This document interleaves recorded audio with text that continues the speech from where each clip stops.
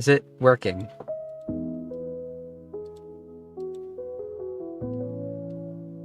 I think it is.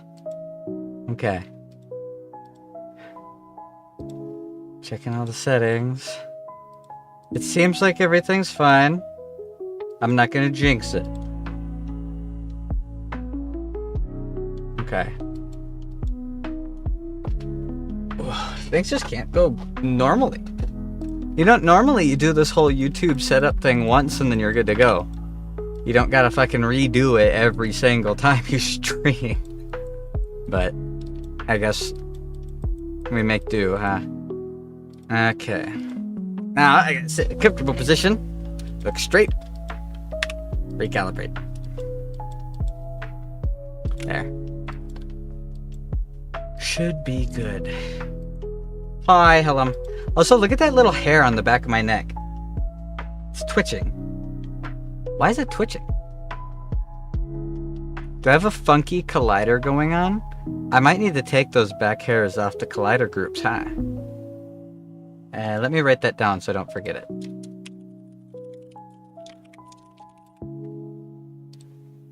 Cool. That's another reason why I didn't jump the gun with the vtuber application process.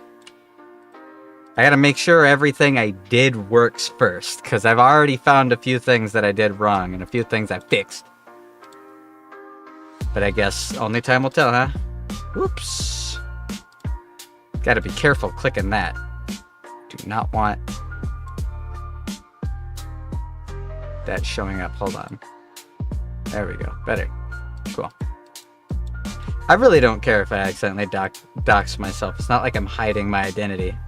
I have like a whole YouTube video where I disclose my whole legal name. I don't think that's something I gotta worry about. If anyone out there wishes me ill will, come to my house and kill me, please. How are you doing, Helen?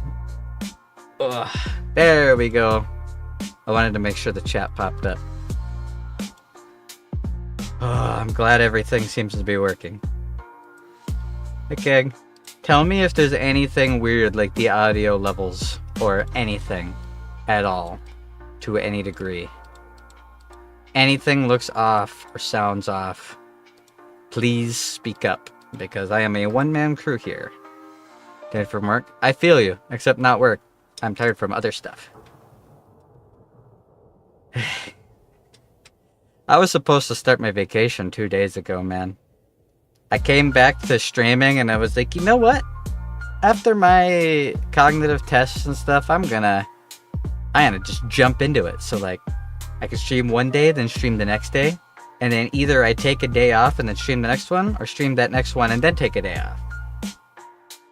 And yeah, didn't quite go as we hoped. But I think I've got things figured out now. I'm only going to say it once because I don't want to just, repeat myself a billion times. So what's the timestamp? 6 minutes, 20 seconds. If anyone comes on later, 6 minutes, 20 seconds is the timestamp that they have to go back, and they'll be right here at this very moment so that they can hear my short explanation of everything that's gone on. So, last we talked, I had just finished... Hold on, how many days ago was this? Was it before I went and saw my dad that I did the live stream? Yes, it was. It was before I went and saw my dad. I was just finishing with all of my medical stuff and was about to go see my dad, right? Well, seeing my dad was fine. It was fun, and we got to see him. It definitely wasn't restful, but it was still nice. Got to celebrate my birthday early with him, which I haven't gotten to do in 10 years? At least, maybe even 11 years. So that was nice. I spent the night in his ice castle, and it ran out of propane as soon as they went to bed, so it was like 40 degrees in there all night, so it was cold, but that was fine. That's nothing. I hung out with them, I helped them pack stuff for my stepsister, yada yada yada. It was a good time getting to catch up with my dad after, I think, Yeah, 5.5 months. I haven't seen him since Christmas. And I was so ready to go home and rest and be able to do stuff. I wanted to stream that night, okay? I've wanted to stream every night. I got home. Finally. Like an hour past sundown. So there was no light outside or anything. It was like 9:30 p.m. or 10. It was something like that. It was very dark out. And I get home. I'm like, oh, I made it. I'm so glad. I went downstairs. And halfway down the stairs, I was like, oh, hey, there's a letter for me here. Looks like I got a letter. Well, I was gone. And it's a Sunday. Keep that in mind. It's a Sunday. I grabbed the letter, went downstairs. It's from the state. I'm sitting there reading it. I'm holding it out in front of me. Oh, Department of Human Services. Okay, this is probably another bill from the state, because that's the one nice thing about being severely disabled and poor is insurance is a little bit easier when it works, and states almost never work unless you owe them money. And I was like, I'll crack it open, make sure it's a bill that says $0, throw it away, and I'll be good, right? Just like I do every month. It was a letter that said, hi, you don't qualify for any insurance whatsoever, and you are losing all coverage, and we hate you. It's literally all it said. Gave no reasoning, no explanation, no nothing. It listed every single possible assisted insurance that the state of Minnesota and the United States of America gives, and says is not eligible on all of it on a Sunday. I just got my medication approved. Not even 2 months ago. And I'm just losing the insurance. No warning, no changes whatsoever, no nothing. I didn't sleep that night, suffice to say. I ended up staying up all night. I stressed out so much over it. Like, my hands were shaking, my legs were shaking. I lost my voice. I could not sleep. 8 in the morning finally rolls around. State buildings open up. I immediately call Navigator. Luckily, it's the same woman that helped me at the beginning of this month, or this year. And I told her everything, and she went, that's weird. I've never heard of that ever happening in the history of all time. The state doesn't just reevaluate your insurance 4 months into it. That's not something that they do. I was approved for 12 months of insurance. I had no changes to residency, received no paperwork, nothing. The only letters I've gotten since my approval letter are the monthly bill on the 24th of every month. Where the ass shaking too? It was. I was bouncing around. I was so fucking stressed out. And she's like, this has never happened. They don't just do this. You haven't had monetary changes. Your position hasn't changed. Your pay hasn't changed. It's gone down because your hours have gone down. Your residency has not changed. Your legal status has not changed. You've committed no crimes. You're not being audited. Nobody's looking into you. You haven't filled out any paperwork for the state. There's no reason for this whatsoever. And of course, the paperwork has absolutely no information on it. So she was like, try not to lose too much sleep over this. Since this is something that doesn't happen, it's probably an error. Come in tomorrow whenever you're able to. I have time. We'll get it figured out. So I was like, all right. And I then took my Adderall to try and stay awake for the rest of the day, because it was like 9:30 in the morning at that time. I hadn't slept in 2 days. I laid down in bed, and I guess I got so stressed that I got really sick. Like really, really sick. Like throbbing headache, throbbing stomach pain. Waking up and passing out every 20 minutes, laying in bed, sweating my ass off, feeling awful. Like, I got fucking destroyed by that stress. That was terrible. But I got some sleep. The next day rolled around. I went in, talked to her, she made calls. It turns out, so you guys gotta hear how ass backwards this is, and the state did everything wrong. And I'm doxing myself a little bit here by telling you guys how much I make, okay? Last year, working more hours than I should, not having any medical time off, not having any emergencies, I worked throughout the entire fiscal year. I made $21,000 total. That's everything that I made. So, like, that's not too bad for, like, 22 to 24 hours a week, right? That's pretty good. I get good hourly pay. If I was able to work a normal work week and didn't have a rare incurable disease, I'd have a house with the kind of hourly wage that I make right now. I'd have no problems in the world. I'd have a nice car, I'd have a house, I'd be sitting comfortably because I've spent the last 6 years slaving away for a corporate entity, and I've earned a lot of benefits and pay increases from it, right? So the limit for my county is if you make less than $20,000 a year, you qualify for medical assistance. If you make, I think it's less than $27,000 a year, you qualify for Minnesota Care. Those are different. Medical assistance is the one I used to have that has almost no co-pays, almost everything's covered. A bottle of pills is anywhere from $0 to $3, and a doctor visit is anything from $0 to $3. It's for people who cannot afford anything. Me, but I made just barely too much money last year, and I got upgraded to Minnesota Care, which is basically the same thing, but drastically higher copays. I went from paying $0 to $3 per doctor visit to $30 to $45 per doctor visit. And when you see a doctor 4 times in a month, yeah, that adds up really fucking fast for someone who is not making a lot of money in the first place. To go get all 5 of my medications filled, that's about $75 because it's like $15 per bottle. Every month. That's more than I pay for anything besides a bill. I don't fork $75 a month into anything that is not a bill. So yeah, it's a big fucking difference. And that is what I was approved for at the beginning of this year. So that's what I have. And it's better than nothing. It covered the infusion. That's all I care about, right? The state's fiscal year starts in July. Not the normal thing that other people do. For some reason, my county's fiscal year starts in the beginning of July, and they approved a change to the revenue. So now, instead of having to make under $20,000 for medical assistance, now you have to make under $22,000, which I do.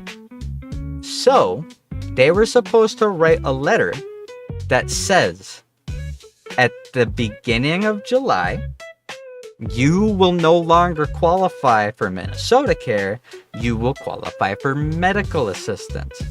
So you will lose your Minnesota Care coverage and will instead get medical assistance coverage, which is good news, right? Because my copays all go down, everything remains covered, it's the same ID number and everything, all the things that are approved should remain approved, right? But that's not what they did. They sent me a letter that said, on the 1st of July, you don't get to have any insurances anymore.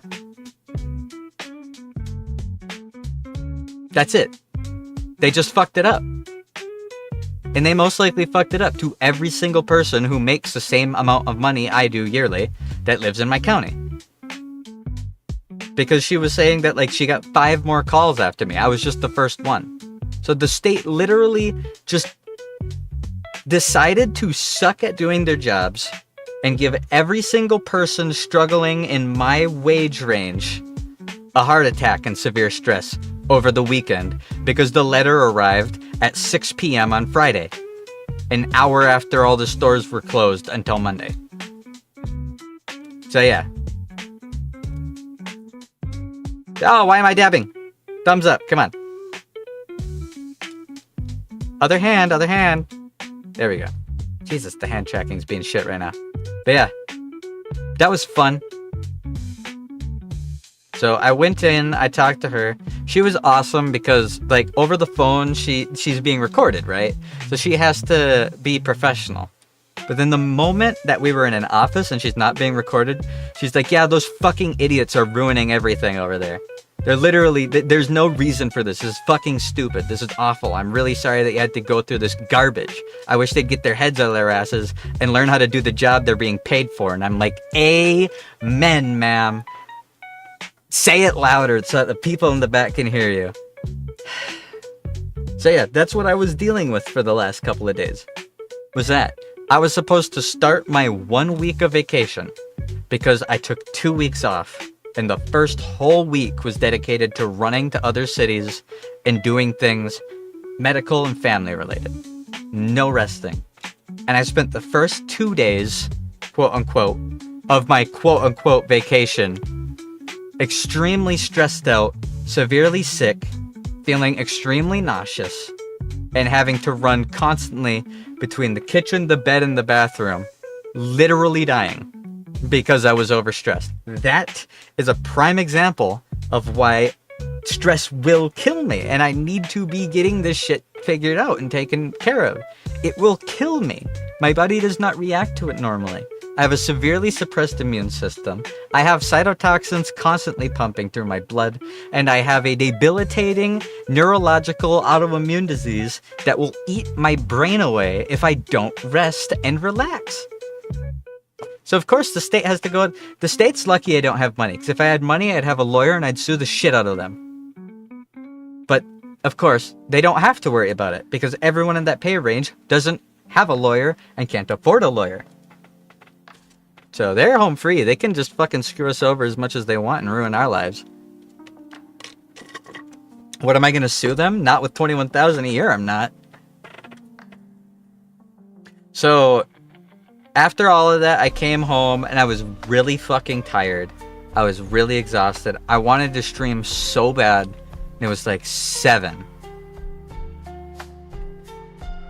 And I'm sitting here like, I don't want to fall asleep. I want to stream. I'm just going to close my eyes for a second. Get a really short nap in. Like, all of this has caught up to me. I finally don't have to do anything. And of course, now I'm crashing and I'm tired. I'll take a super short nap and then I'll stream. And then I woke up at 6 in the morning today. I did not take a super short nap. I woke up at 6 in the morning to a bunch of app mentions from you guys asking if I was going to stream or not. So that's been my time. I was going to run to town, pick up my meds, and hang out with my friends because it's Wednesday and I'm not going to get to tomorrow because tomorrow's my birthday. I'm not going to be able to spend time with them then. I'm going to be at home, preferably doing little to nothing. Because that's all I want for my birthday, is to not get some shitty letter. If a letter shows up in the mail, not opening it. If I get a call, not answering it. I'll stream later in the day. Other than that, I'm taking a day and not being obligated to do fucking anything. But I was gonna go hang with them, and all fucking 4 of them flaked. One of them was like, I'm stuck at work and I gotta do shit for the state. I'm like, okay. And the other one's like, I'm so tired after work, I'm gonna go home. And the other one's like, I'm so exhausted from this 3 weeks I just spent in a different country relaxing on vacation. I'm really thinking of like calling it for tonight. And the only friend that didn't flake on me is like, damn, it's really just us, huh? Like, yeah. I'm just gonna go grab my meds and go home. And he's like, yeah, I'm gonna do the same. So, yeah, that's what I did. I went to town, grabbed my meds, and I was like, you know what? The one nice thing is I have this minute. The coffee shop I like is closed at 7. And it's 5:30. So I'll go to that coffee shop. My dad gave me like $20. So I will gladly go pick myself up a slightly overpriced coffee and just chill out today. I'll go home and I will start posting all that stuff that I have, because I've been waiting for a day where I'm not busy, because I have a whole bunch of stuff to post. I have the lore short story that I wrote. I have my whole ref sheet that I made. I have the song made by Luova that I want to post. Like, I have all these things I worked on for my comeback because I wanted to show that I can make a complete every single step of the way channel, because I need an example when I do the applications, right? Which I am going to post a video either at the beginning of next week or in like 2 or 3 days, by the way. As soon as my birthday's done, I'm going to focus on making that video, and it should only take me a couple hours to do it. So, hey Darren. So I go over to the coffee shop, and I roll up to the drive-thru, and I sit there for about 5 minutes, and then the thing turns on. They're like, hey. I'm like, hi. They're like, we're closed for the evening. Like, it's 5:30. Why are you closed? You're open till 7. They're like, we're closed for the evening, sorry. I'm like, fine. I don't get the one thing I was going to go out of my way to enjoy today. Whatever. And I went to Burger King, and I got a $2.99 chicken wrap and a large Coke. And then I went home. Here I am. That was my day so far. It wasn't too eventful, which is nice, but none of the stuff I was looking forward to doing today happened. I woke up super early because I slept all night last night, which would normally be good, but I woke up so early that I'm really fucking tired right now. And I didn't get the coffee I wanted, and I didn't get the food I wanted, and all of my friends flaked on me. And yeah. Are you past your peak? Not yet. In 2 hours and 13 minutes, I will hit my peak. According to science, 27 is your peak. That is the most prime your body will be, biologically. Then everything past that is degradation. You can obviously maintain it for a really long time. Are you past your peak in life? Hell if I know. You think I have literally anything past the next 2 days planned out? I don't even think I have the next 2 hours properly planned out. Let's be real here a second. But I'm here, everybody. I apologize. I really wanted to stream almost every day of these 2 weeks off.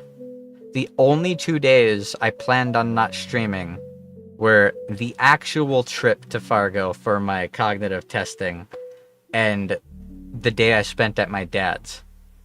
Those are the only 2 days I planned on not streaming. And so far I've only streamed 2 days. Not gonna meet a fellow more real than me here, if you say so.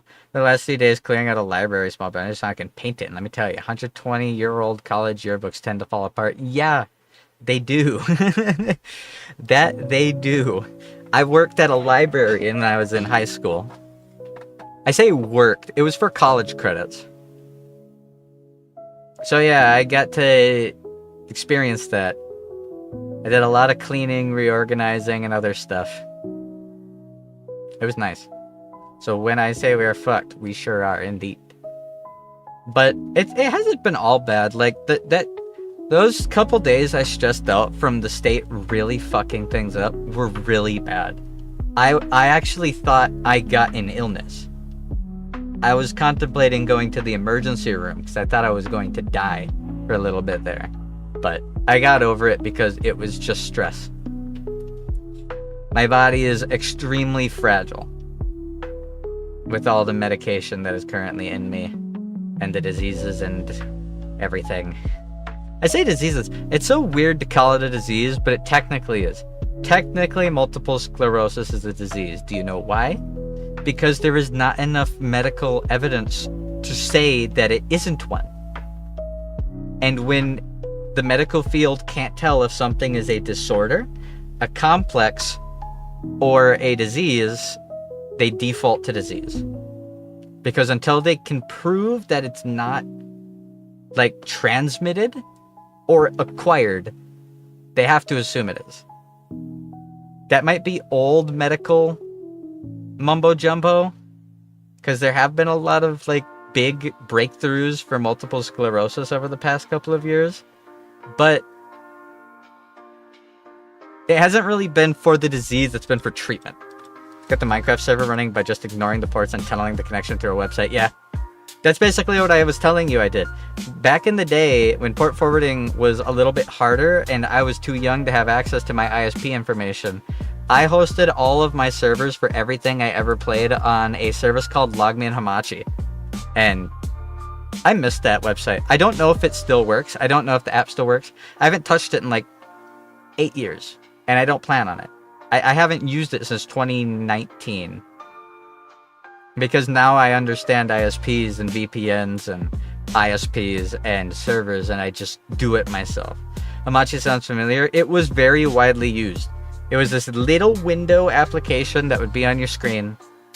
Its logo was like a blue circle with white circles in it. And you could make essentially a chat room, and you could send invites to people. And when people got the invite, they would join it. The free version could only have up to 5 people in each room, but you could have people in multiple rooms. You could have more than one room. And that room worked as a direct connection.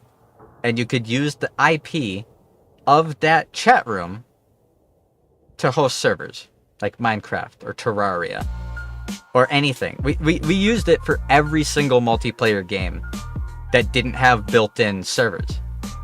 Whether it was on Steam, whether it was an independent application, didn't matter. If it was something that could connect to an IP, you could use LogMeIn Hamachi to host it. It was really nice. You remember the circle logo now? Yeah, a lot of people used it. It was a very widely used program. I liked it a lot.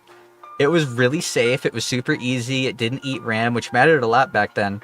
It was just a genuinely good application, but so many websites and apps now that were good back then are not what they were before, and have either sold the domain and become spyware, filled with adware bloat, or changed.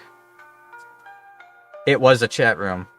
I could do it from Hamachi, but my friends are tech illiterate, so I want to make it as simple as possible. It was also a chat room. Hamachi? Are you talking about Hamachi, or are you talking about what you ended up using? Because Hamachi was used for technically chat rooms, but it had a IP service in it. It basically functioned like a pocket VPN.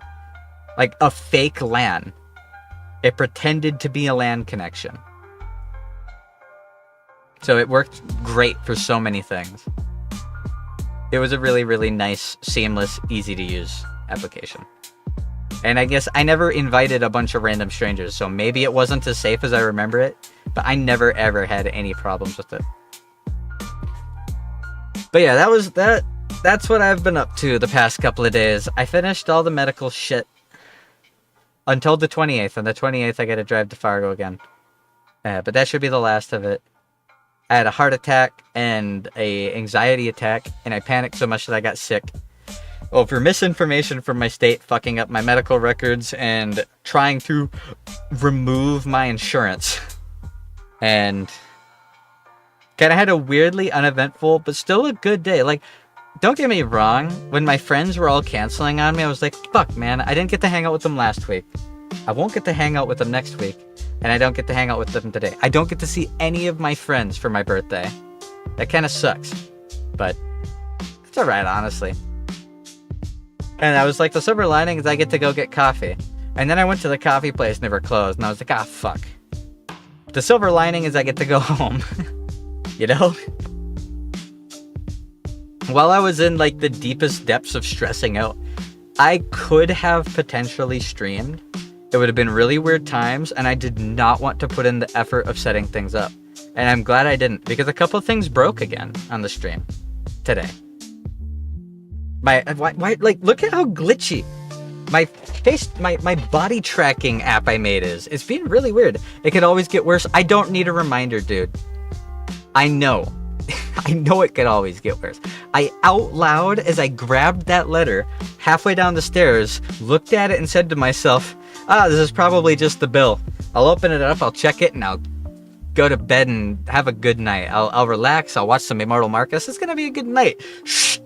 Heart sinking. My watch was screaming at me, because for 4 hours after opening that letter, my heart rate was at a resting 175. I wasn't moving. I was sitting. That's how bad it was. I had a full-on anxiety attack.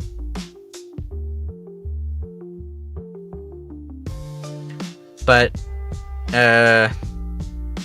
I tried to relax. I tried to listen to the navigator. She's now my appointed MNsure assistant, which means she will get all the letters and paperwork I do, and I am happy about that because she is very good at her job. She is level-headed, she is kind, she is friendly. She's the one at the beginning of the year where they tried to cancel my insurance 2 times in 6 months is fucking crazy. But they tried to cancel my insurance because there was a executive order put in by the president during COVID saying that they can't cancel that kind of thing. They have to keep it. You don't have to do renewal paperwork. If you were approved, you keep doing it, right? And that ended. So instead of telling everyone, hey, this ended, you need to renew my insurance, they sent everyone letters saying, fuck all of you. None of you get your insurance because you didn't renew it. They never told us to renew it. We never got renewal paperwork. So when I talked to the navigator, again, over the phone, she's like, well, it's probably something that we can just fix. Don't worry about it. Come into the office and we'll get it figured out. I went into the office and then she was like, yeah, the executive order ended. There's been a lot of people calling. The state's really been fucking people over. Don't worry. You're not losing your insurance. They lied to you. They lied. We're going to fill out this paperwork.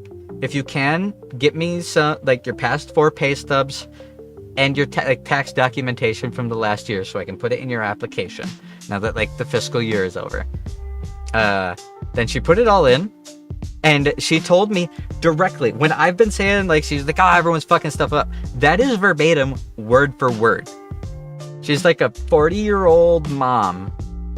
And she has the mouth of a sailor and the heart of a saint.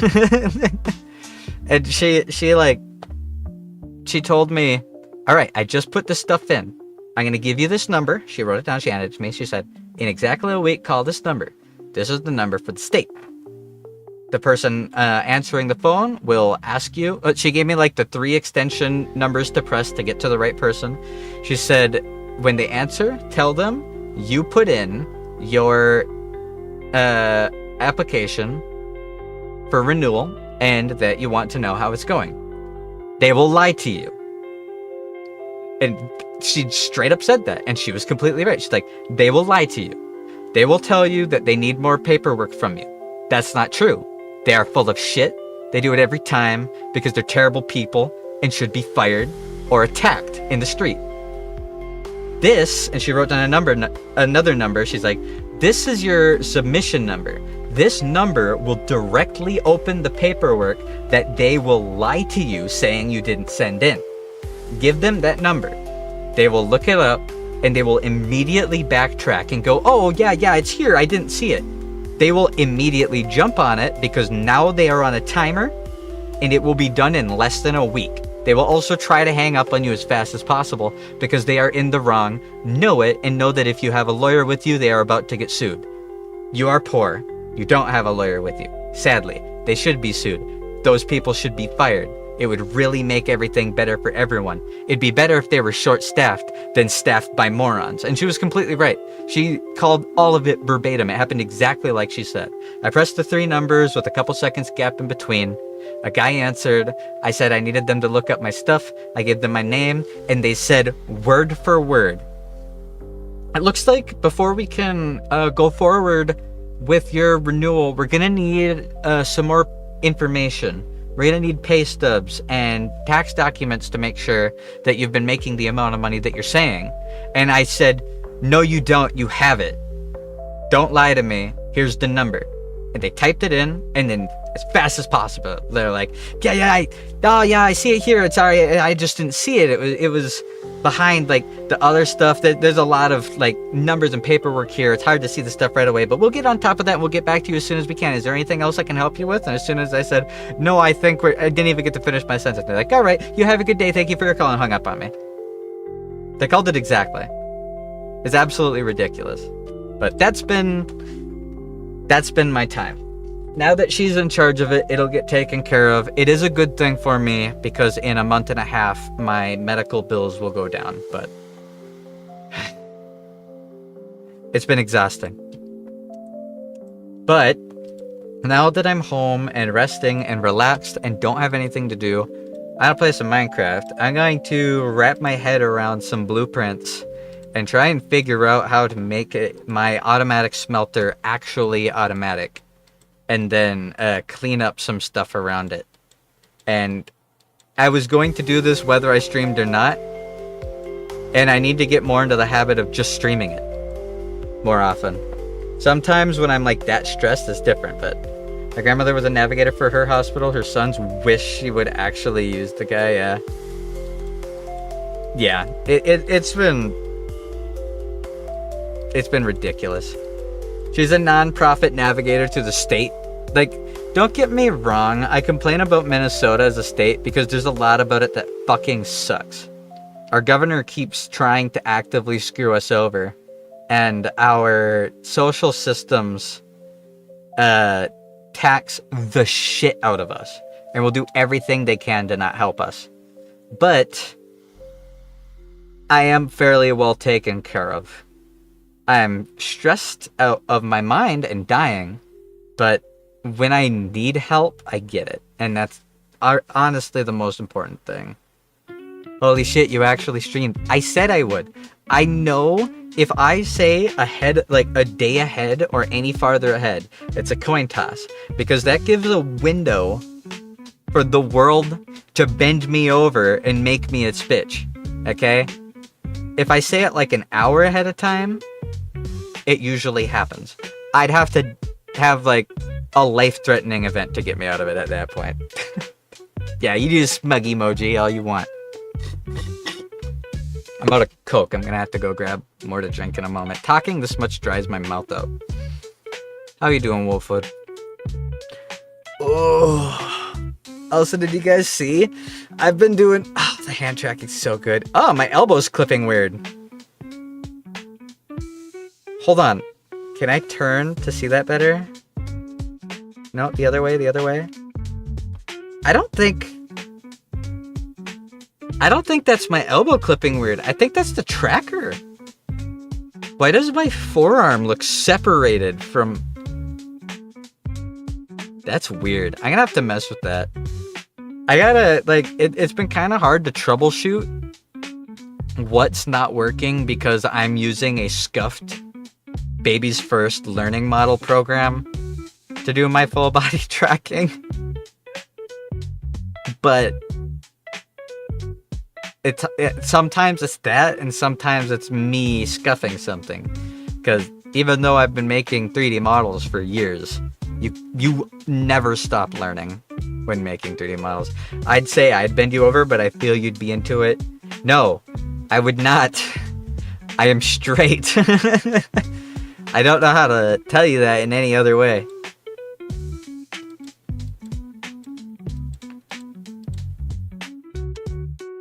Now,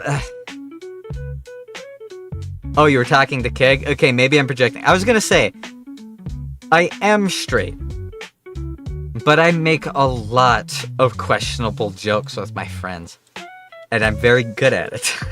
So, I kind of gotta, like, I gotta not talk too much on it, because I feel like someone's gonna whip out a screenshot of a DM of me saying the most sus shit imaginable. And, like, regretting it. I choose to plead the fifth. I'm straighter than you, Dakota. Hell no. My man. Yeah, and Dakota's married, so that means you're real straight.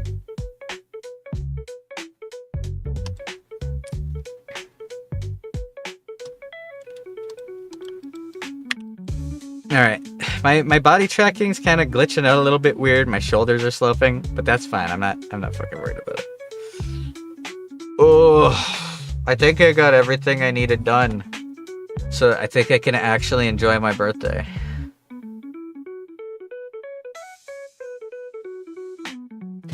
Who am I kidding? Something will go wrong.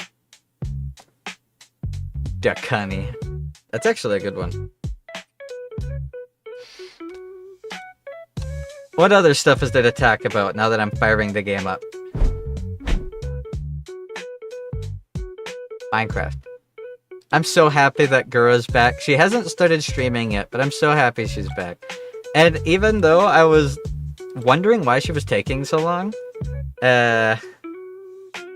The actual reason she gave makes complete sense. Well, reason she gave, I say. Senzawa confirmed, no, she's not Senzawa anymore. So, the reason she hasn't streamed as Senzawa is she is making a new channel.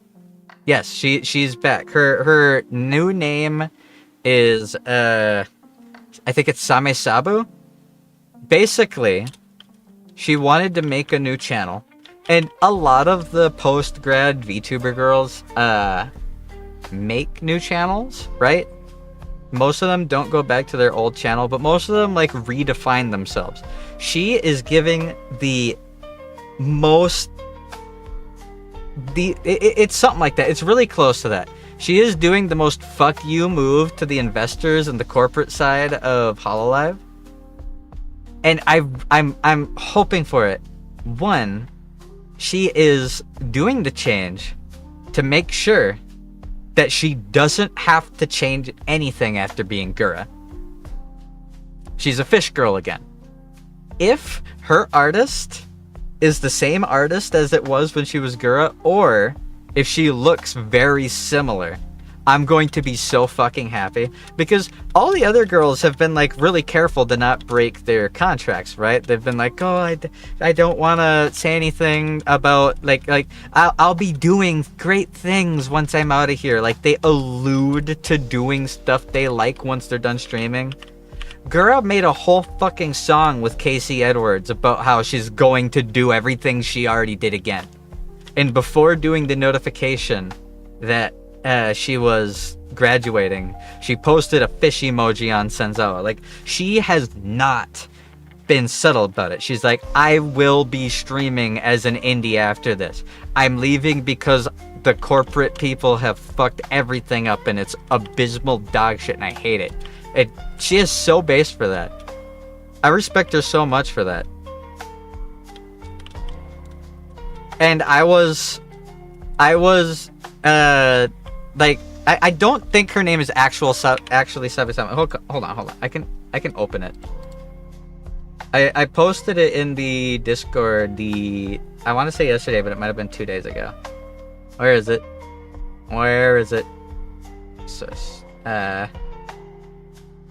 Okay, it's not Same Sabu, it's Same Sava, or Same Kosava is the full name. And Sabe is like the short version.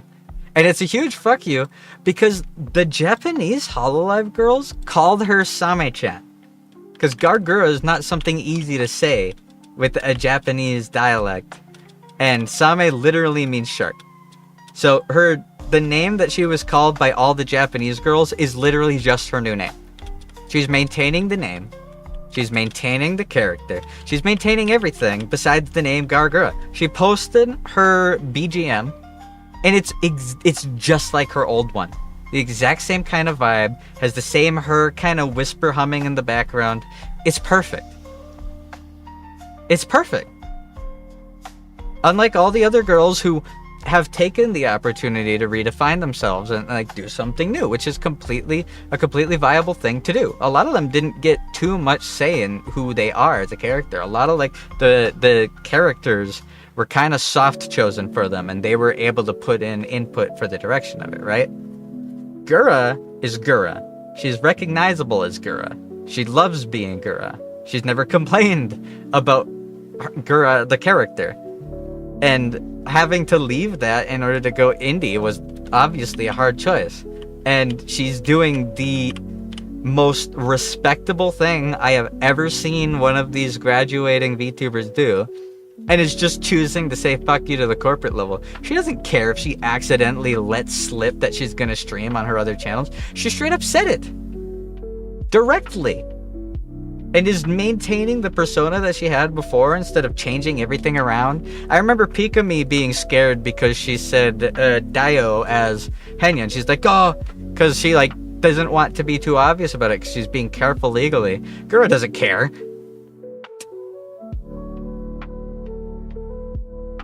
She doesn't care. It's like, I'm gonna be Shark Girl. Fuck you. What are you gonna do, Sumi? With what money? You're not getting paid for my channel anymore. You greedy assholes. Fucking, so, I 10 out of 10. 10 out of 10. It's absolute cinema. I love to see it. I hope I can see it more often. So I'm very excited for her to start streaming again. I'm very excited to see what her model is going to be like and what her character is going to be like, because the more similar it is to Gura directly, the more I'm going to laugh my ass off for days on end. You fucking love to see it. It's fucking great. I'm so happy about it.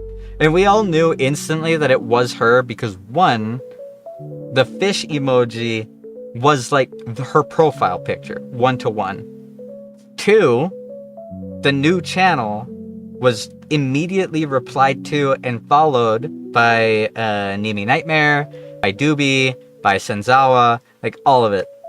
It was immediately proven. Like, there was never a moment where like, oh, could this be her coming back? She hasn't done the whole dancing around it thing. She's been extremely direct, and I respect the shit out of her for it.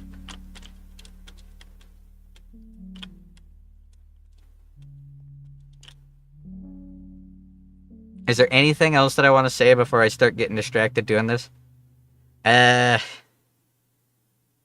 No, honestly, like, I think things are finally settling. Aside from that heart attack I had the other day from the state. For the rest of this time, until I think Monday, I don't have any days scheduled for work. I'm going to try to do what I want. Which means streaming as many of the days as I can, relaxing and enjoying my birthday tomorrow, posting all the new stuff that I've made. I gotta get it posted, because then I can do the application video. And it really should only take, like, an afternoon to do the application video if I don't have to work or go to town for stuff, right? Also, tomorrow I get paid, and I'm crossing my fingers hoping I can finally get groceries, because I haven't gotten groceries in 2 months. I really appreciate the donations that you guys did the other day. They actually helped a lot. I was able to afford gas and afford, you know, drinks and shit. I couldn't do a full grocery trip, but I was able to get some stuff to eat, and that was, I appreciate it a lot. The YouTube money doesn't immediately go to my pocket, but Kangia pays like every other week. So it went into my pocket pretty quick. And they don't like hold back a pay section like other things do. They just immediately give you the money like after the period. Tangia is a great website. I am going to try really hard, all the people that I do make channels for and models for and stuff, I'm going to do everything I can to make sure that they are a YouTuber and that they use good websites like Tangia and don't fall into the weird fucking pockets that a lot of fucking newer VTubers like put themselves into. They do it all the time. There is nothing more damaging to a new upcoming VTuber than being a Twitch streamer. Unless you are like a fucking industry plant and you're going as a VTuber, as a already well-known Twitch streamer with tons of connections that will boost you up. Starting being a VTuber as a Twitch streamer is like flipping a coin 30 times in a row and only being successful if you hit heads every time. It's that rare. It's that hard. You don't have discoverability on Twitch. And Twitch's partnership program is way more predatory and harder to get into than YouTube. And Twitch's mods absolutely fucking despise women that aren't showing their titties on camera. So, you know, it's like already setting yourself up for failure. And then if you do start seeing any degree of success, scalpers and clippers will take all of it from you, because if you do somehow get approved for the Twitch program, you can't post your clips on YouTube. You have to wait like 24 hours, I think, is what it was last time I checked. So those clippers, they get to post your things as much as you want. And if you post it, you lose your Twitch partnership and you get banned. Scoff at people complaining about a website's moderators, but man, I've seen so much evidence that Twitch's mods don't do that. They don't. They don't. There isn't a job description. Twitch's CEO and Twitch's entire moderator team, they're like actually all in these little pockets with cam girls. They are. That's not a joke. That's not exaggerating. That's not a conspiracy. The CEO of Twitch went on an interview, and when showing off new things on Twitch, he was showing his phone. It was all porn stars. It was all cam girls. All of them. Big fat tits and OnlyFans links. Every single one of them. And he was like the highest premium grade of them all. It is a bunch of depraved gooners. They will do everything they can. They like all these higher end e-girls that have made it on Twitch, they have a cabinet of Twitch mods in their phone DMs. They know them personally. Anything slightly goes wrong for them to the smallest, tiniest degree, they have 30 guys who will do everything for them, and they don't even need to see the tits. Like, they've already been seeing it on the OnlyFans and Twitter posts, so what else do they gotta do? They don't moderate at all. Now, if they were like that to everybody, you could just say, that's a weird subculture. It is what it is. But they fucking hate VTubers. They do. VTuber girls that make it on Twitch, they get banned if a little bit of hip is showing on their model. They get banned if their model takes a little bit too much of the screen for a moment. Not even within the range. If they just say close enough, they'll ban them for a fucking month. It's a joke. A real life woman can fucking flash bare tits 3 times in one stream. Say like 7 slurs, dox 2 people, and full-blown topless titties out like 3 times. They don't even get punished. They'll take 2 days vacation to reflect on it. They don't get punished. There's no moderating. It's a joke. It actually is. And every time Twitch has a major event, it's the same 30 content creators circle jerking each other. Every single time. Oh, here's the Twitch Awards. What are we going to give the award for? We're going to give the award for the best of this. Who are the people? 4 of the 20 people that are already here, even though there are like 80 other Twitch streamers that have higher numbers than them. Hi, Geode. So no, I will not make a Twitch channel for anybody. And that's the reason I'm talking about that is Gura is coming back as a YouTuber, and good on her. She is saving herself so much trouble. I never understood why so many of the Hololive girls were like so excited to be able to make a Twitch channel. They quickly realized that it wasn't worth it and wasn't fun and sucked. They'd stopped using them pretty quick. There was even a case of a Twitch ban that was for a month and there was no reason listed. Yeah, there was a girl who got banned. Alright? She got banned for no reason. And then, 2 weeks later, she got banned again on a YouTube channel for evading the ban. She didn't post. There was no post.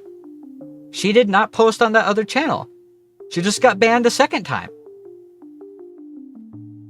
For ban evading, when she didn't evade the ban. When the ban was completely fraudulent in the first place.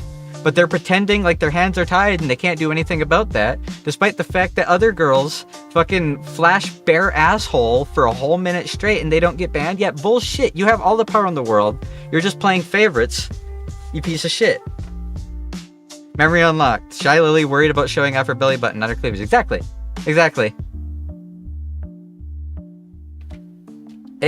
So, no, I will not be making any Twitch channels for people.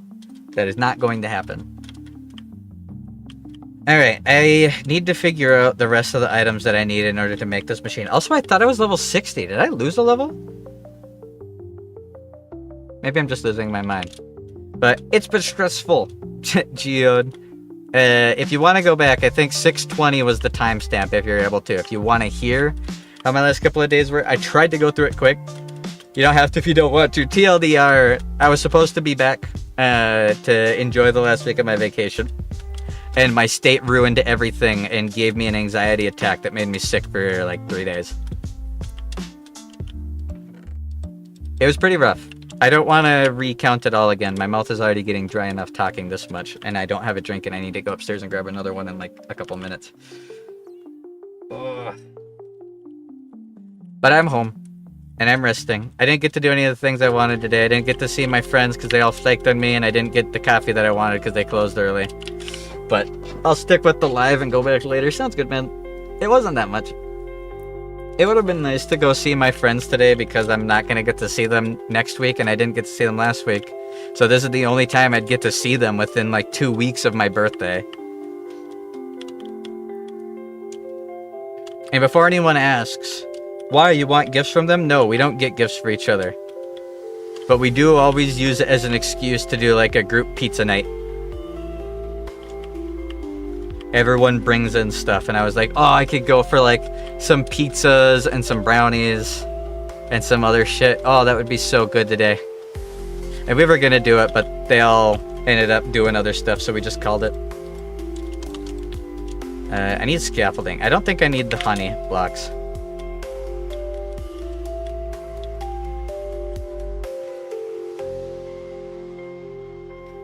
Might change the background music in a little bit too, because I like these songs that I made, they work. But I don't know how much I can handle multiple hours of it. I don't know how much I can handle multiple hours of the same music. I might have to see if I can find some like video game soundtracks to play in the background while I mess with this. So what we're gonna do is I made this mega smelter quite a while ago. Since I made this mega smelter, I made a fully automatic paper farm that sends it all the way over there. I built a basement that I'm going to outfit with a whole bunch of paper trader villagers. How long will you be on tonight? Not too crazy long. I don't want to stay up too late, and I want to hang out with my friends a little bit tonight because my birthday does start in an hour and a half. I want to try and get some sleep because I want to wake up tomorrow. But other than that. And then yesterday, while I was trying to relax, and the night before, I was doing Zenless stuff. I've now officially done everything I possibly can on Zenless Zone 0, besides dailies, which is okay. I like the daily grind. I reached floor 100 and got that title on the battle tower. I reached floor 100 on the time-sensitive one, and I reached floor 50 on the non-time-sensitive one. So, like, I don't get rewards for going up any more floors. And I got the rare achievement and title, so yippee. I still gotta do the little bit of story. So we will be doing that. I don't know if I'm gonna do that tomorrow or the next day, but I will be doing it. I do want to stream tomorrow, though. I'm not going to be doing anything crazy because, well, I could have planned for a big birthday event or something like that. I instead worked on getting the whole channel put together, so expect like the short story, the ref sheet, the new song by Luova, all that stuff I've been working on. Expect that to get posted tomorrow before I stream. Like at 55, these quick dodgy ones with non-existent stun windows are messing with me. You want to know something crazy? Do you want to know how I did it? I ran a team that has almost no synergy specifically for its super safe invincibility windows. I ran Miyabi, Vivian, Trigger. That's the team I ran. Miyabi, Vivian, Trigger with the Mockingbird Bangbu. The only unit that gets, I want to say the only unit that gets the similar thing, like the passive, is either Miyabi. I think it's Miyabi and Vivian. It might be in both. I feel like it's only one, though. And what I do is I start it. I hit him with Miyabi until she has one ability. I wait for the boss to attack. I parry the first attack with Vivian. That gives me 4 stacks of the thing. She starts her attack. I switch to Trigger, hold the attack, get the meter all the way up. When the enemy is about to do a special attack, I dodge it. If the enemy is about to do something I can safely, easily, and constantly parry, I parry with Vivian, right? Because parry with Vivian gets more stacks of the thing. Switch as trigger anytime the boss is doing something punishable. Do the finisher shot with trigger. Switch to Miyabi. Get as many hits in as I can. Fully charged stance attack. Switch to Vivian if she has her. Yada yada. You know the drill. Constantly cycling through it. By being extremely safe with those guys, and they're all super low health, because there were a couple times I got hit, I was able to get to floor 100. I will say that combo fucking sucks for Pompeii. Every version of Pompeii. On the battle tower, the 3 bosses that are actually bugged, and I'm not kidding, I'm not complaining, they have bugs, is Pompeii, Jane Doe, and the what's he named? The giant robot ethereal that was a combination of all 3 robots. They're actually bugged. If your back is against the wall, is there any combo that doesn't suck for Pompeii? Apparently,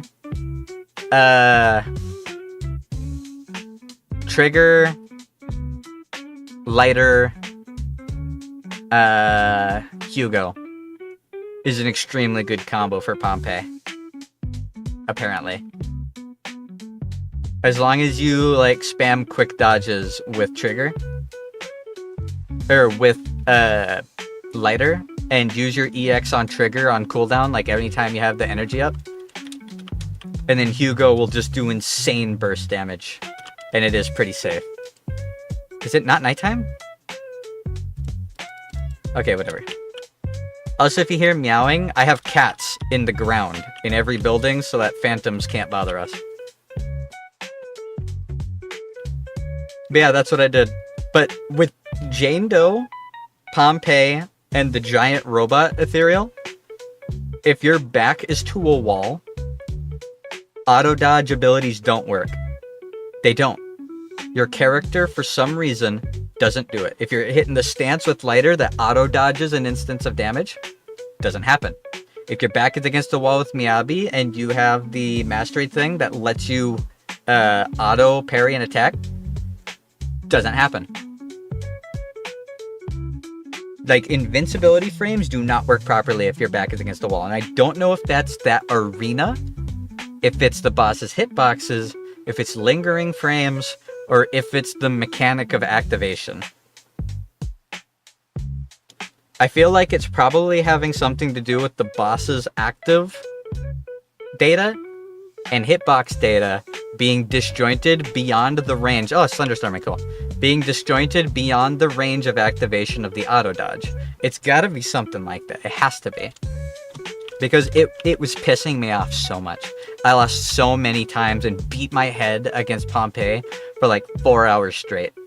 But I did it, and I got the title, so yippee! I'm also feeling super pressured to get Hugo. I lost a 50-50 and got Rena last time that we streamed, right? Which means my next S is going to be a guaranteed. There's Bone. Bone, don't say slurs.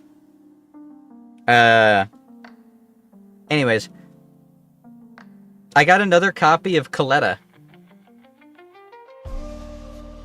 I got a surprise Coletta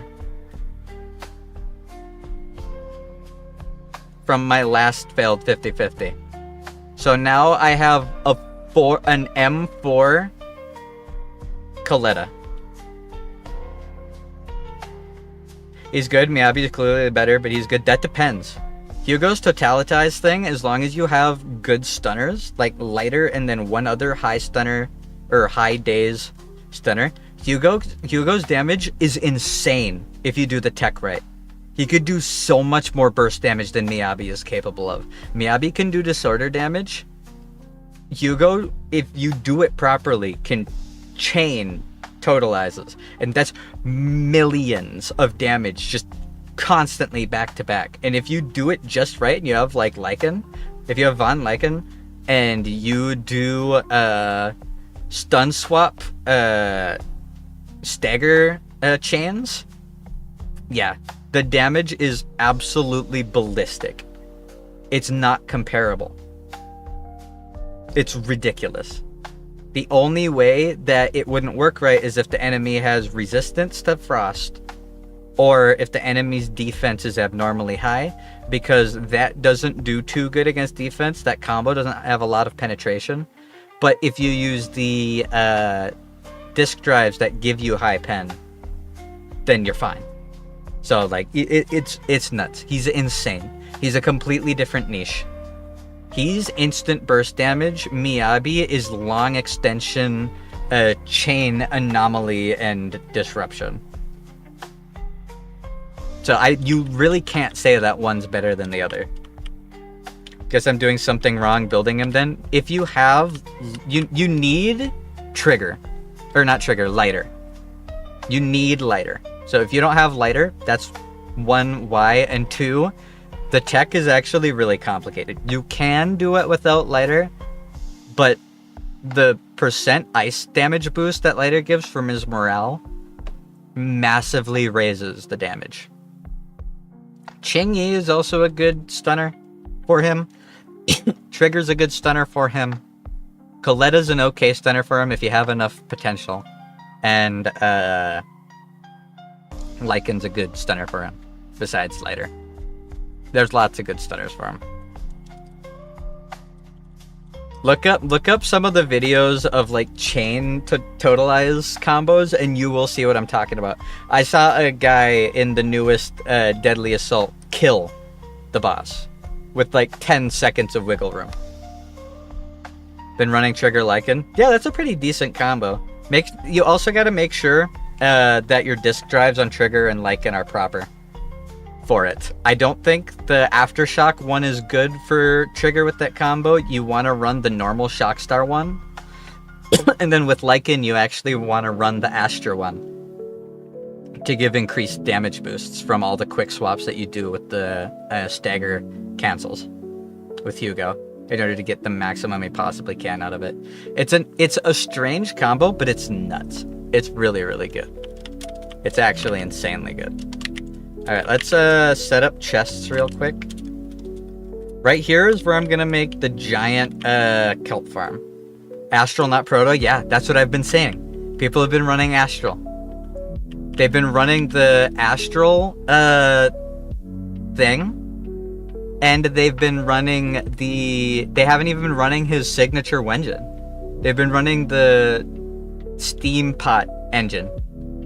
It's really strange, but the numbers speak for themselves. Hey Ren, how was Ohio? I'm afraid I'm not in the single player world right now. I'm in a realm. But the single player world does still exist. Ohio's still chilling on over there. I've been making automatic farms over here, and I'm about to try and figure out how to make this mega smelter truly automatic.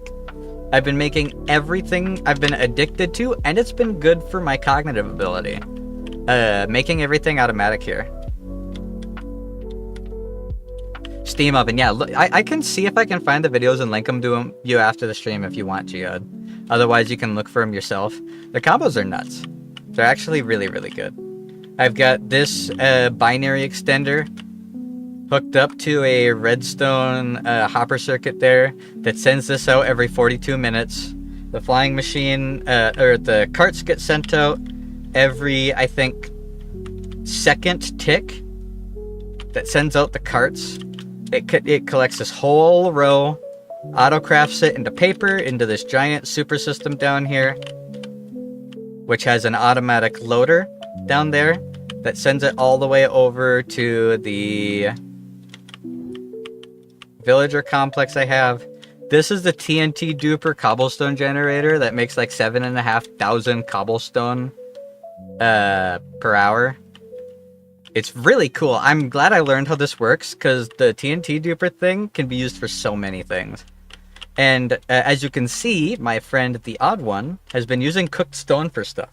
The problem is I made this automatic mega smelter right here. You liked what I did at your house? Thanks. You're welcome, buddy. This isn't truly automatic. I thought it was going to be, but technically it's not. So this top part is automatic. You put items in here, shoots it up the chute, and smelts it over all these things, puts it all in the output here. but the fuel source is not automatic. It's lava buckets, and we have an infinite lava supply here, but you have to manually fill it. You can AFK here to fill it over a couple of hours, but I don't want will refill with an auto clicker. I want will refill when I'm not here. That is automatic. If the game is not playing itself, then it's not automatic.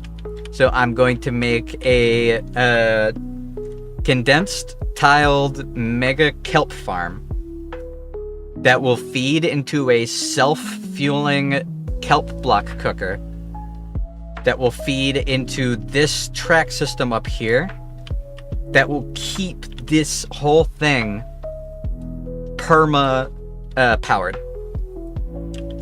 The lava thing will still be down here, so we can have constant free lava, like an infinite source of it, but it's not automatic, which means it's not an automatic super smelter, and I want automatic. I made an automatic farm, I made an automatic cobblestone generator, I made an automatic crafter, and I made an automatic sender. I've made an automatic wool farm over there. Me and my good friend from high school made an automatic iron farm over there that I've made a little bit better. Had a few things that needed to be fixed on it, but I fixed it so it's better. All that stuff over there, that's odd. This is his things. This is the complex now. I've done some upgrades since the last time I showed it off, and I'm pretty happy with it. I've got a lot of emeralds here. We've got a row of anvils, so we can always do this. We got a bunch of people. Only thing is, now we're making paper faster than we can trade it. I made a little storage thing here. This is all full. All of it. Of paper. And I gotta trade it. So I need more villagers. So I'm going to make single tile paper traders along this whole floor. So I could just mass trade all of it away. Get the emeralds, come up here, dump it in here, and then people can use it for all the enchants they want. But that's not what I'm doing right now. I'm not worried about that right now. You're gonna head to bed, need to hit your books hard tomorrow? Oh yeah? I guess that's true. You're not out of school yet, are you? Is this your last week? This is the last week for the schools here in Minnesota. Except graduating classes. Graduating classes are gone. I finished flattening this over here. So this looks all nice.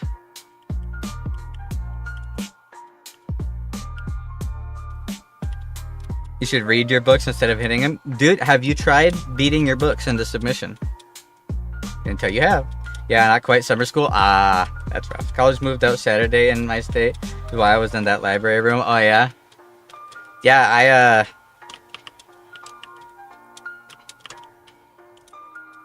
I never got the full college experience, and I'm glad I didn't, because I would have hated it.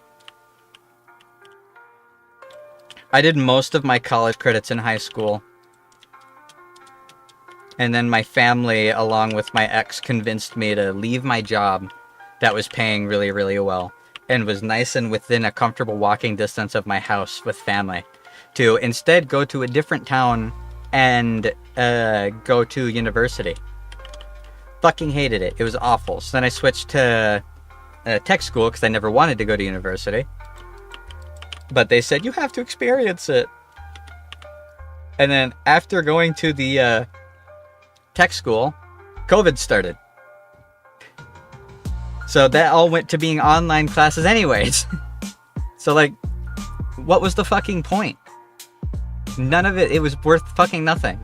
And I got the level of training I needed for the things I wanted. I didn't fucking care about diplomas because they're fucking useless in the fields that I was learning in. It would have just costed another, like, year and a half, 2 years tops of taking classes, and there's no fucking point.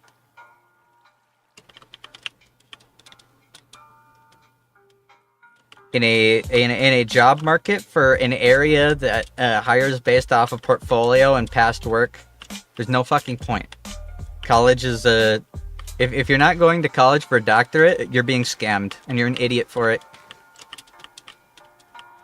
If you know better and are doing it anyways, then you're an idiot for it. If you're being told what to do by your parents and you're listening, your parents are idiots, and I'm sorry it's rubbing off on you. If you don't live in America, that's a different story. And if it's a very specialized job, then it's different. I got my degree right before the boom cycle in my field ended. Yep, that's what I'm talking about. Recruiting has been hell for the last 9 years. I saw it coming years before I even graduated high school, and I was completely right. A college degree isn't important anymore because now they want 45 years of work experience, which you can't have. And a master's degree in fields that you can't get master's degrees in. Oh, Bone's in. I don't know if he's able to sleep or not. That's alright. I have cats underneath everything, so I can't be attacked by phantoms no matter what. I even got a cat up there. Alright, let us go start planning out the stuff. You're in a car? Okay. Sounds good. Sounds good.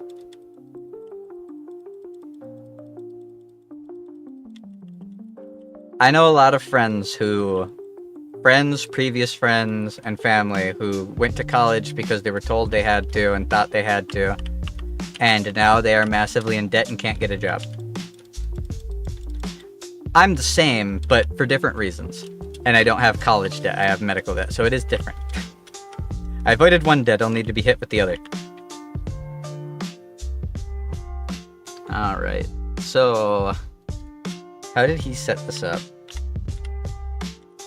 Wait, no, kelp can't be cooked in smaller quantities, can it? Okay, actually, that's good then. Since kelp can't be cooked in smaller quantities, I gotta go get kelp then. Let's go hit the ocean.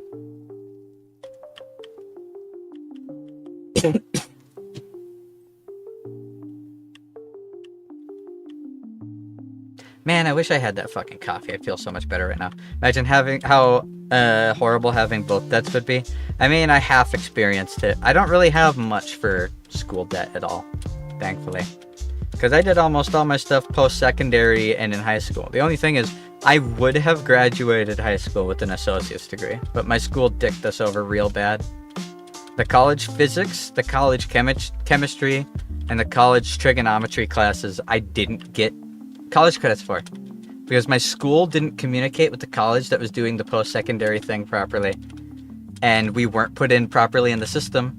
And 2 months into those classes, we were informed that we won't be getting college credits for it.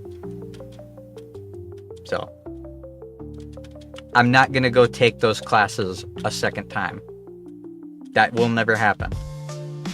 If anyone thinks that they can convince me it's a good idea to do that, they are in drastic need of a mental hospital. Kelp.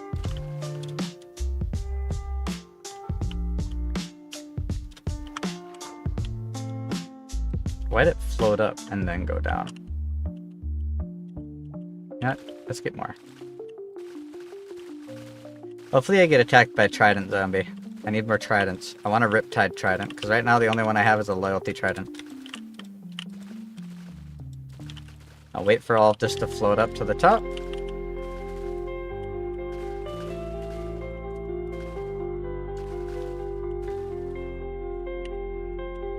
Respiration is such a nice enchant. Look at it, it's all so beautiful. Respiration is such a nice enchant. I could just be down here for this long and not worry about drowning.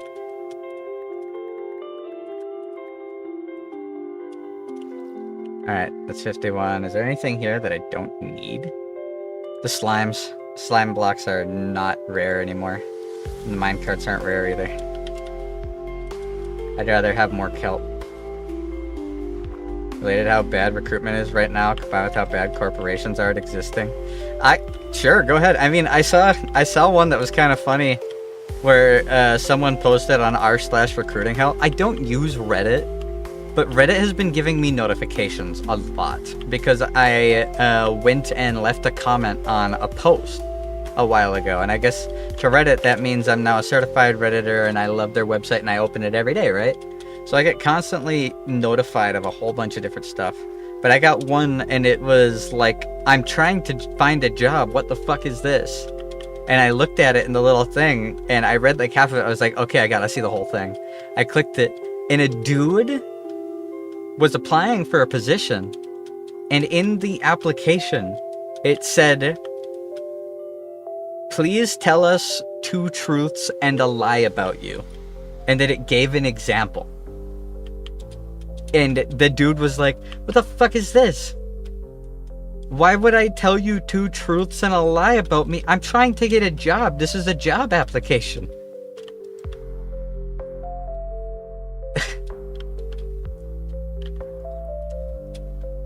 Like, which path will you take, corporate entity? Will you try to be funny and relatable and quirky and appease kids who don't want to work for you? Will you expect 100 years of Will you expect 100 years of having worked in the field and a master's degree for the job that to get the cashier job at McDonald's? Or will you hire me and then throw way too much on my workload and get me injured and then fire me for not being able to come to work because I haven't worked enough hours to qualify for the insurance? I work for Google, but I worked in their buildings. One building Google rented space in was the San Francisco Ferry building, and this place was just beautiful. When I looked out over the water, it was decorated immaculately. So it was on the... Wait, when was this? When and where in San Francisco? Because I know people who live in San Francisco, and I never hear people say it looks nice. Would have been anyone's dream job to work in this office. They must have been paying millions for it. Okay. This was 2022. Okay, see, I must have been in one of the nicer areas. Probably like a more corporatized area then. Where people don't live. But go on.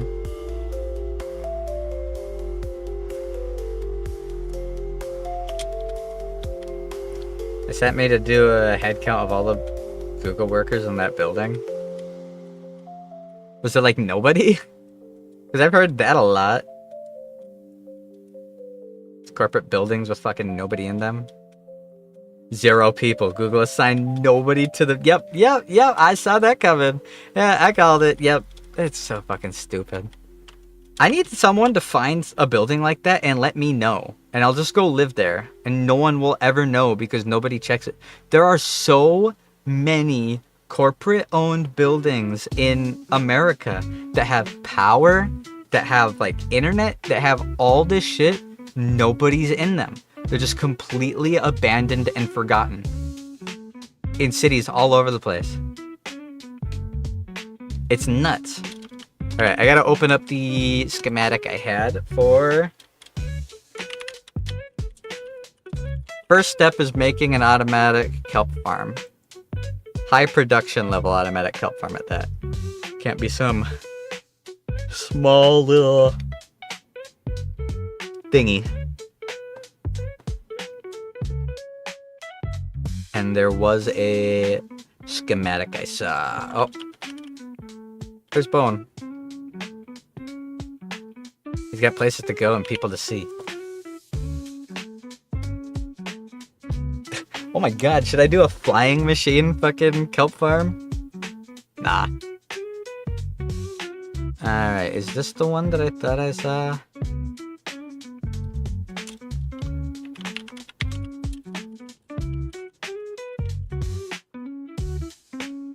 Where is the tileable one that I saw? I watched a whole video on it.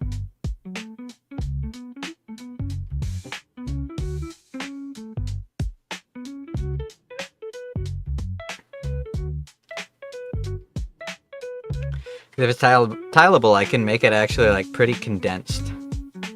Ba-na-na-na-na-na-na.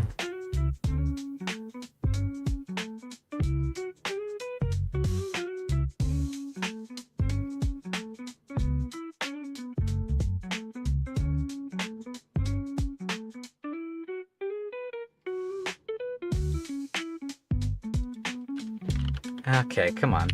Why can't I find the fucking thing?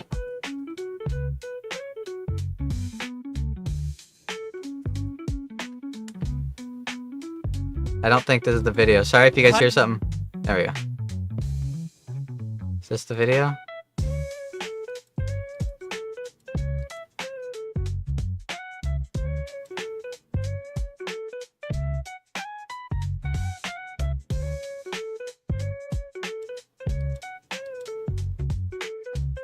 Okay, this isn't the video. Time to keep looking.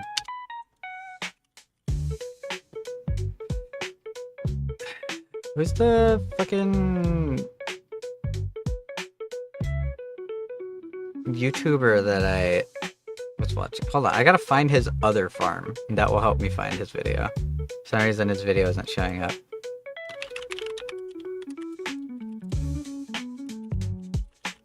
But what I want to do is I want to mix the TNT Duper cobblestone generator with the super smelter with the infinite kelp block farm. And just make the biggest constant loop of cooked stone that I possibly can. That way, Odd and Bone and anyone who wants to use anything involving cooked stone can just do it. That's the goal.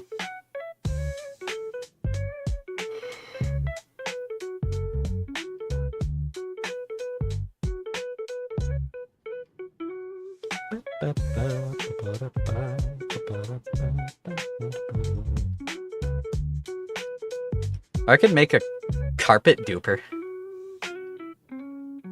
That could be funny, actually. Alright, what do you guys want to see me make? Do you want to see me learn how to do a self-feeding kelp farm? Or do you guys want to see me learn how to make a carpet duper? Actually, before saying that, let me make sure that the carpet duper works. Still.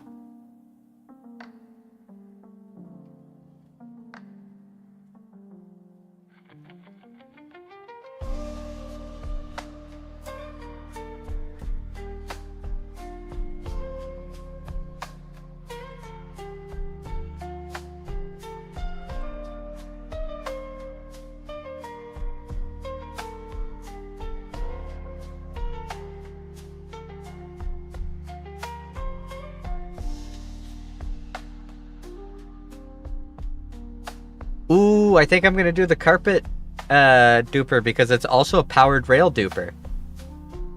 I know a lot of dupers aren't really gonna work come next patch, but it's not that they aren't gonna work, it's that they're gonna need to be modified. The reason I like dupers is they're way less taxing on the server, and since this is a realm and not a server, I want to try and lower the load of on the realm as much as possible.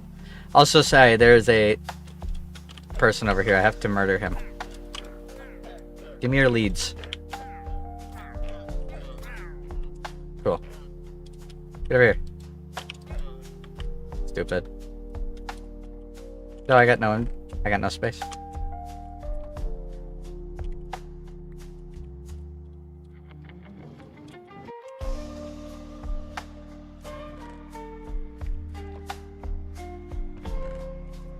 Alright. Well, grabbing the kelp was kind of pointless, but we have it. I'm going to set it off to the side for now. That's still something I might want to do in the future. But an infinite carpet duper sounds fun, because carpet has a lot of uses. Like, I put it all over the whole edge of this to make sure that monsters can't spawn up there. Sure, monsters can't spawn up there as is, because of the lighting, but it's always better to be double sure than not at all. Did you just see my hand glitch into my head? That was cool. Alright. Let's see. What items do I need, sir? Show me your list. I need 418 glass, 67 trapdoors, 65 building blocks, 63 redstone dust, 59 carpet, 33 pistons, 9 observers, 6 power rails, 6 stairs, 3 repeaters, 2 composters, 2 hoppers, 2 redstone torches, 2 comparators, 1 door, 1 lever, 1 wall, 1 sand, and 1 sign. I've already got most of that. Alright, let's put all the parts here. So I need more pistons, obviously. I'm gonna put these chests here for now. I got the powered rails. I don't need normal rails, I guess. Building blocks. I'm gonna need some stairs, but I can go grab that. Got that many pistons for now. I need 9 observers, I have that. I need 2 comparators, I have that. 3 repeaters, I have that. 63 redstone dust, I have that. 2 hoppers. 2 redstone torches. Put the sea lanterns here for now. Sand dots to the side. Don't need any of those. I don't need activator rails and I don't need normal rails, but I need a lot of trapdoors. Let's go get that. Trapdoors, pistons, glass, stairs. I know there's 2 composters over here in the storage area. I'll also grab a wall and a lever and a door and a sign while I'm over here. I think I already have signs in a lot of places. There's a warp sign, but I don't want the warp sign. I want the pale oak sign. Pale oak sign looks nicer.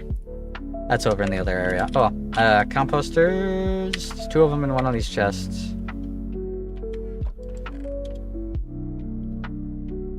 Where do I feel like I was just staring at it? I wasn't. There it is. Cool. Alright, and then I need trapdoors and wood.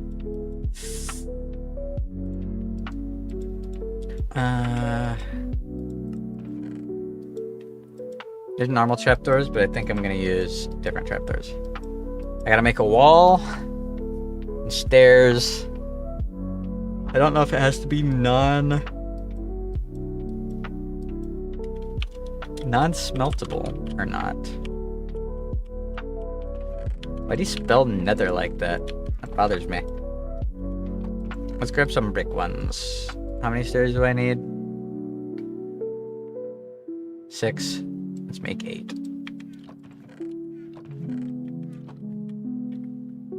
And then pistons. I feel like I had a bunch of pistons somewhere.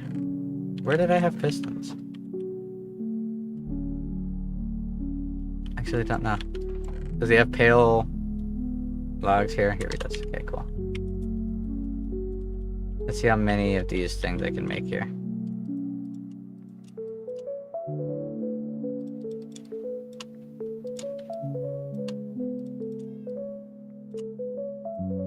I gotta make quite a lot of these bad boys. Need 67. That's at least 67. We're good. Get the stairs. Good on that end.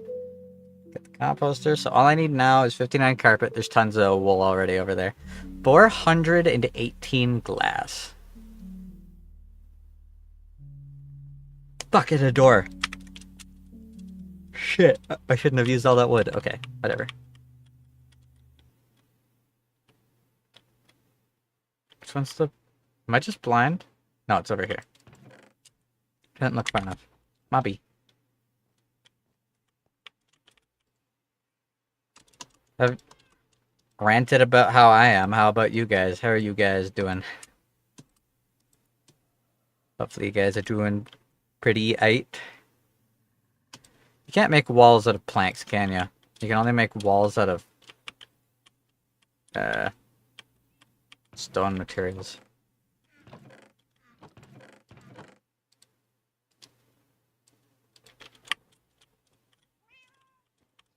Yeah, I'm fine. I'm glad to hear.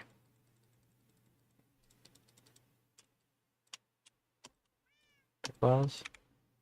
Taking care of one last thing before family TV night. Ooh, sounds nice. I've been getting a decent amount of time with family over the past couple of days, thankfully. Being half an hour, so that's half an hour more with Granster. You'll love to see it. Sorry. Ouch. Yawn hurt. I should have plenty of signs. There we go. There's the signs that I need. Need a lever. Build one real quick.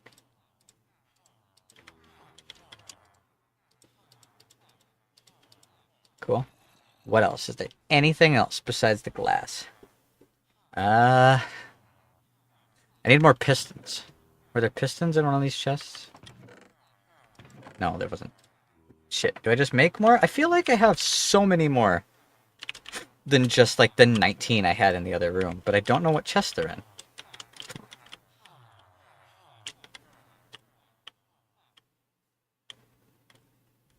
in. Let me double check all the chests around the area. Sorry, I'm yawning so much. I get yawny when I talk. I don't know if that actually is something. But I guess also yawning can be like a side effect of meds that I take.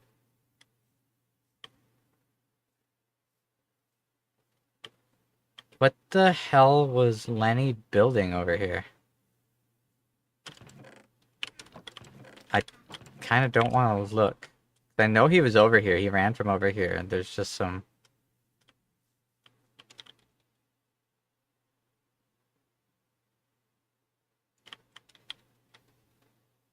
What the hell is this?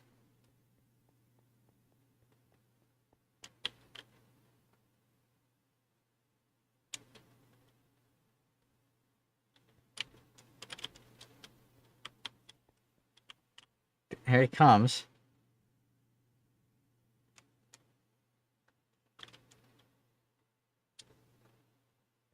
What the hell are you doing, Paul? It would be nice if your silly little creations could be on the ground. That's Bone. That was Bone. There aren't a lot of people who play on this realm. Bye, Bone42.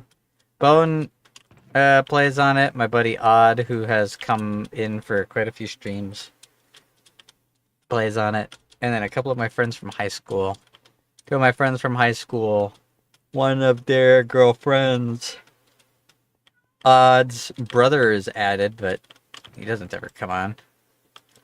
My buddy Cheese. I think that's it. As far as all the people that play on this realm. Not a lot of people. It's not like we're taking it super seriously. We're just kind of chilling. I'm going to just hold on to these pale wood planks.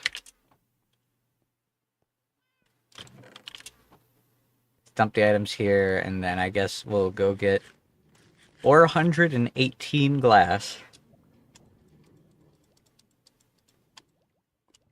Okay. That's one stack of glass, so that's 1, 2, 3, 4, 5, 6. 6 stacks of glass and 14 loose glass. Oh, big stretch. I wonder if there's any glass in the storage house. There probably is. I feel like there's pistons in one of these chests somewhere. And I'm just being blind and not seeing it. There we go. See? I knew there was a chunk of pistons somewhere. I'm not crazy. That's 44 now. That is enough. Now I just need the glass and carpet. Let's make the carpet real quick.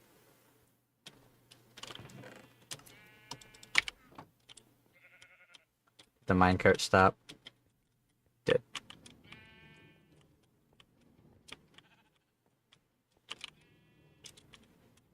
Where is a crafting table? There was one over there.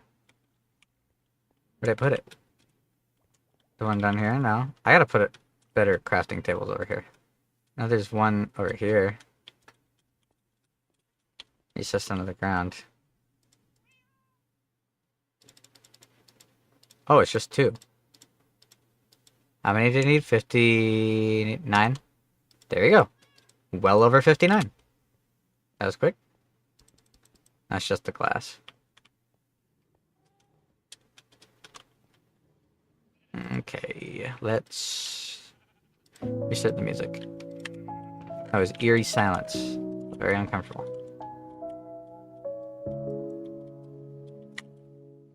And then...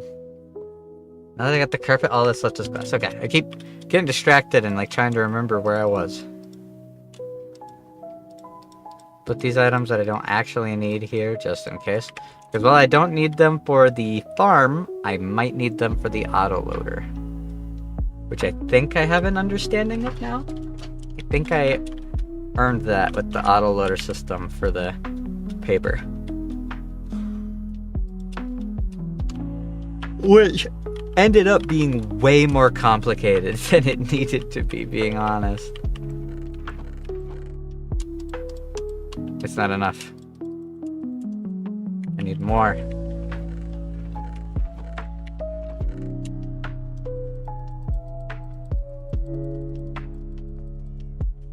Let's go cook it.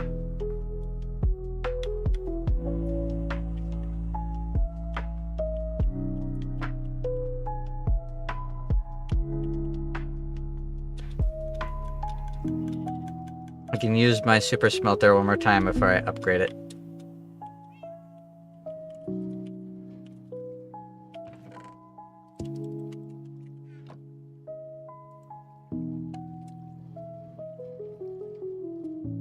Alright, well, that will start auto-smelting. I can put this glass away and re-up the shit real quick. The big negative to this whole setup is that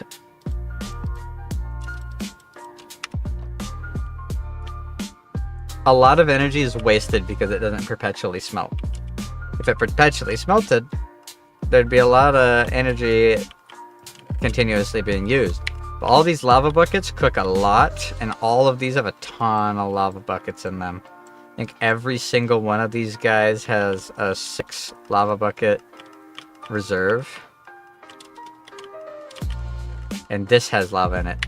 So like, there'd be lava in this shit.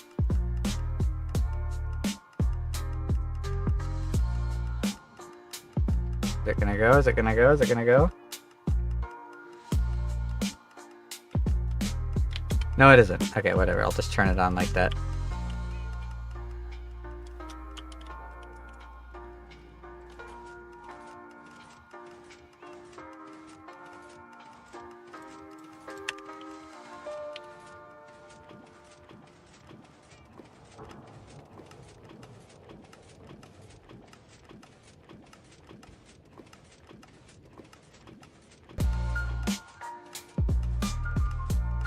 Alright. Cool.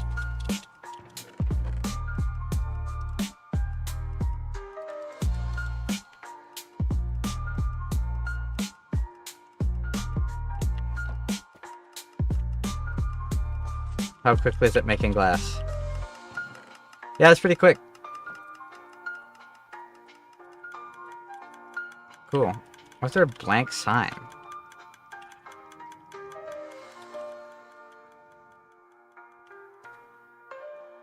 Alright, let's spy on what fuck shit Bone's up to.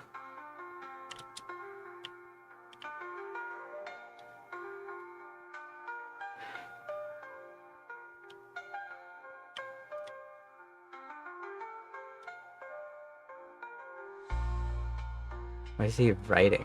H-A. He's trying to make like a big advertisement billboard. He's gonna put like slurs on it or something. That's crazy. Yeah, all I need is that glass, so I guess we just be patient. Let me look at the schematic real quick. I want to see what it functions off of.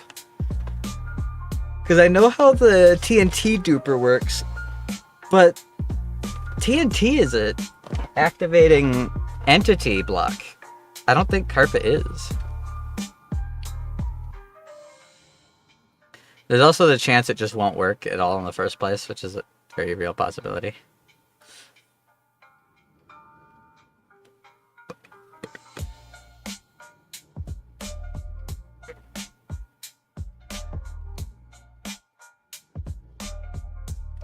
I did have a little spider buddy earlier. So I was sitting here hanging out with my friends in voice chat. How bad is the trident grind? I got my trident pretty easy because I got lucky, but I haven't been able to get another one since.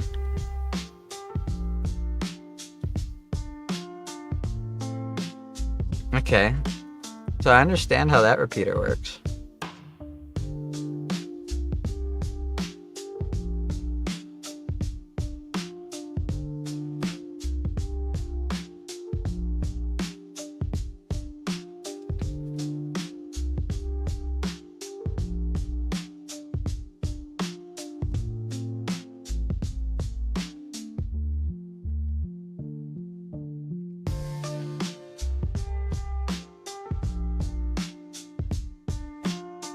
I do want one more trident though. I want Riptide. Also, it looks like I'm sucking on my fingers. That's body tracking desync.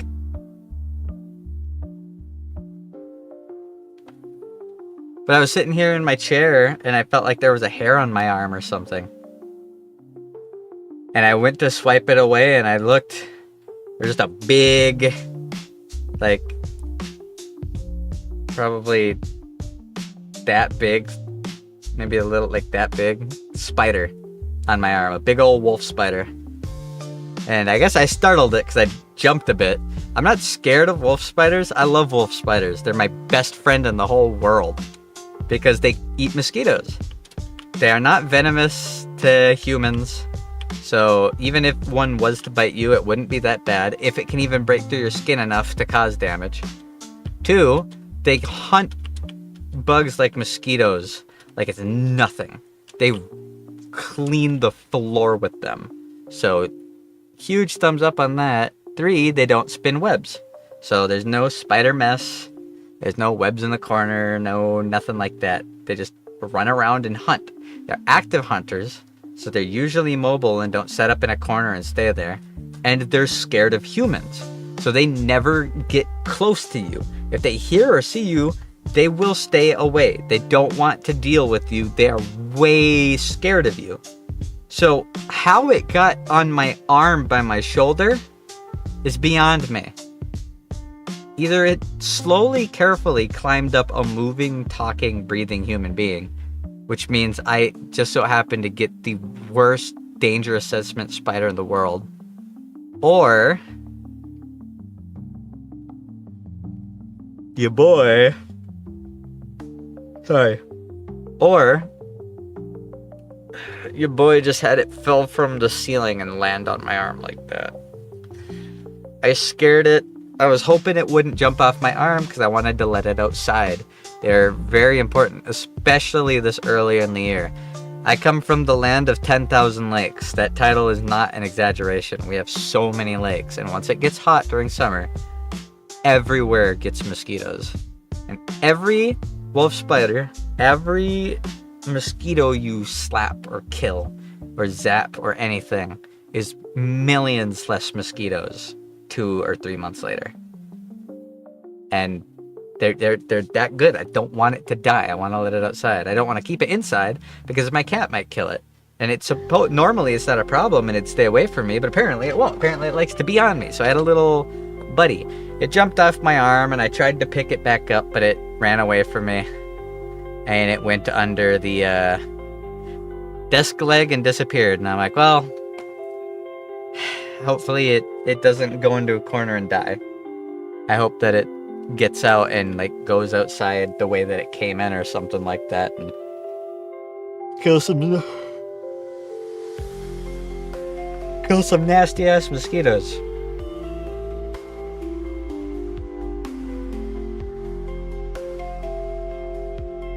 Oh, the glass cooks. I'm learning how to make this machine.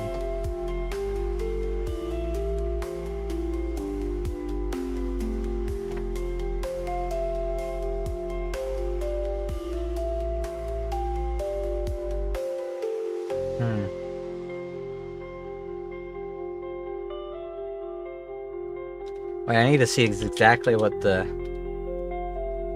machine does to do the dupe. It is done.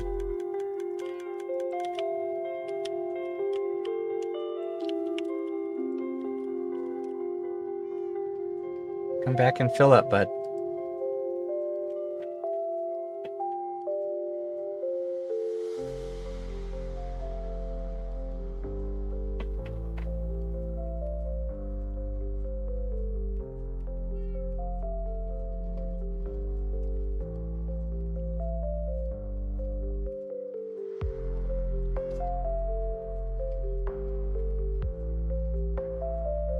Okay.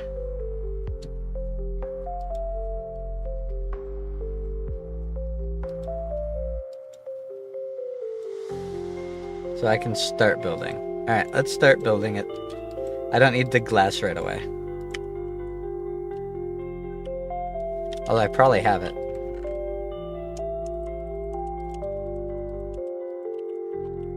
Look at that. More copper. I already have a ton. I'm happy about that. I like the way oxidized copper looked. That's like my favorite color of green. That might actually be enough glass.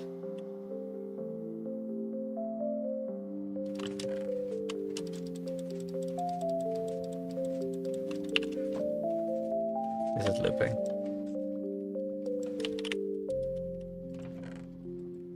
Okay, so I want it built kinda close to the super smelter.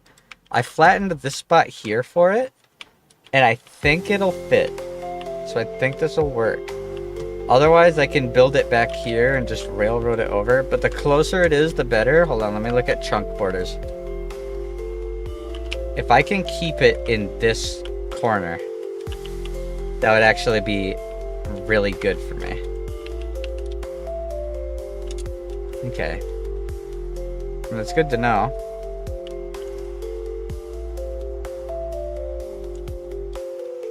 I'm kind of scared to check it.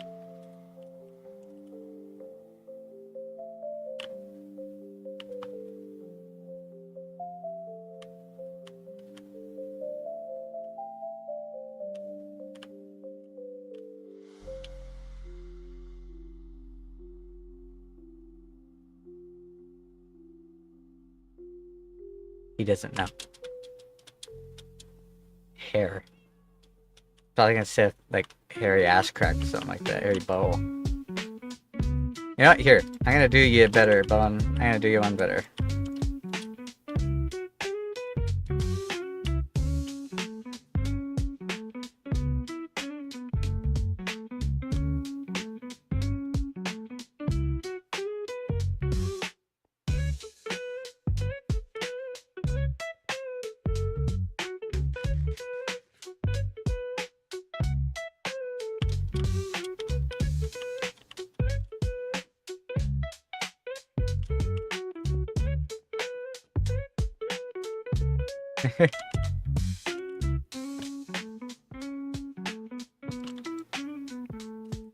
I brought him a bed.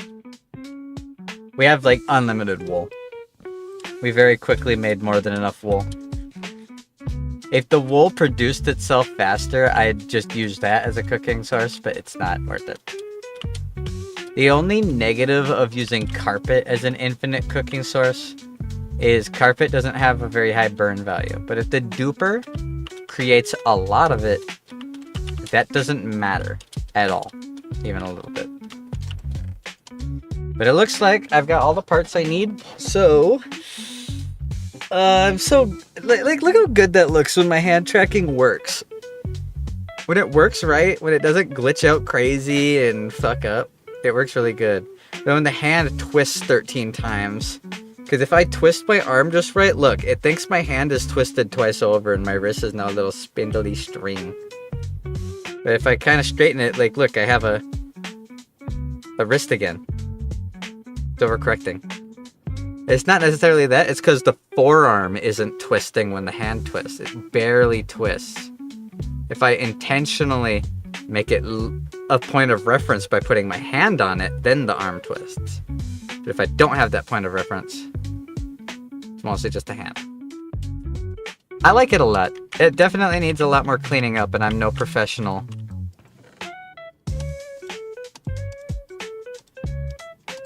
App maker. But considering everything I put into it, I think it works pretty well. Alright, I'm gonna run upstairs real fast. Hopefully Bone doesn't do anything ban-worthy on my screen while I grab my drink. I'm gonna go grab a can out of the fridge. I'll be right back.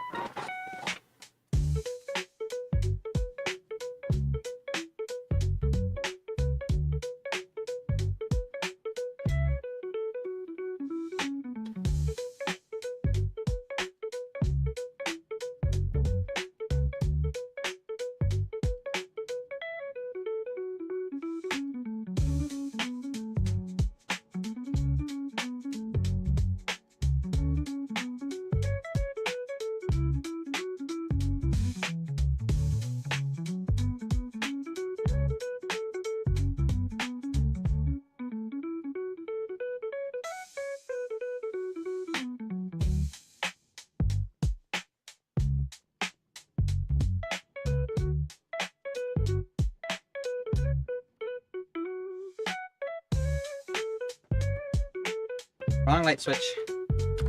Nice try, Lenny. I'm too fast. Bastard. Gmod, Ammod. That's a good try. You're quick. That's just leaving it there.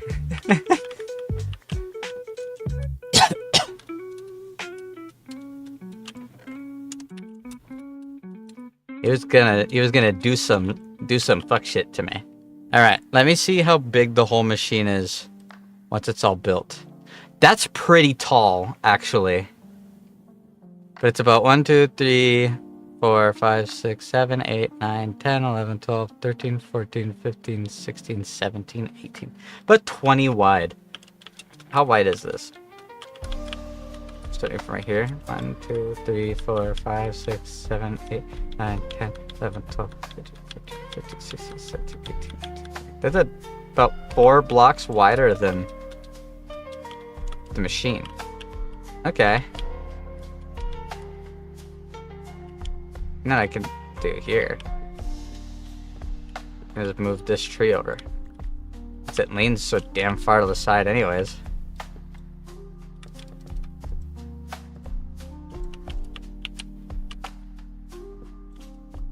Give me out a little bit of space right here. Cool. Now, slip that in there. Now first, I need building blocks. Redstone torch, redstone dust, redstone repeater, redstone comparator. I need the door. I need an observer.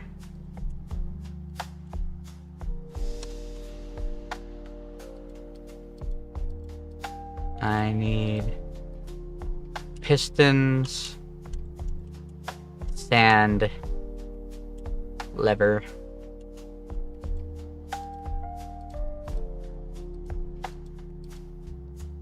I need composters, hoppers. I grab as many items as I need at first, and then I'm gonna build it. And you guys can learn with me how it works. Because I don't understand it until I see it work. I very much learned from reverse engineering.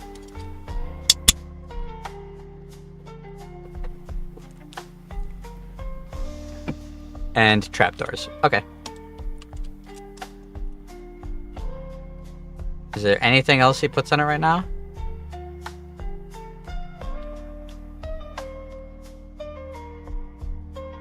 I need temporary blocks. That's something I forgot. Do I have netherrack over here? Netherrack is a fantastic temporary block because it's like dirt, but you use a pickaxe for it. So you don't got to worry about actually mining your dirt when mining it. I had netherrack over here. I think Odd moved it. He organized a lot. And a lot of stuff organized and moved around. Also, I'm leaning. Hold on.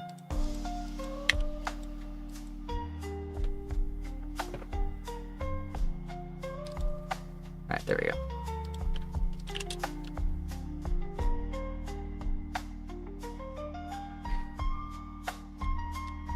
Give me that netherrack.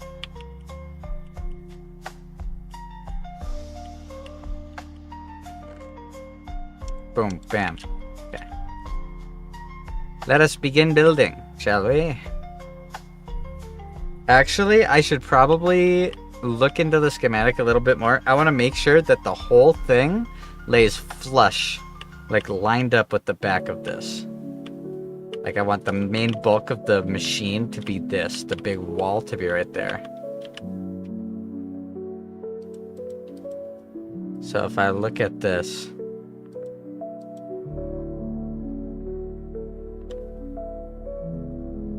okay. So how wide is that? I'm gonna make this first, actually.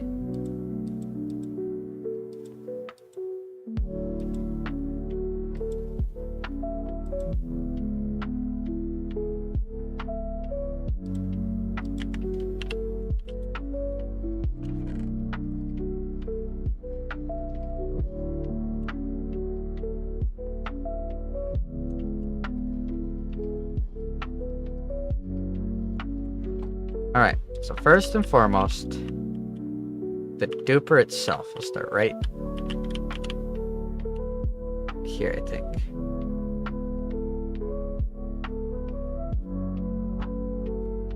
Which side is the output, actually? I need to see which side the output is.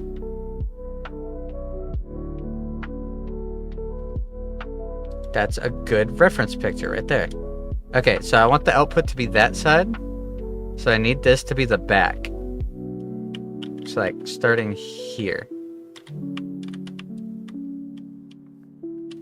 I think I'll start right here. So how many does the thing say?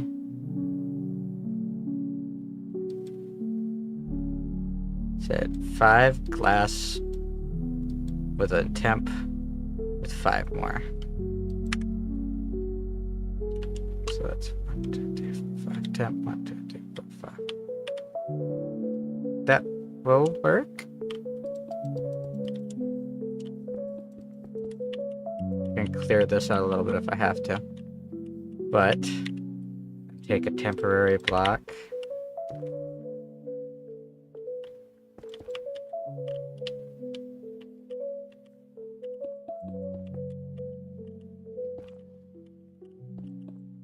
There's also the chance that this machine won't work at all, guys, so this whole plan might end up getting scrapped.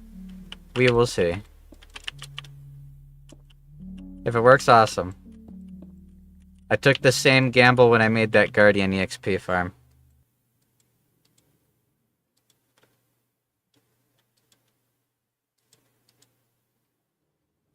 Oh, I gotta go one farther in one of the directions.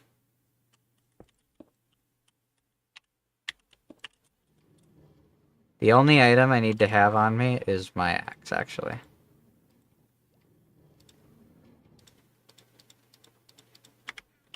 Because my axe has silk touch, so I can do this.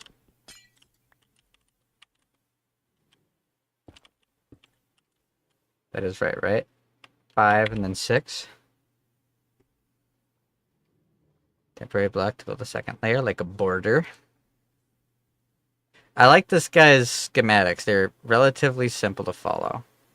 They're not overly complicated. Gotta head off. Sounds good, man. You have a good night or evening or whatever. Thank you for stopping by, as always. I hope you have a good time the rest of your night. Yeah, pop.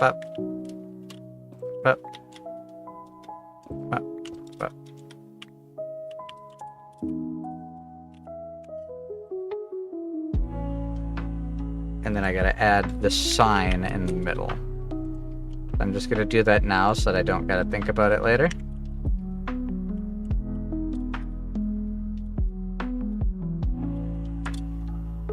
Shows it on the other side. I don't know if it's important, so I'm just gonna do it.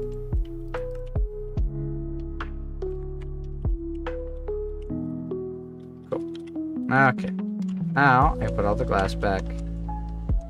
Yellow sign, and then I can start the normal building.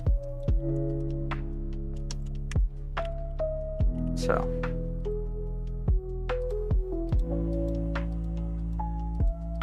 The normal building shows that I put starting back here. On this side.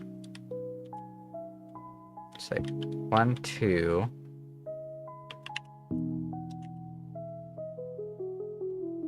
It's like right here should be a building block. Then right here should be a building block. Here should be a building block.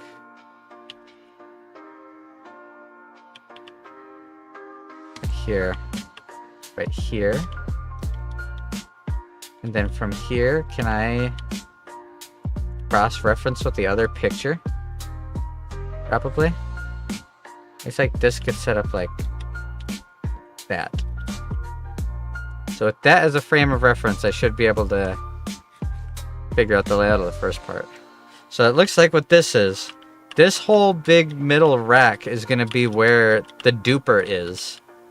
And this machine is gonna be the machine that prompts the duping.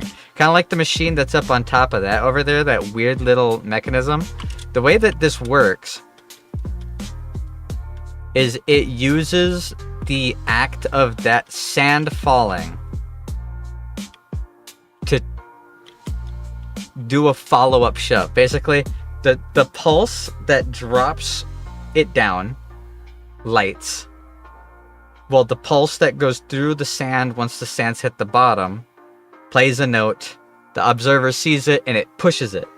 And it happens so quickly within such a small frame that it actually duplicates the TNT.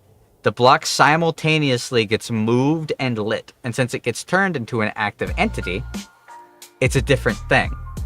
It can't push an active entity and then remain an active entity.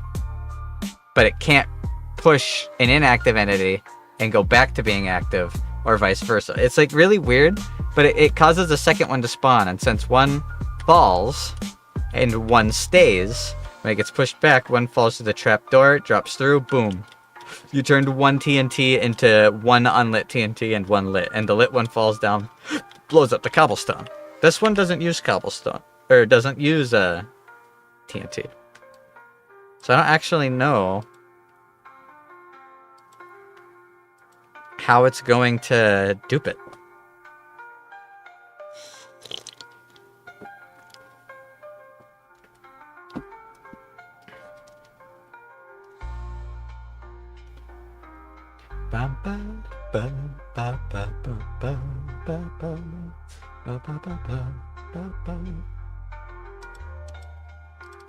Alright. Comparator. Okay. I know the layout. So, come over here. Now this needs to be a comparator. Which direction is that comparator facing? That doesn't matter. What I do know, that this is fully boxed. Like so. Let's see which direction the comparator is actually facing. Because the comparator is facing towards the bulk of the outside. It's right here, like that. Cool. Now this goes too long.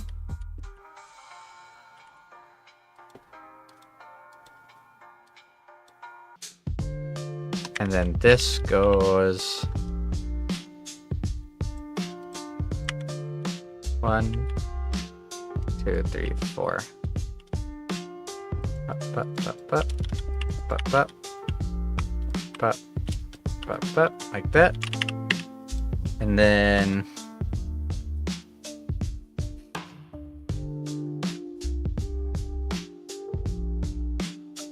do I have to run redstone around the side there, or is that a trapdoor?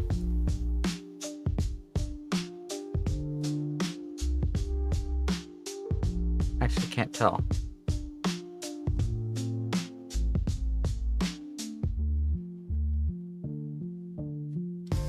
But that door looks right. So then I gotta put a block next to the door. And then I gotta take an observer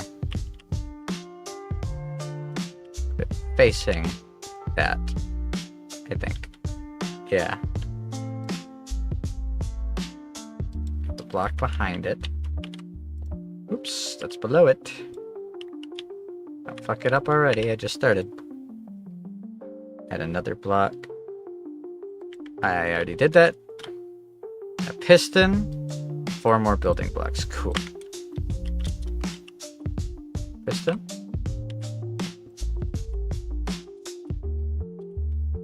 A little floating netherrack's gonna bother me. Alright, this is the boring part.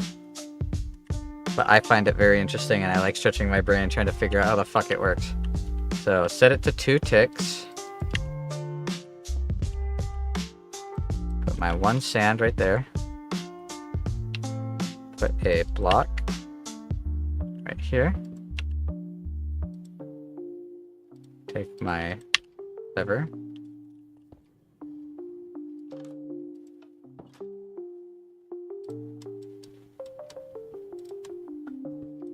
break it. I thought it would break it so much faster.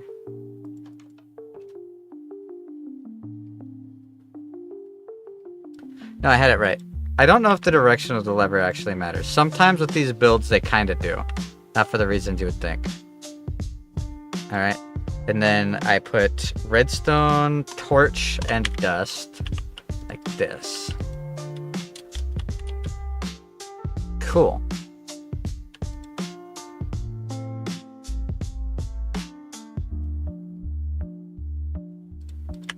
And then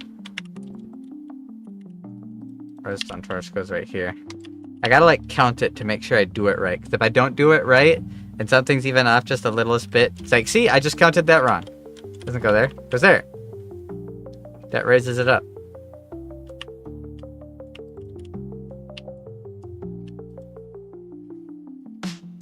On the back, I gotta add comparator.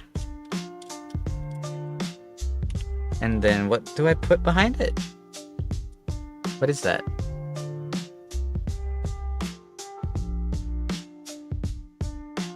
Oh, that's another redstone torch. Okay, I was confused. Temporary blocks placed on 2 hoppers running into each other. Okay, that's what I'm seeing. It's a hopper clock.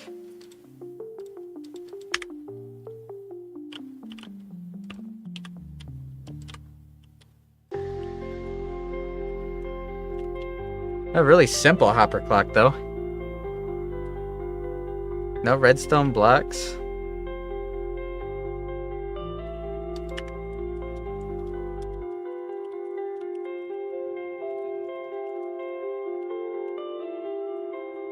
Now, like this. Bat. Composters. And how high does that go? Add 8 building blocks. Okay. 2,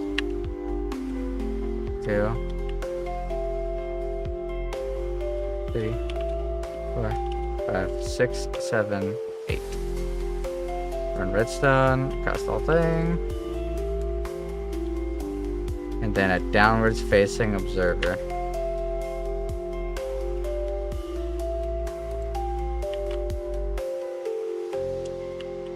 Did I do that right? Hold on. How does it look? Okay, yeah. I had to go one higher for some reason. And under it, I place a trapdoor. Okay, now it's starting to add up.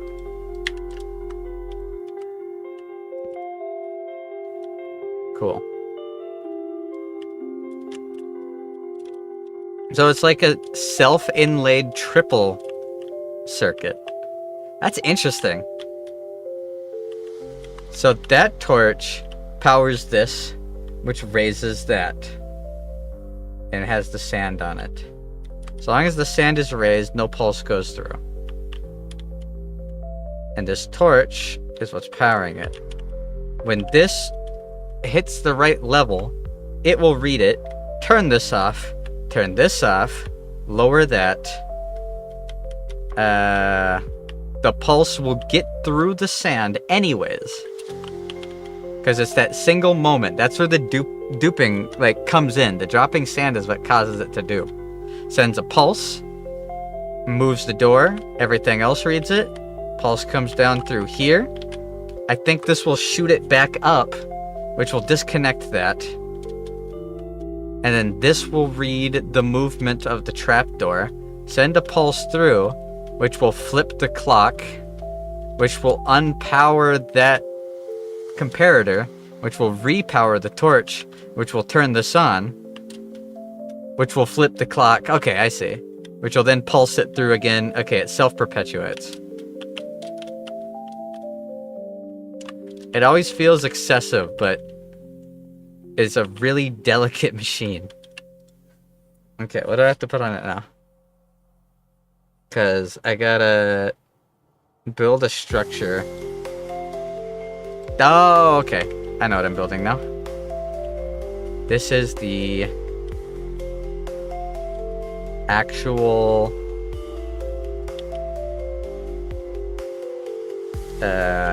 clock.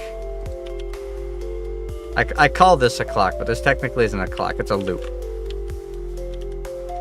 It's a loop that only works if certain conditions are met.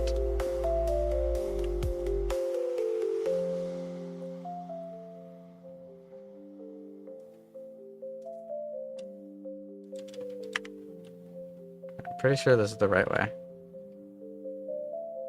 So, up.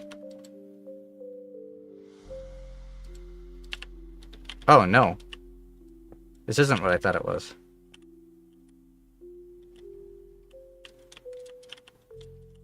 That's the one nice thing about these machines like this. Complicated. But it's relatively foolproof as long as you do it right the first time. There's a lot of machines that are a little bit more fragile. And those ones I struggle with. Now this is going to have a pulse extender through it, I think. So I have my repeaters. Set that to 4 ticks. And then 2 redstone. I might have to... Hold on. I might have to clear out a little chunk of this tree. This tree might have to go, actually. I guess we'll see, won't we?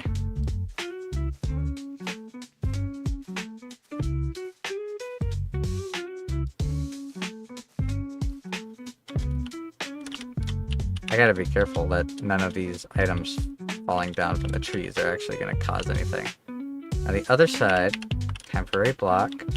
Oop! I fell. Shit.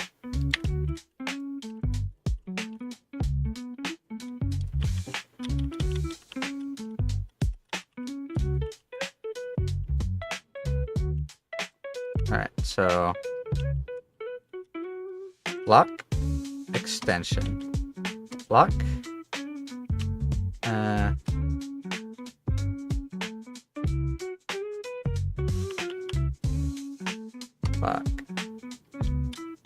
Block. It's looking a little weird because at this part of the blueprint, this doesn't exist. I think that's good.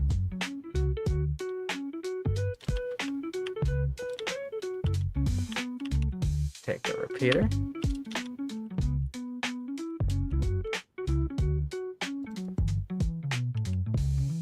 Is there another item right there? Or is it just the 2 redstone dust? Alright, it looks like that's just the redstone dust. Now we get to the other part. Stop spinning. Right, doors done. Trapdoors aren't done. Hoppers aren't done. Redstone isn't done. That's not done. That's not done. That's not done. That's not done. But you can now get started on grabbing this. A lot of glass. Bricks, wall. I already put the sign on, so that's done. I think carpet's one of the last things that goes on it. So I'm not worried about that.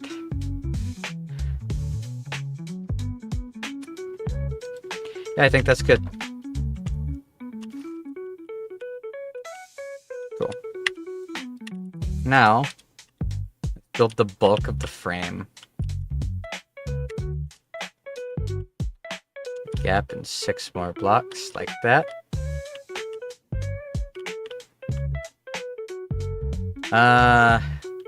Shit. I did it right, but I didn't.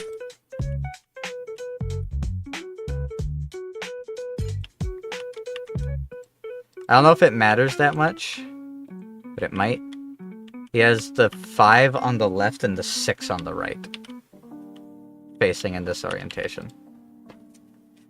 So, if I do this,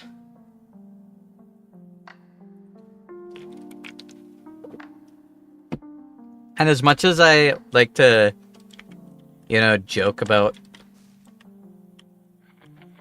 how complicated this stuff is, doing this genuinely helped my cognitive problems, and that's not even a joke. I was having all those cognitive problems before, and I still do. Still so much shit here. I still do, but it's definitely way better than it was before. My comprehensive abilities have grown drastically just from reading a lot more, doing things like this, and playing puzzle games like Sudoku and chess, which is cool.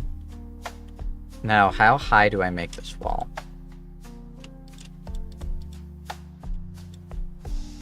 I need water. I don't remember water buckets being part of the equation. That's okay. If it was, I got buckets and an infinite water source just over here.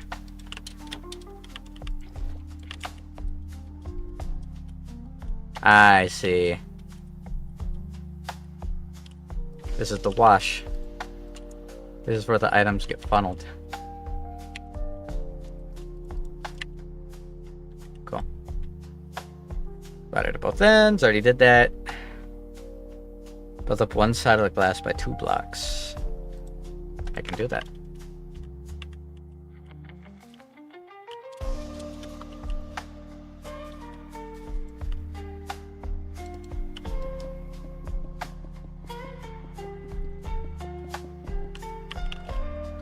I don't go up any higher than that yet, though. This is probably the start of the...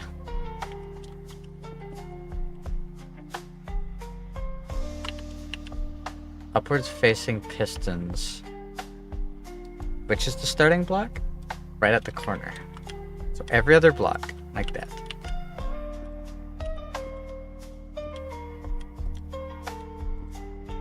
Like that. With one gap on the end. Looks like that's right. And that side is the side of the door. So I'm doing it right so far. And then on top of each of these, I gotta place an observer facing down.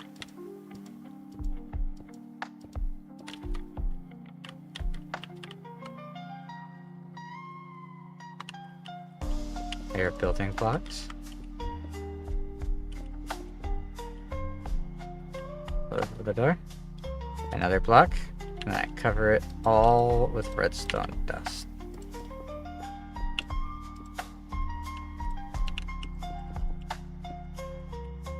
Cool.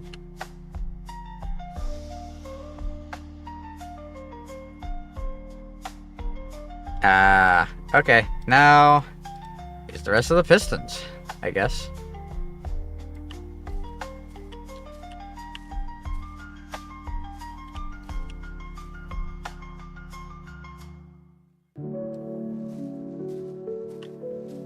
That's real annoying. But whatever. It is what it is. Doesn't fit quite perfectly, but I think I can manage.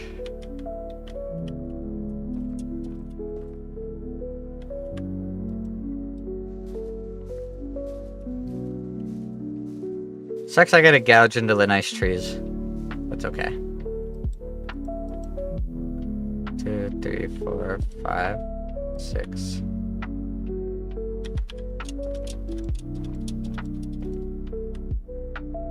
Seven, 8, 9, 10. Cool. And then I do that to the other side, it looks like. Hold on.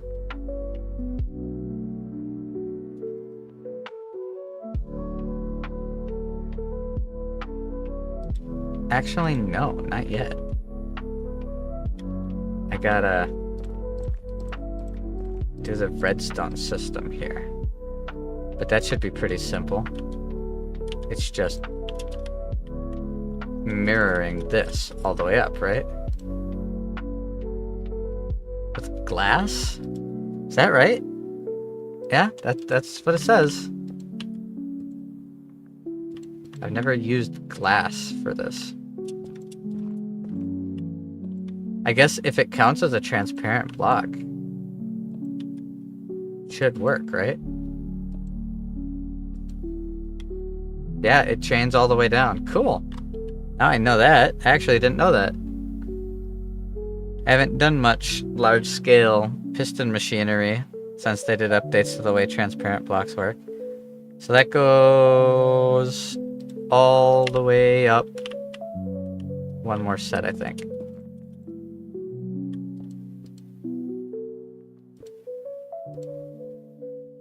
Cool.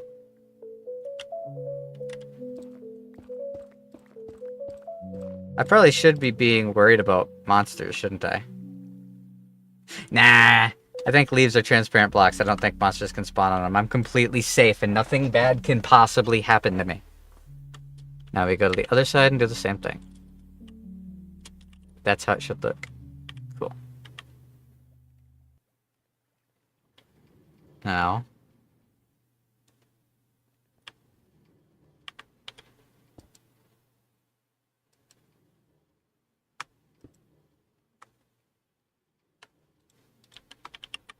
Building block.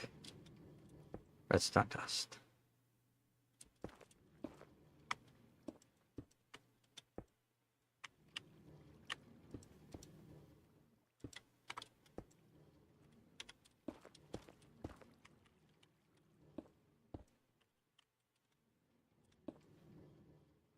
So that is equal to my height visible there. So I gotta go 4 higher.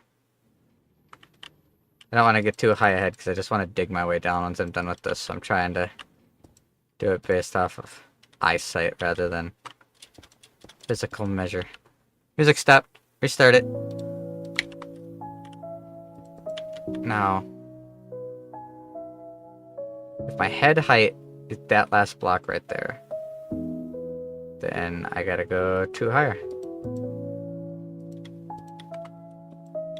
And I go all the way up to that height. And we're good. Awesome. Cool. Is there anything else I gotta do up here before going down? I don't think I do. Now I need a lot more glass. Okay, it's time for the rest of the glass, I suppose. And powered rails. That's why I grabbed it.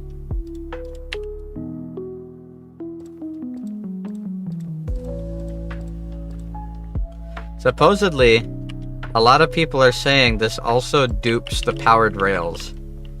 And if it does, that's weird. But I'm not going to complain. I'll just have to make a hopper filter to make sure that the powered rails don't go into the smelter system. But that should be all of the powered rails I needed. And then I can start adding trapdoors.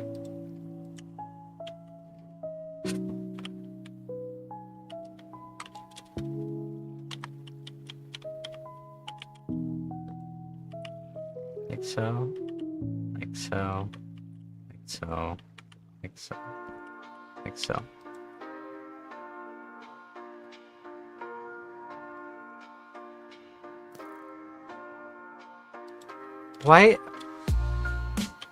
Why is he trying to shoot me? I can see you. You're in my render distance.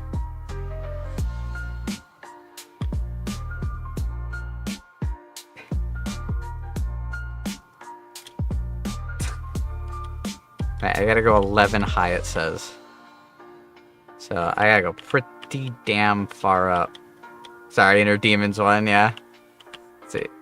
1, 2, 3, 4. I'm upset.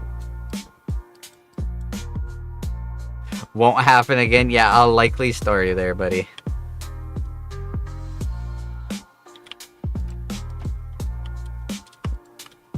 Two.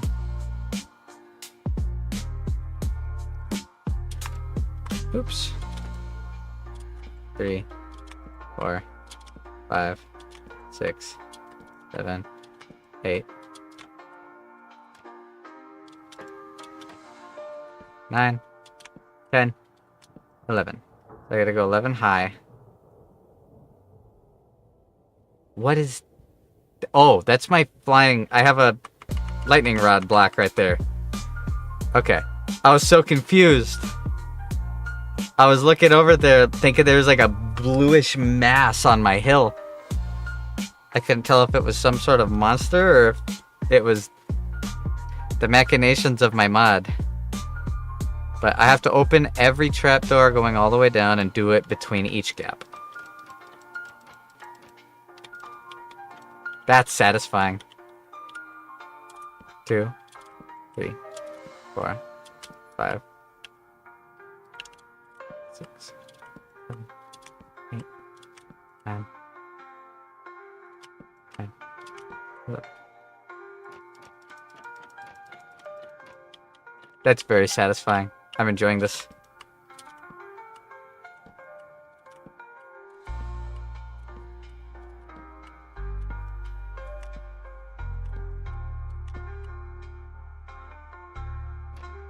Too high. One too high.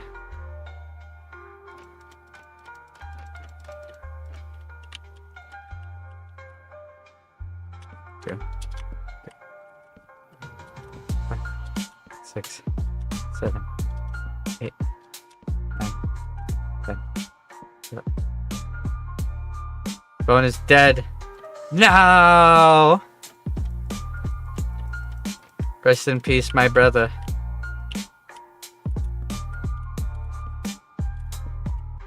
I guess it is midnight and you worked today, didn't you? Probably tired.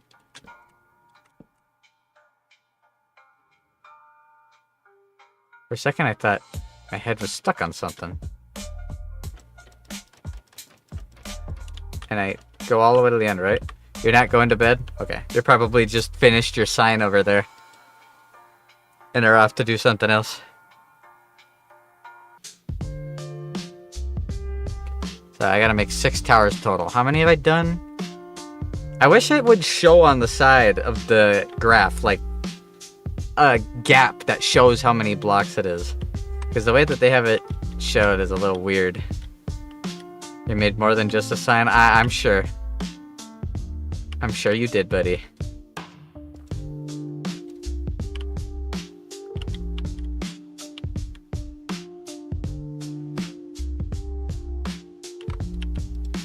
Do I do anything weird for the last one? No, I did it right. Cool.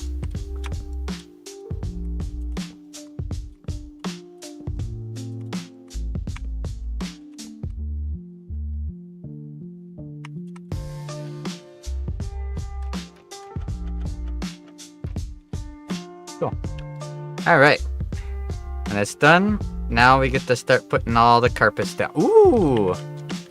I wonder. It looks like it's just a tower of carpets. I wonder if this is going to be like real nice and satisfying to do. Jesus, another lightning storm? This keeps happening. Right on cue.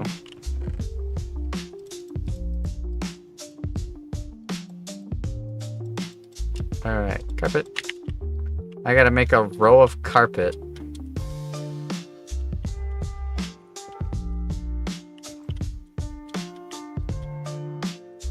I believe on top of each. Yeah. Starting over here.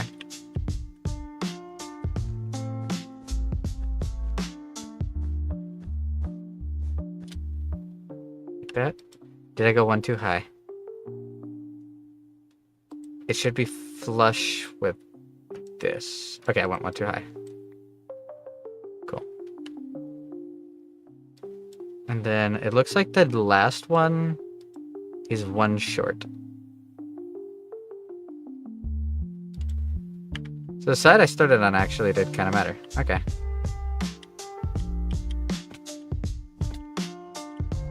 Cool. 6, 7, 8, 9, 10.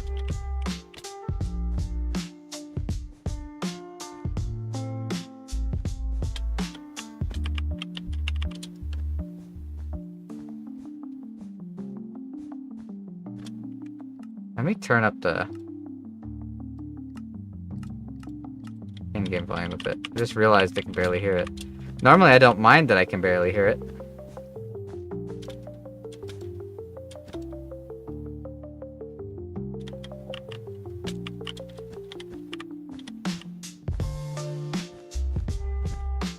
That's one lower. Okay, cool. Right? Cool. Now, instead of carpet, it says to place a building block right here. Alright, and then go back down. And I know, now I need all the glass.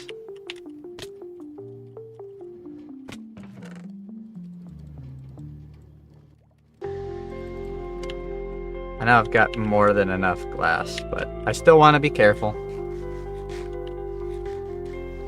Oh, if it works, this will all be worth it. This will be worth all the build-up just for the payoff alone.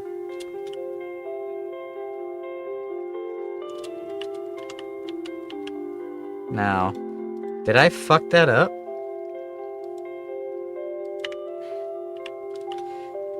I don't see redstone on this block.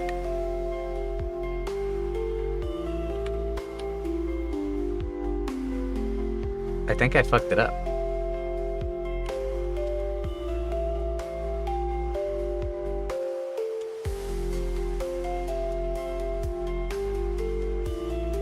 So I gotta make all the walls as tall as the trapdoors.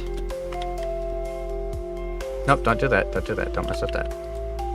I think the ends stay as is.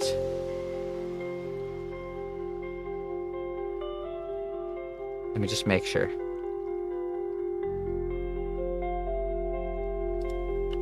Okay, let's do it.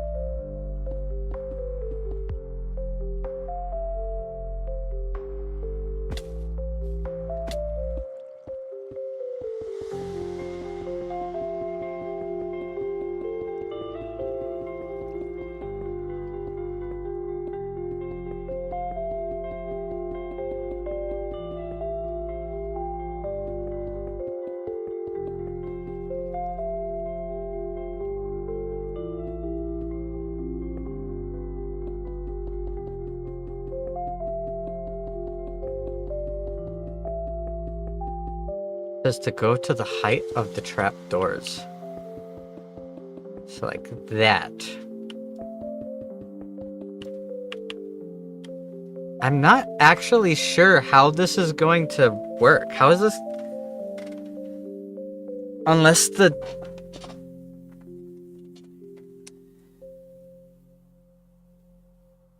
trap door like I'm just gonna trust the process. And then go too high on the opposite distance. On the opposite edge from the machinery.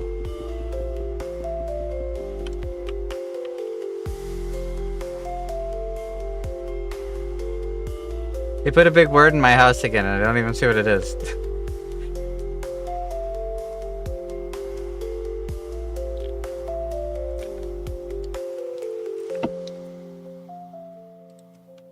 Okay. Did I jump down? Or I don't have to do that. I could do it like this.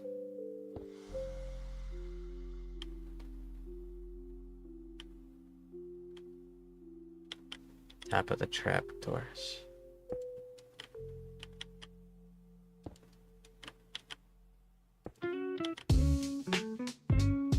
Like leaning in real life. I don't gotta be doing that shit.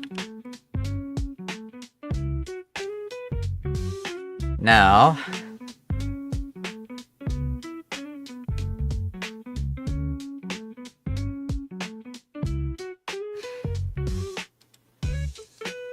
leave the first stair empty.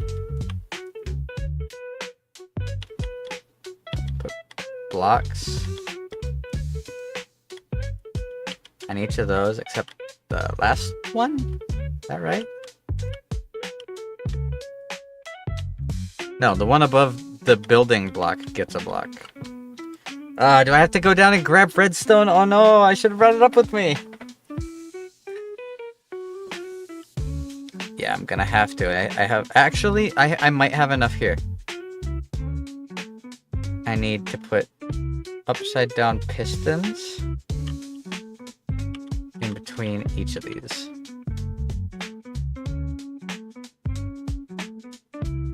Is there an edge that I have to avoid putting the pistons on? Doesn't look like it.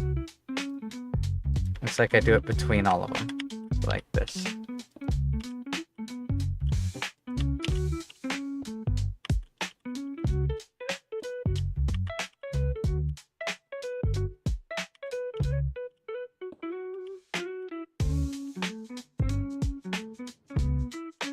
Cool. All the way over to above that. Now what?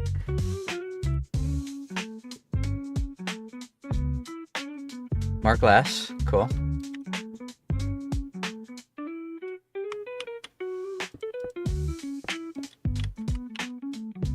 Then the wall. 2 more glass. Then fucking observer. Okay. I'm just gonna grab everything that I can bring up with me that I might need. Repeaters. Potential rails, a door, I don't know. Sea lantern. Fuck it.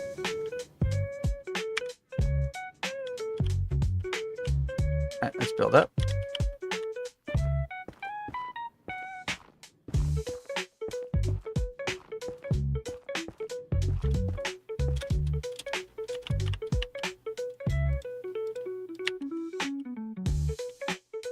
Doesn't make any... Oh! I think I see what it's gonna do.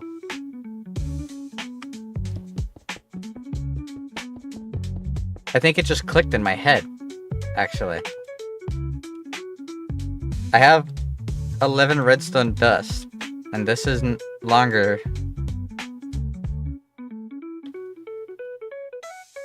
I need more building blocks. Fuck.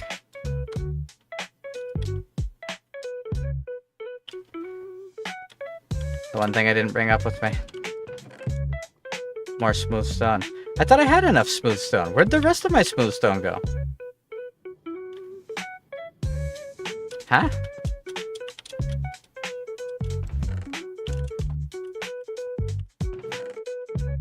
Well, there's some anyways. The rules don't say I have to use the same smooth stone. It said I have to use a building block.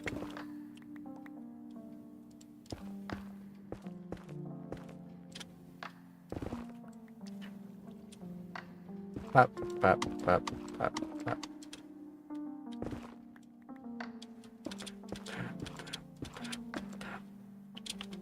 Now, where do I put these?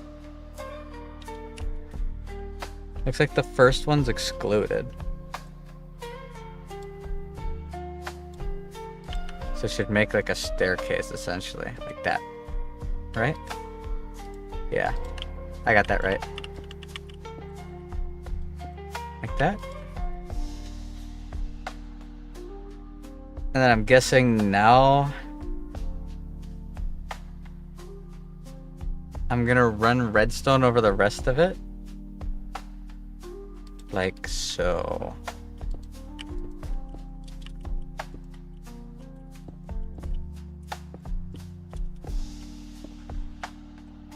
Do I run it all the way down the stairs? No, I stop right here. I got it perfect. Like that. That's 4 bumps with a 5th bump on the end. Redstone going over it all. That looks right. Is it done? Did I just do it all?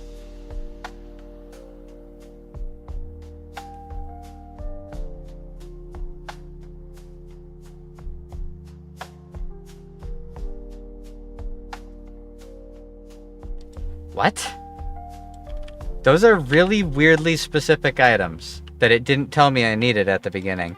I was just praising this guy's, like, builds for being simple to follow. And now he's just throwing in items that I don't have out of nowhere? Okay, hold on. I gotta go grab shovels. Shovels and more signs, because I don't have enough signs.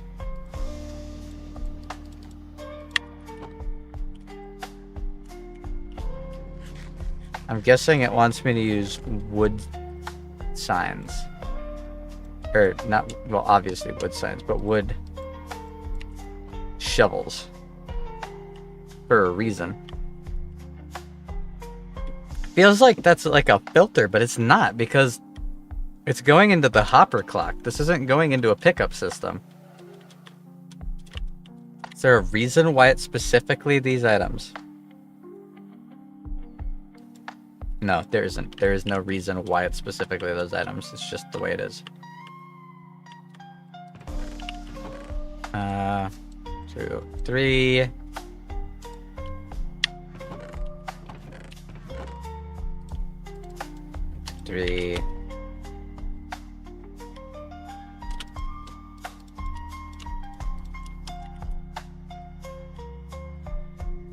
Need more signs. I need a full stack of 16 signs. That timer seems so off.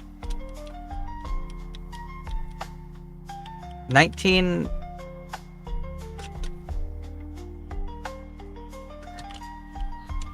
I'm not gonna think about it. Maybe when I see it move, it'll make sense to me.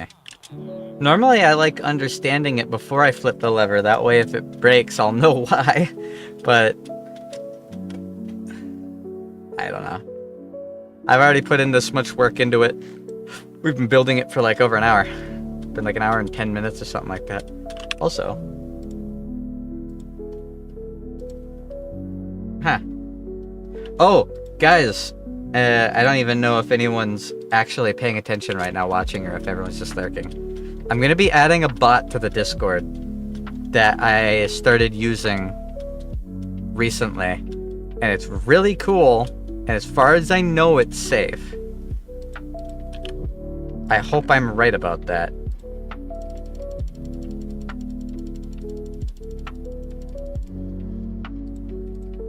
But it's called Hoyo Buddy. And it works with any Hoyo game, but specifically with Zenless Zone Zero.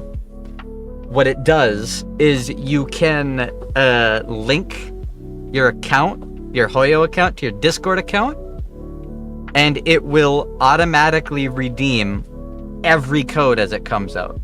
It'll give you login rewards for the website stuff. It'll redeem codes as they get posted. It will do all of that. And then it also lets you make banners for build plannings and unit builds that you can share with other people for Zenless. I found it because I was watching some people's runs on Zenless, and they kept showing like a unit banner. Like, let me show you this. I can put it up on the screen. Check this shit out. It's actually really cool. And I was like, huh, that's a really cool looking like display image for the unit. What is that? Like, where is that? Because I was looking all over for a website to like build your units, right? And the YouTuber responded and he was like, it's not a website actually, it's a bot.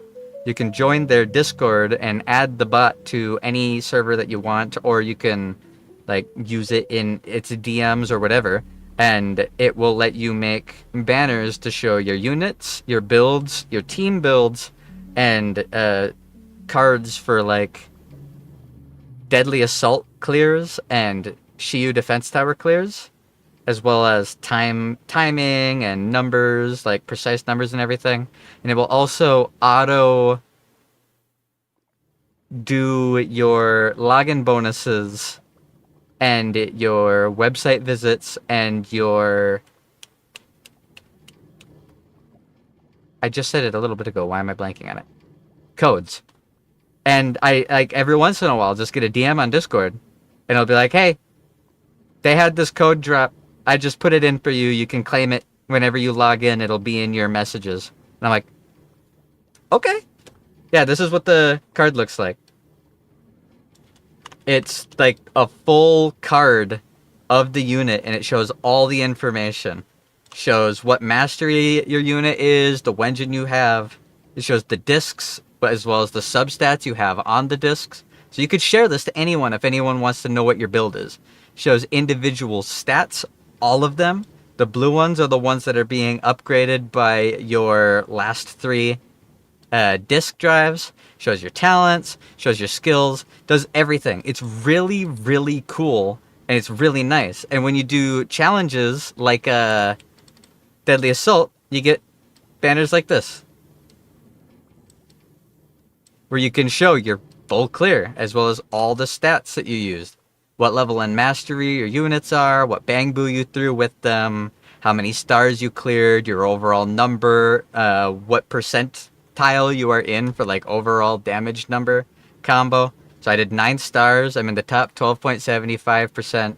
Did 80,870 damage total over all 3.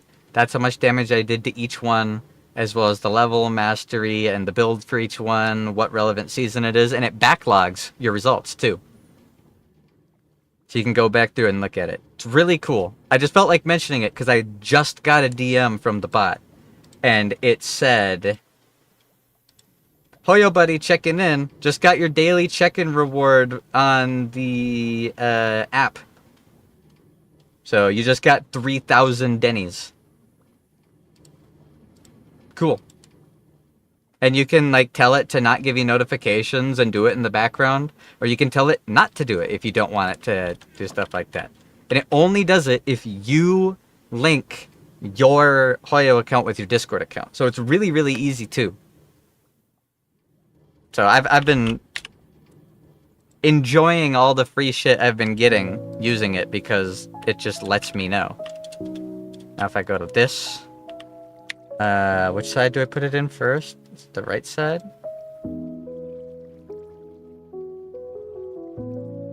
Yeah, the right side. Okay. Hopper, sign, shovel, shovel, shovel. 25 of an item.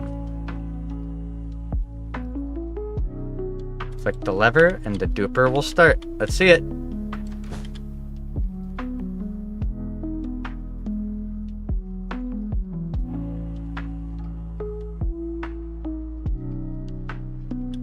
Huh? Did I do it too early? Hold on. It stopped after 1, 2. After 1 run.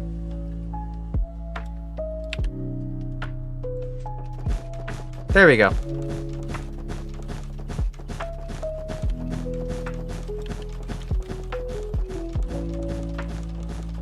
Holy shit. And it's duping powered rails.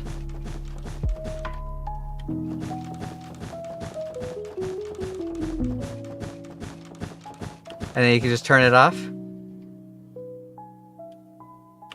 Look at all the fucking carpet down there. Okay, hold on. I gotta get rid of the temporary blocks that are clogging the area up real quick.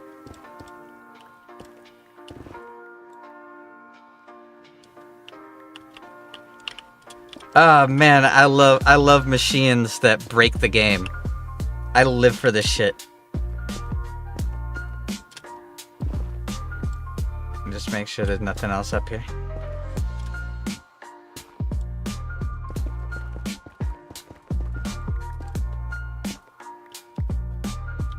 I bet you if I really wanted, I could shorten this a little bit and I'd only slightly lose out. Only slightly lose out on productivity. I think it's this height because that's the maximum length that this redstone pulse can be sent. Look at all this, man. That's nuts.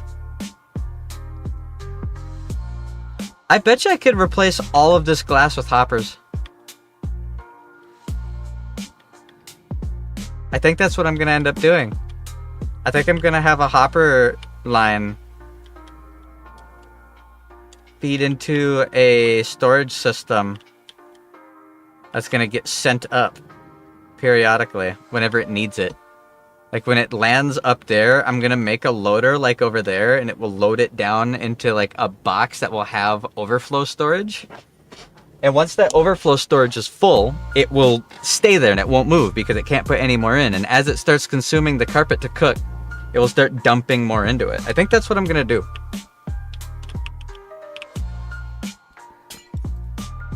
Oops.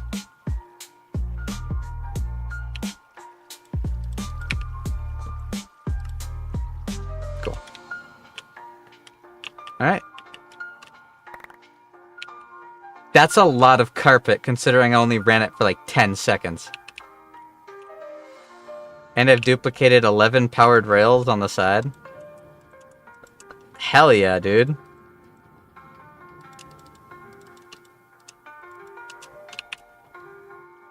How many is this? That's so much carpet. I'm gonna want to spiffy this machine up and make it look nicer, but... Oh, there's even more rail up there that isn't being grabbed.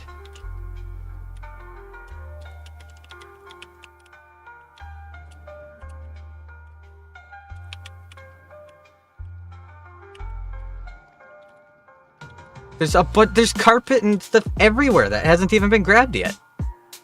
It's only when it falls off the side. It doesn't even have to be efficient because it just duplicates in such mass.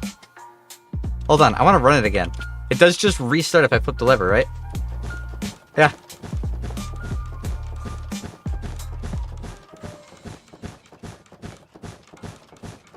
I see. Look up there. That wall is changing every time that one block gets pushed up. And since it's changing into an interconnected wall, the observer's reading that. And it's pushing everything down. Which is making this observer... Or which observer here is reading the pushdown? It's all of these observers. All these observers are reading the pushdown. It's getting pushed down, it's powering the rails, which is linking in, powering these pistons, pushing it up, so it's just shoving itself up and down. It's getting destroyed. That's what's duplicating it.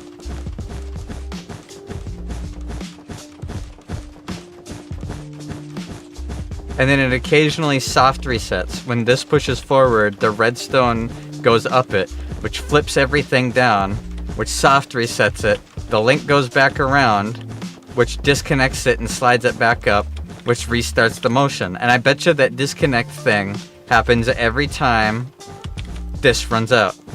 Ready? Yep. That's so cool.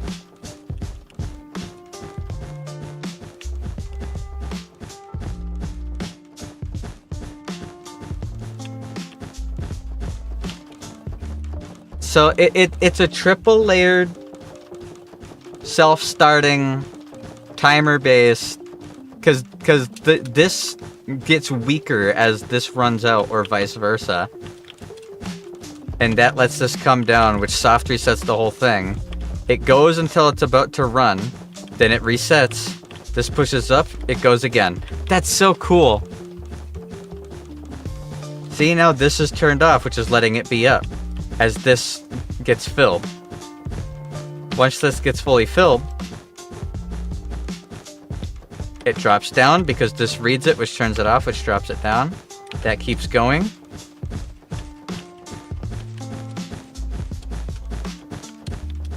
That's powering up above it.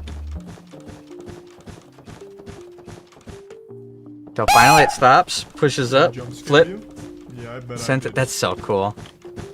That's actually so cool. Sorry, I'm geeking out. I love this shit. But that's unlimited fuel. That is a... Look at all of the carpet. Holy shit.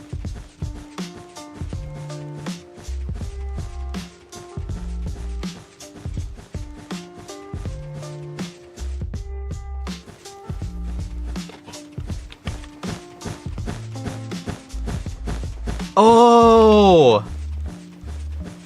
That's the point of it sliding! When it slides, it's not to reset the machine, it's to knock all the carpet buildup off. That makes so much sense, actually.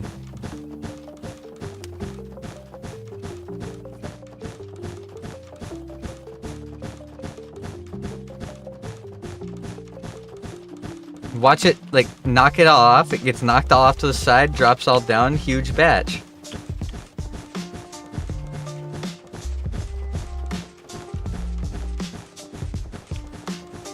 That is so much carpet, and I don't have any space for it. Alright, I'm gonna turn the machine off, because now we gotta make a storage system. Holy shit. Alright, freeze that. Everything stop. It's soft. It shakes. I think I'm just gonna call it shaking, because that's what it does. It slides it to the side, everything falls, slides it back into place, and re-goes again. It's a fail-safe switch, which is something I've wanted to know how to make. Hold on, I gotta re-look at the redstone so that I actually fully get why the failsafe happens. Because it shakes until the timer runs out. Once it drops down, it sends the pulse through. That flips this, activates that, as well as starting this. Every time this door flips, this sends a redstone charge into this block, which goes through the sand if the sand is raised. Power is up here, which shifts it. And the sand is only raised at that moment when this goes through for one pulse. As this switches around, then that stops reading, which stops sending the pulse, which keeps it from sending a pulse again while it's down. So it can't go through and do it again. That way it only shakes that one time. This sends a pulse into there, goes over, sends a pulse into there, delays it for half a second. So it sends it all the way up, it pushes it all to the side, drops, it waits until this pulse, this 4-tick pulse ends, and then it runs out and pulls back, resetting the whole thing. Okay, cool. I get it. I don't fully understand why the carpet breaks, though. Why does the carpet break? Hold on. Let me find out.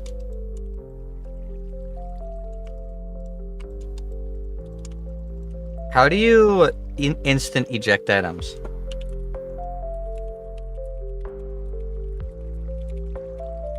What's the hotkey for that? Control Q. Okay. Cool. I knew it was Q something, but I couldn't remember what Q it was. Cool. The cool thing is, this is going to be able to make so much carpet overflow. I don't want to keep it always perpetually going, but I betcha I could set up a hopper clock in place of the switch. So like, whenever, say, this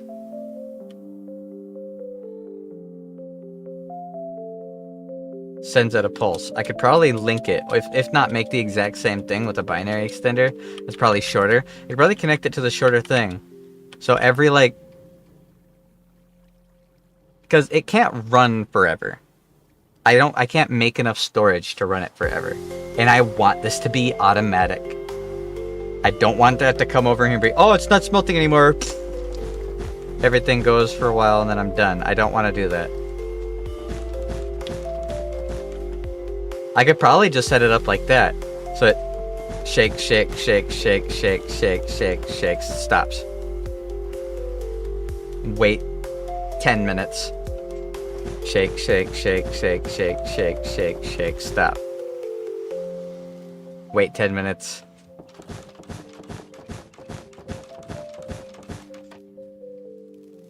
Okay, I gotta see exactly how much. Hold on. I gotta see exactly how much it makes in 10 shakes like that.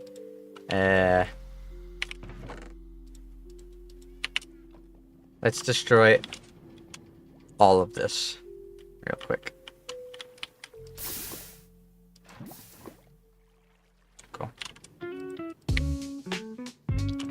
Now, let's go for 15 shakes, okay? 15 up downs and it'll stop. The failsafe's kind of pointless if I do it like this, but that's okay.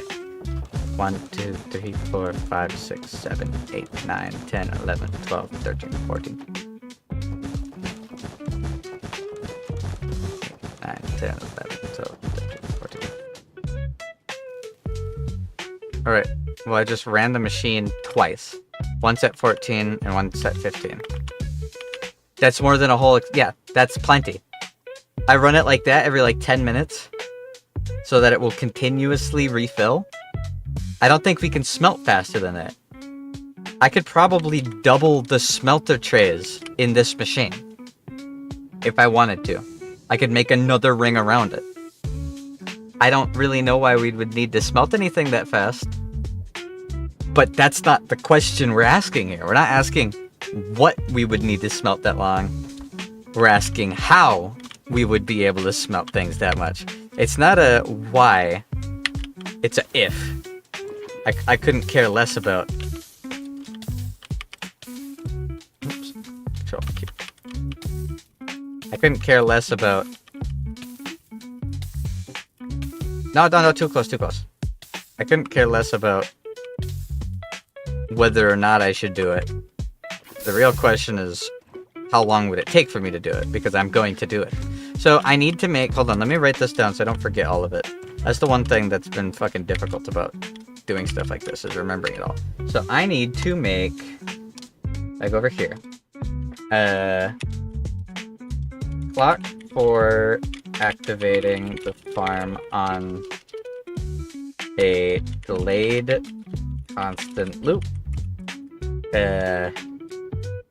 Self-filling storage system for high-level backup. Fuel. Self-loading and pausing refill station for the smelters. And then... what else? You know, if I really wanted... this is an option. I could make each row a different color. And then I could hook each row to its own slot down here instead of all feeding into one thing. And I can essentially remake this system down here. I can remake that with all the cart lines. That feeds into one mega line. But instead of feeding into a mega line, it'll like grab it all and it'll bring it back, and then it'll start dumping it into all the smelters. Rather than dumping it into a line of hoppers to autocraft, I could just dump it. I could have like each one of these, each two of these. How many rows is this? Is 1, 2, 3, 4, 5, 6 rows. And how many smelters do I have? 2, 3, 4, 5, 6, 7, 8. 9, 10, 11, 12, 13, 14, 15, 16, 17, 18, 19, 20, 21, 22, 23, 24, 25, 26, 27, 28, 29, 30, 31. 31 by 6. If I got rid of one of them, that would mean 5 furnaces per row on the duper. Would give me perfect distribution. So if I wanted, I could do different colors of this, and then we could just have also a shitload of backup of a ton of different colors of carpet. I gotta ask the guys what colors they would want then. Color system for carpets. And then 5 furnaces each color. I'm gonna have to separate it like that if I do this though. Because what will end up happening if I do it like this is I have to make sure that only one color will get into each slot. If I have red, blue, green, yellow, white, and black, if one of the green gets into the red chest, that will conflict. And even if just like 10 green land in there, but everything else is red, one potential stack of red will instead be 10 green. And that can't coexist in a smelter. So if the 10 green landed here, no red could fill the smelter until all 10 green are gone. And that would cause unneeded waste of space. But if I'm being completely honest, I think I'm overthinking it. Because at this big of a scale, even if half of it was only going in at a time, I feel like that's so much overproduction. I think the loss is negated by the sheer size of it.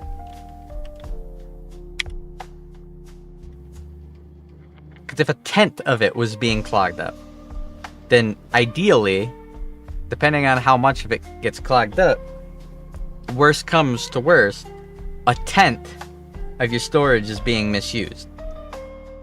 But 30 smelters constantly going means only 3 smelters would slow down. Statistically. It doesn't work like that, but if I'm just looking at the statistics, if only 3 smelters are slowing down, then 27 smelters are going at max capacity.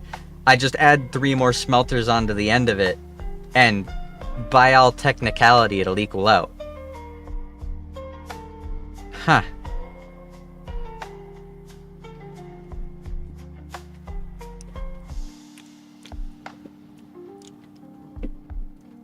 So what I need...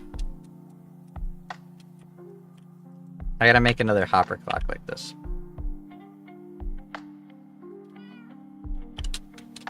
Let's find out exactly.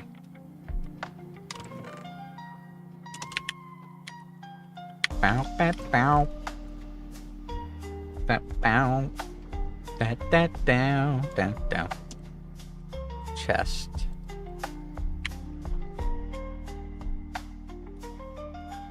Let's do this the right way the first time, okay? That won't work. Alright, I just said let's do this the right way the first time, but I'm about to do it the wrong way the first time. Don't judge me.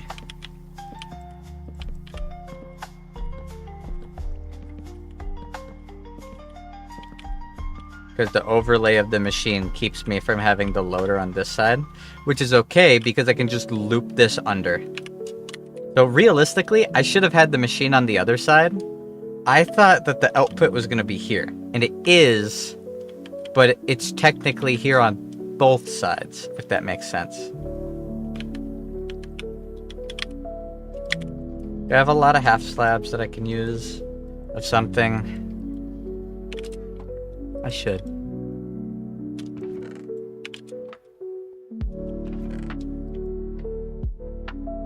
If not, I can make them, I guess. I thought I had like 10 stacks of half slabs here. Did Odd move them? He might have moved them. Or they're in this chest and I'm jumping the gun of using him. Nah, oh, that's not 10 stacks, but that's some. He probably moved some of it.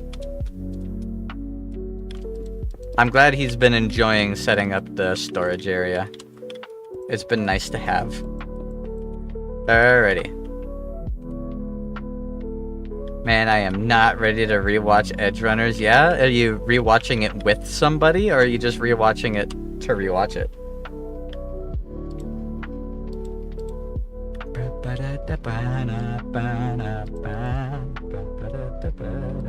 Just 2?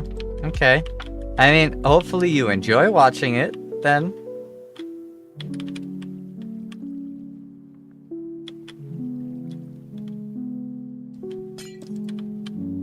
Cool.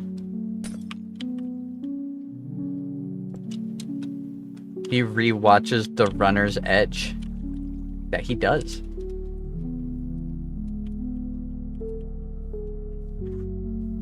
Who are the runners? And why are they edging? Oh, I keep mistiming it. Alright. Now, I should be able to go to the other side. Oh, I just made the half slabs completely pointless. Oops. I've rewatched Edge Runners twice since I first watched it. Always worth it. That is one of my favorite shows ever. It's so fucking well done. Makes me cry every time, uncontrollably. You never watched the last episode? Take me wrong, it's great. This anime did things to me on the first watch. Same. Same. Oh no, it completely emotionally destroyed me in every possible example of the term. Like, that show fucking obliterated me. And I love it.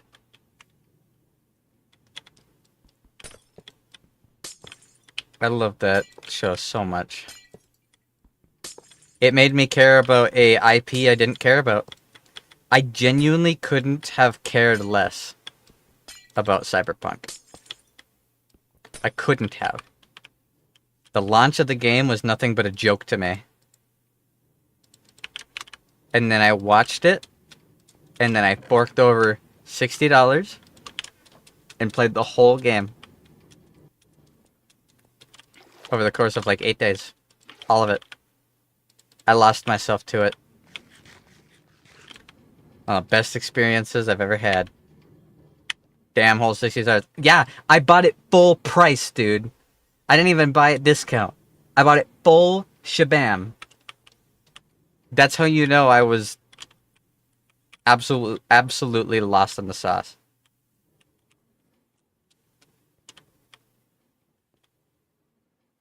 Okay, I know what to do.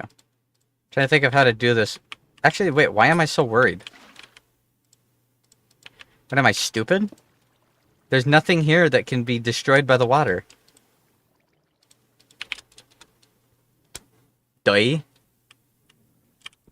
How about using your fucking brain, Granster? Idiot. God. Okay. And...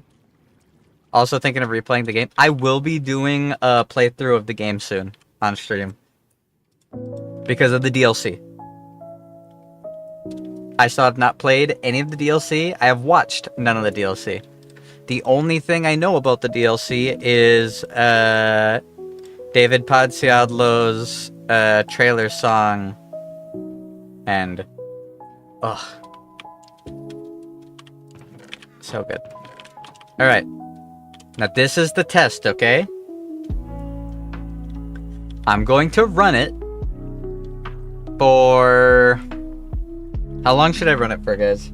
What do you think would be a good amount of time to run this machine for?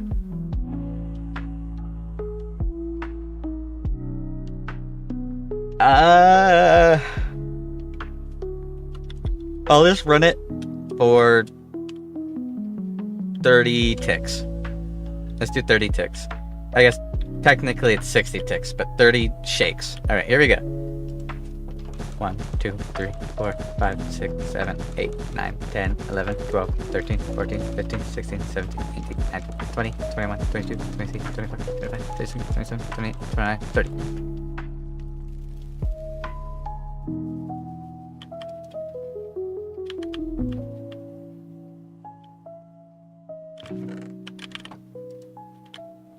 Those didn't collect any. The edge ones didn't collect any. Is the door key in this? Yes. It is very key in this.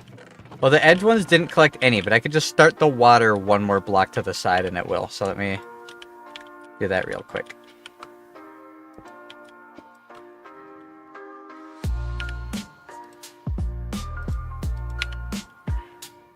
No, I'm not going to do that. It's a terrible idea. Okay. Cool. I take the water bucket.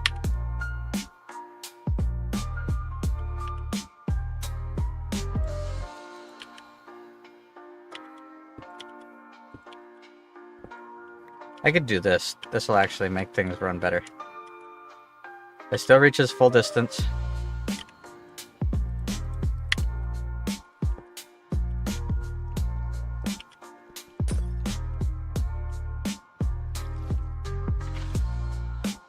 Alright, so if you want to know how it works, I can try to explain it as much as possible. Man, everyone's a good character. Every single character in that anime is good. Every single one.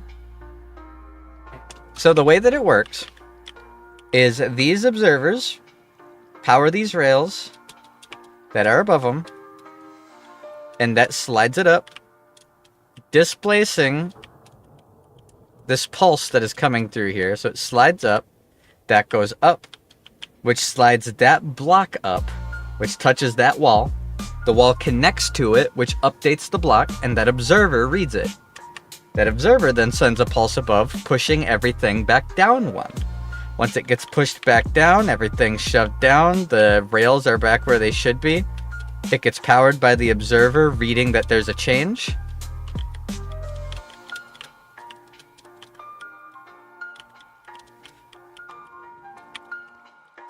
Hold on, can I get up here? There we go, there we go. It slides up, everything gets displaced and duplicated by the movement, including the rails. After it all gets duplicated, it all starts to fall down, but it doesn't quite fall down right because of these trapdoors. The trapdoors are here so that items from this row fall in these 2 blocks, items from this row fall in these 2 blocks. It's a separation system that I can continue down for the purposes that I have in mind. After it shakes up and down and up and down and up and down, it does it a whole bunch.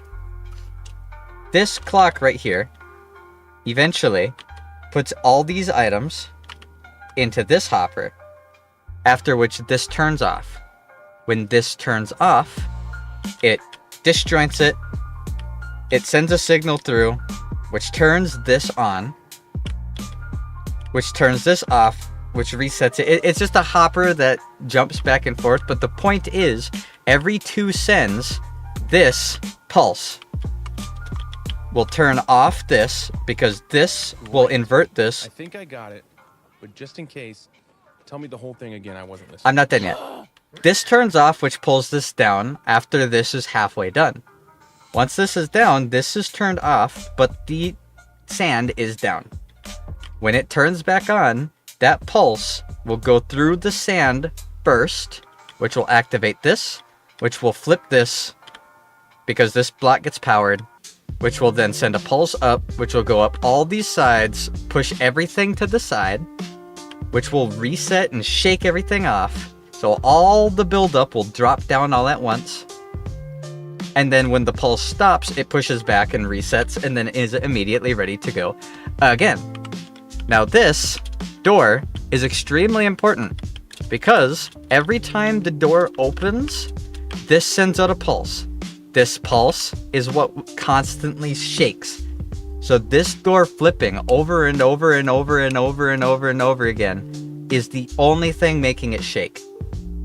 So it actually is important. I could replace it with a trapdoor if I wanted, but it wouldn't quite work right. It would just get a little bit less reliable if I were to do that. There's not actually any negative towards doing it. Anyways, that's literally how it works. The door keeps flipping. Every time it flips, this power inverts and flips it back, and it's just self-flipping every tick. If I turn it on, you can see. You can see the redstone going.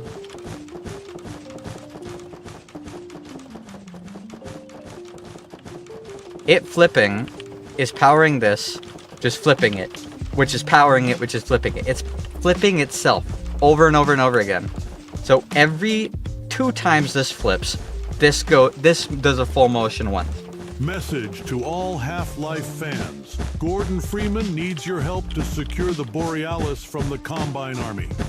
All Gordon Freeman needs is a few semi-457S and shotguns. To help out, send me the large numbers on the front, the 3 numbers, and the expiration date on the back of your dad's magical piece of plastic called a credit card. Once this finishes, this will activate for 1 tick, which will turn it into a repeater for 4 ticks. See it turned on, flips everything, resets. That's how quick it is. It's really, really quick. This is probably laggy if I let it run forever. So I'm not going to have it set up to a lever that I switch. I'm going to have it set up to a timed continuous source, like a pulse source, through a hopper clock like that over there. There's a chance it'll break, because hopper clocks are sometimes unreliable. But who knows? It might not. Basically, I don't want this to run permanently forever. Even though it's kind of cool that it does, I don't want it to. If it runs permanently forever, there's going to be so many extra entities here, it's going to start lagging the server. This movement alone is probably enough to lag the server. I bet you if one of my friends logged on and tried to go use the mob farm or tried to use anything, like you could kind of see these are moving a little jagged just from this. Oh, that just took off. That bell ringing? That was my auto farm launching. Resets again. Alright, let's stop the whole thing. Let's reset the whole thing and see how much it made.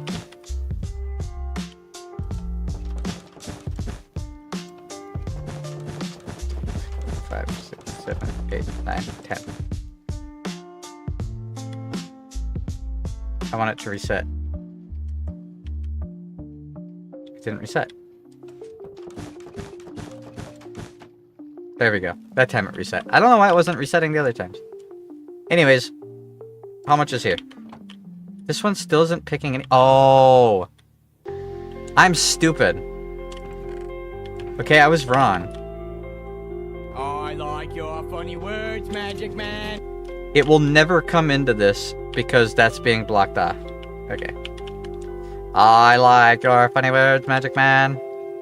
Don't worry. I'm sure all my friends feel the same. That probably was Bone, actually.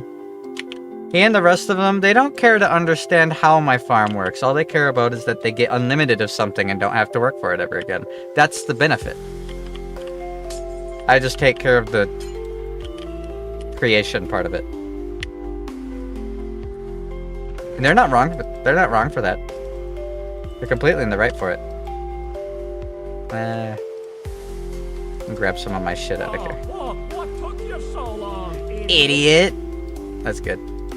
That was a really well-timed reaction. It was a little quiet, but I think that's just the Pangea, not anything you did wrong. Oh, what took you so long, idiot? And this is only the creating part. I haven't even beefed it out like I usually spend a lot of time doing. And CDP almost snatched defeat from the jaws of victory to the point that Trigger had to tell them to fuck off. Yeah.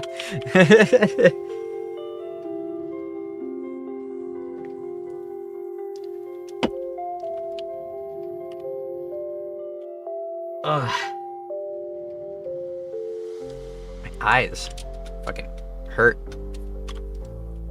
I'm so glad. I get such a nice... Oh, it's such a good feeling to make these and them actually work. There's a chance it'll break next patch, but now that I understand how it works, I could fucking supplement parts out. I get it now. Except there's one thing I don't get. Why does the carpet duplicate? The whole row is pushing itself up. Why does that duplicate it?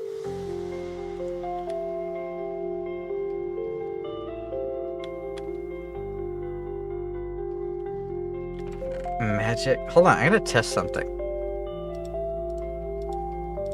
If I take a couple...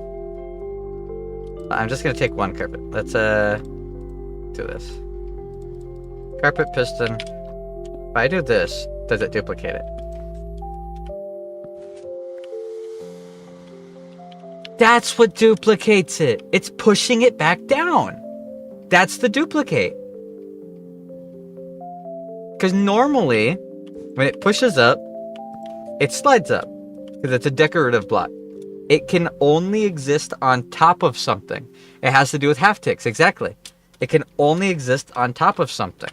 So when it pulls down, immediately it breaks, right? But because that observer is watching that brick, a half a tick later, it pushes back down. Which means the carpet, one tick later, is right where it was before. So right here, if I were to place and pick it back up, it would still break.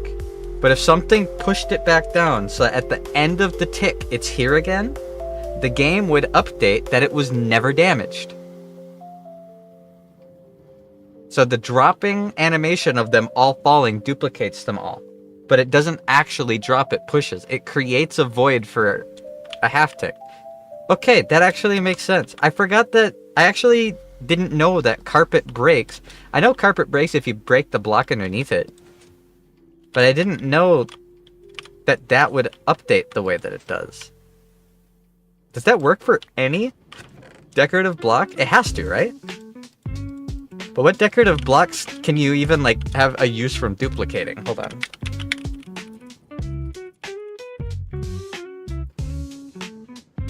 Yeah, decoration blocks. I highly doubt you can duplicate end crystals.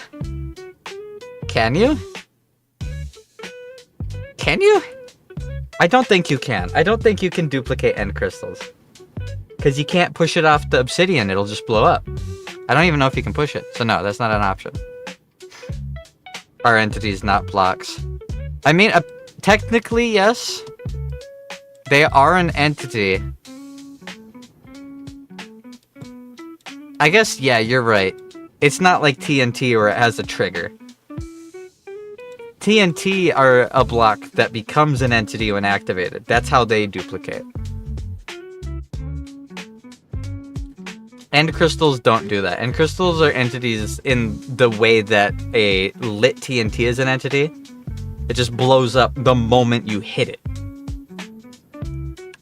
So it's like always at the end of its charge up phase. It just blows up the moment it gets that block update of being punched. Would Ender Dragon duplication work? I don't think so. I don't think Ender Dragon eggs fall and break. I think Ender Dragon eggs will either just fall like an anvil or will just float, right?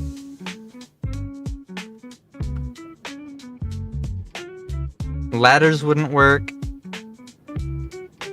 Yeah, I don't think there's any blocks that would work besides this.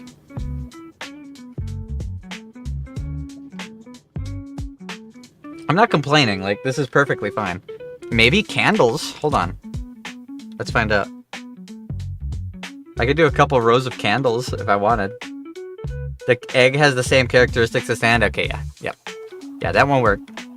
It has to destroy itself when it falls. When it loses the block it's on top of. If it loses the block it's on top of when it falls... Because if I can duplicate 1 billion sign candles, I'm going to be so happy. So I can put them everywhere.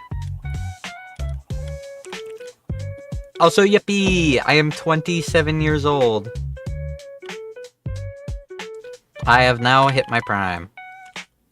Yippee, yippee, yippee!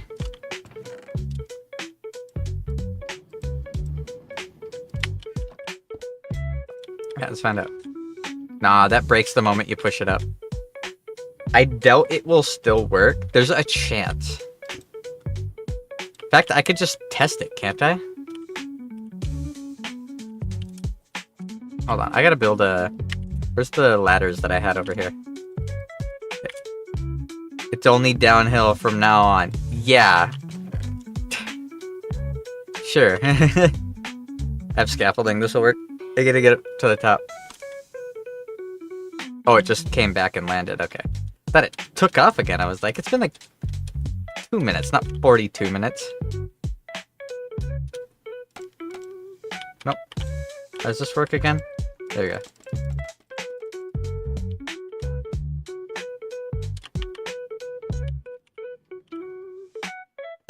I wonder if you could duplicate scaffolding. I bet you can, actually. Scaffolding feels like it'd be a really safe bet for duplicating like this. Alright, let's test it. If this lets us put it here, then it works. Flip that down.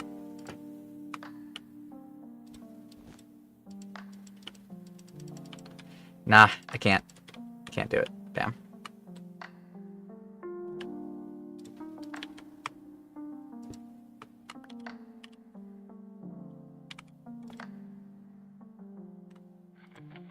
Alright, so candles won't work because you can't place it like that. Other stuff. Alright, whatever. It was worth a check. That goes all the way down. And I'll have this scaffolding here so I can climb up and down with ease. Let's grab my piston. And then we'll check again.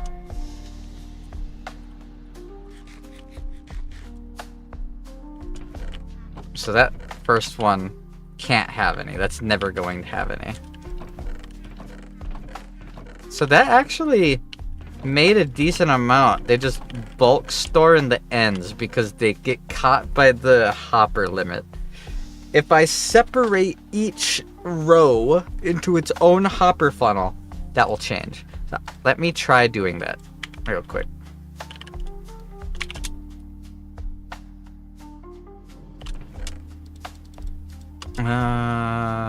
Buckets.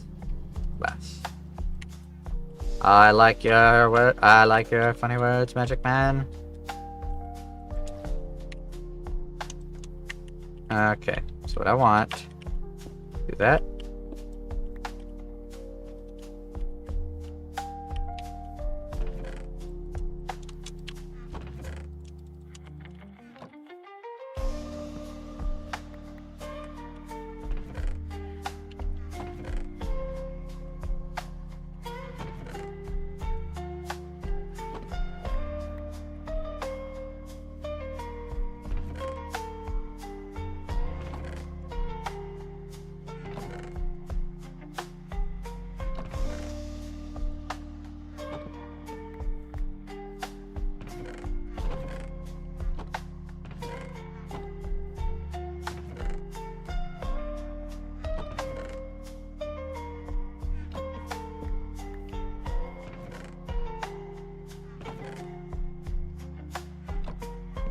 That may look like I'm technically having the output.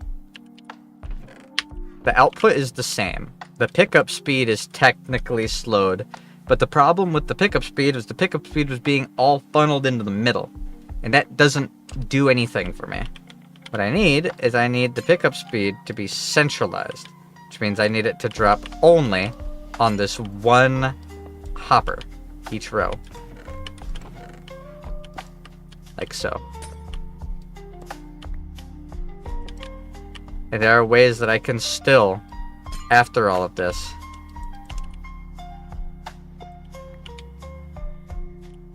set it up to make me fat money. I can always speed these hoppers up with a tick loop, because hoppers are limited by the one object moved per tick. That it notoriously makes them seem very, very slow. But there are ways around that. There are ways to double the amount of ticks going into it and speed it up. So, by all technicality, every single item will land in these 1, 2, 3, 4, 5, 6 chests. Not by all technicality. By all accounts, it should.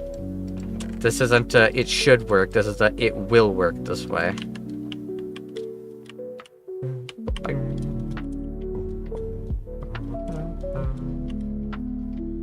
I'm gonna put the water buckets over here, actually. Alright, let's do it. Let's see it work.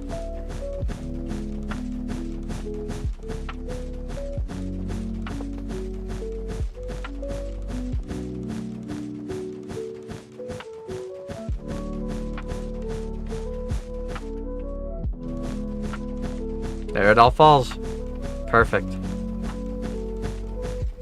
I want to...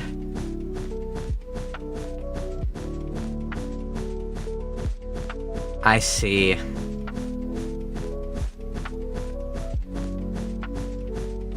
Huh. I want to get those... I want to get those powered rails. Look at all those powered rails, dude. That's so much. And it can't even be picked up. There's a whole set. Yeah, that's so cool. So what I need to do... Here's what I need to do. I need to take these hoppers. I can have either side be the output now. I need to make it a row of like 4 hoppers feeding into themselves. Into the chest, like over here. And then have water push all of these across all the hoppers. All the hoppers will fill every time it soft resets, and then it will start filling the chests. And what I should do is I should set the loop so that it will send the request to restart a full phase and basically restart this hopper clock every time the hoppers are fully empty. If the hoppers are empty, the machine starts. If the hoppers are full, the machine stops. That should be what I do. That way it will never have more than, if there were 4 of these, 20 stacks of carpet being generated at a time. And only once all 20 stacks are gone will it make another 20 stacks. And it makes it this fast. Because, yeah, these are filling. It's only being slowed down by the hopper speed. Did you see all the fucking shadows? That's crazy. Cool. Well, now fuel is a abundance. It is no longer a necessity. Now, if I just automate it into this machine, I'll be good to go. In fact, I'm going to start looking at taking this apart. Because there's no purpose. As of right now, anyways. Yeah, look at how slow the carts are moving. That's lagging a lot. From this render distance, it looks goofy as hell. You can use carpet for fuel in my cart. Yep, that's the point of this. That's the whole point of this machine. It's infinite fuel. It's a kelp. It's a burnt, or a dried kelp block. Like, look, it's slowing down. There's so many entities here, the whole server's slowing. So what I gotta do, it all came down. What I have to do is I have to have an overflow burnout. So that after everything gets pushed over all the hoppers will grab as much as it can, and then it will just throw the rest of it in lava and destroy it. This buildup is the danger. There's another danger. There's a second danger, actually. That might not be a danger, and I'm about to test it. Let's grab some lava, because this will be an easy test. Does the entire machine break if I walk away?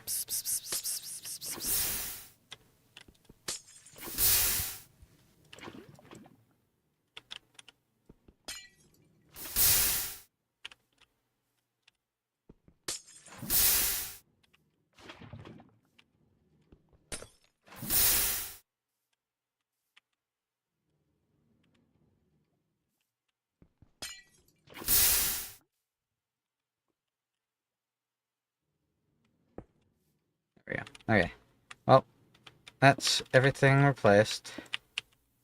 So the TNT duper the TNT duper over here, this is an especially volatile machine. If I turned this on and walked out of render distance, the whole thing will destroy itself. The whole machine will be gone. All that upper stuff will get destroyed. Man,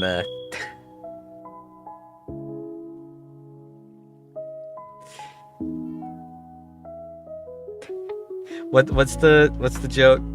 I heard crickets are going crazy tonight. That's so awful. Joke's on you. My fire alarm hasn't had a battery in it in like 18 years. Or so I used to say. The ghetto birds are chirping. Can't sleep. If I walked away from that, it would destroy itself. So what happens if I walk away from this while it's turned on? Let's go quick. Because the machine works, it's perfect. I gotta run out of render distance. Let the whole thing stop loading.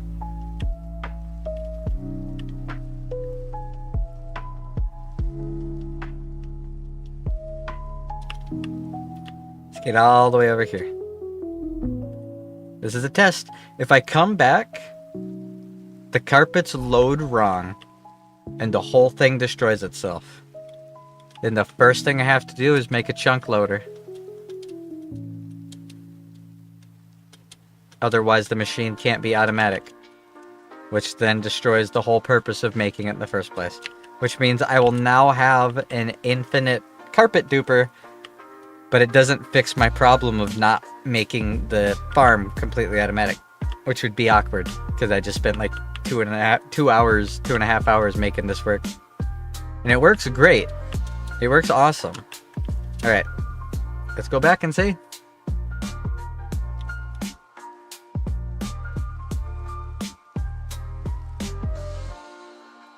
Only one way to find out, right?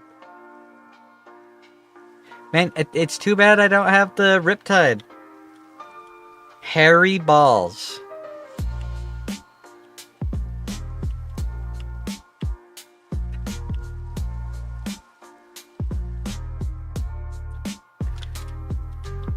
Why is some of it capitalized and some of it not?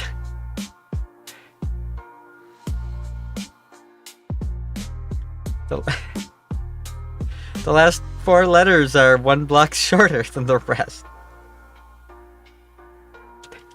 Okay. Thanks. Thanks, Bun. Is that our server's version of the fucking Hollywood sign?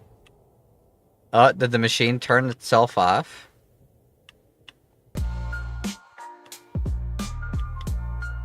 Oh, it broke.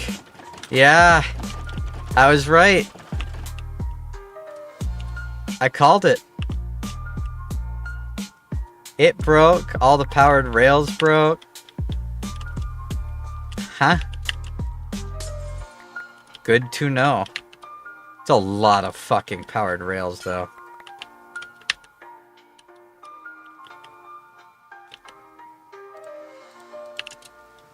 Hold on. Give me some chests. This is completely worth it. There's a lot of fucking powered rails.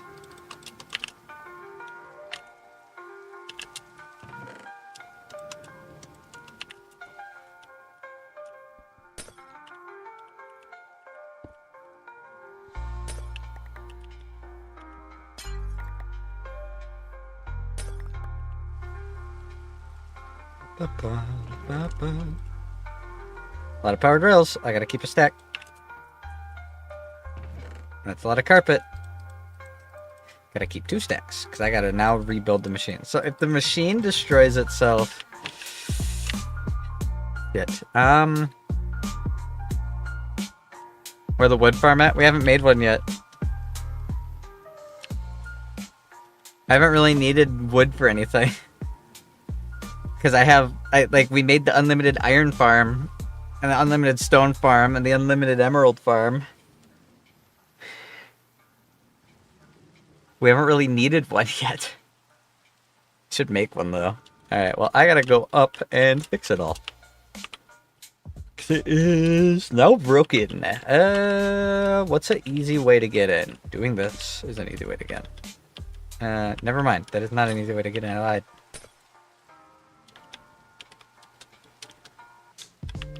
What would be an easy way to get in would be going in from there.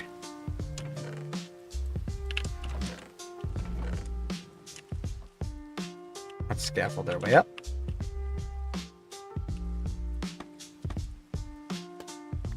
I always forget that that's how that works.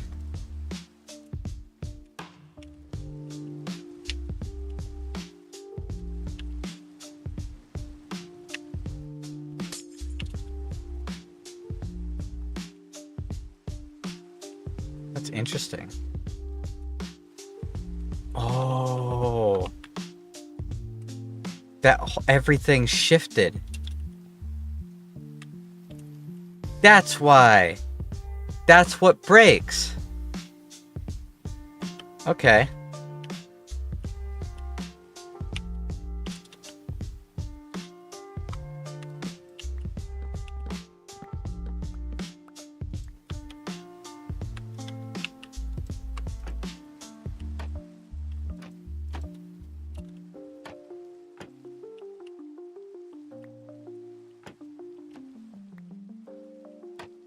Do that so that the trapdoors can't fall through.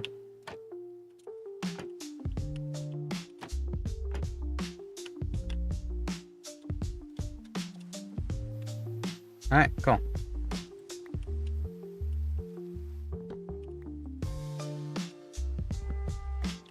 So the good / bad news is it does completely destroy it.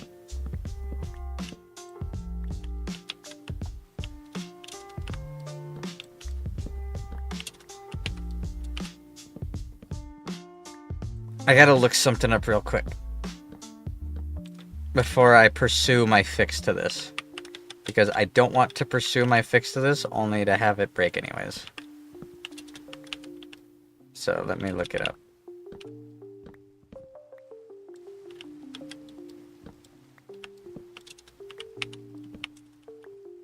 Alright, let's see. Does a chunk loader keep a duper, auto duper from breaking? Yeah, chunk loader can prevent an auto duper from breaking by keeping the chunk where the duper is located and loaded, ensuring that it remains active and functional even when no players are nearby. Chunk loaders work. Yeah, I know how they work. In a realm, because realms don't stay open. It's not a guarantee. By keeping chunks where the duper is located loaded, the duper will continue to function when no players are online. However, realm servers restarts can affect chunk loaders, especially those that use minecarts. Okay.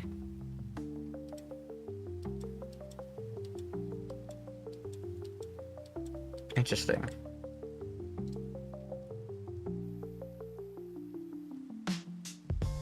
Affecting duper stability. Even with a chunk loader, other factors can cause the duper to break. This includes server crashes, autosaves, or TNT updating and triggering. That's true. But honestly, as long as I have a way to get in here easily, I could just replace everything in the event that it actually full-blown breaks. That's always a possibility with auto farms, no matter what. There's a chance it'll break. That's why there's things like this button over here. This is the hard reset button. If I hit that button, it reforces everything. The only thing it doesn't reforce is the timer. Now all I gotta do to reforce the timer is empty the items and put them back in. So if I empty the items and put them back in, that gets reforced. If I press the button, this gets launched out and that gets reforced. There's a cat under here. I don't know if you just heard him.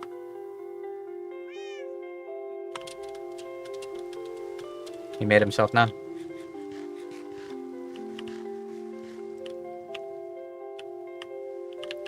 I also gotta lower all the observers.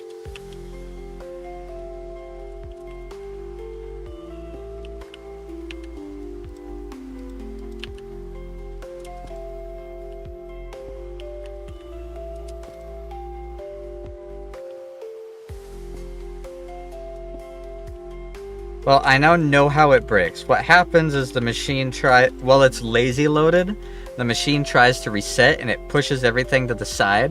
And because it's lazy loaded, it doesn't get pushed back before the half tick.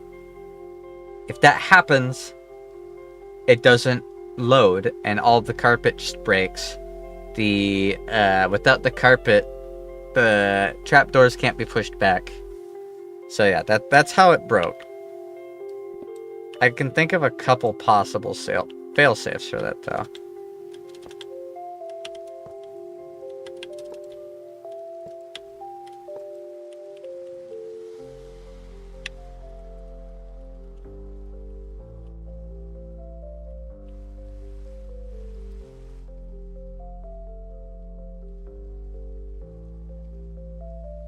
Alright, let's do it.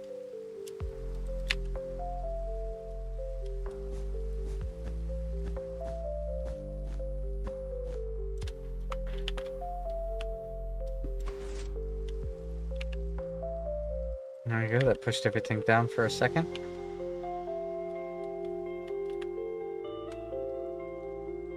Yeah, this top row doesn't get pushed. It only exists for the piston to push down. Interesting. There's supposed to be blocks here, though, aren't there? No, there aren't. No, the carpet has to go all the way up.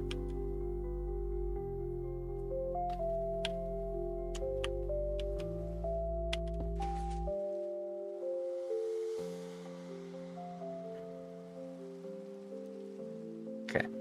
Oh, then I just drop down, I guess. Okay, look, trapdoors. Fuck. Oops.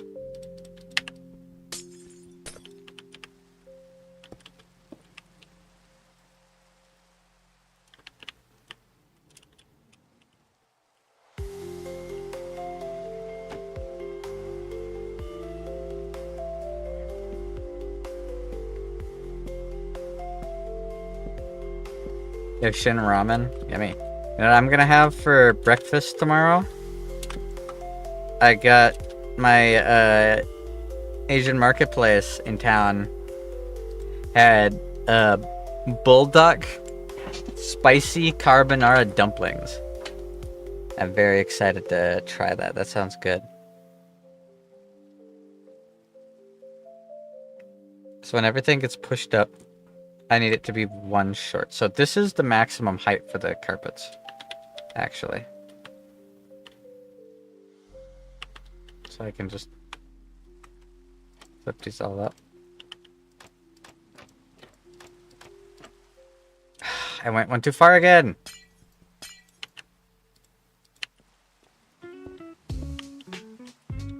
It should be interesting. I'm excited to try it.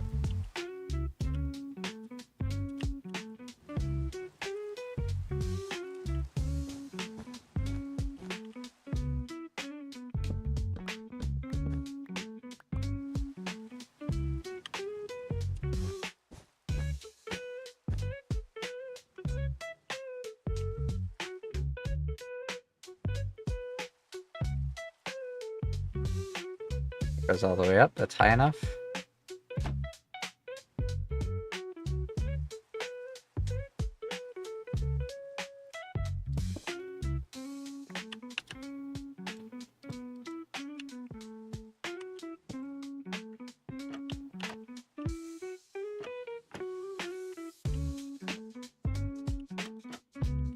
There we go. That fixed that.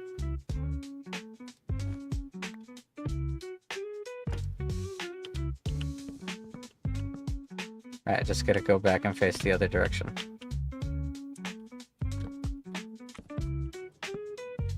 Before I get to the top.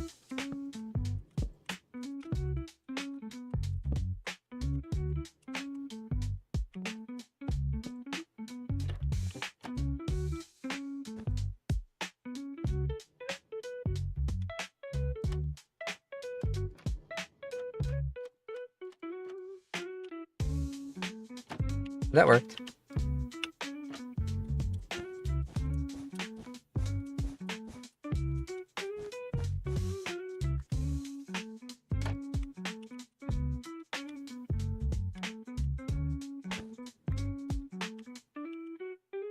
This has to be pushed up one more. So when that gets pushed up, that's high enough to get pushed down. Okay, never mind. That's perfect. So now I do the same over here.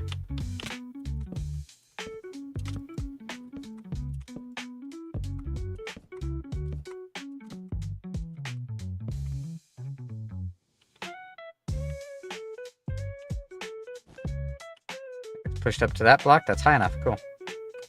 Before I do that, I gotta put one more here.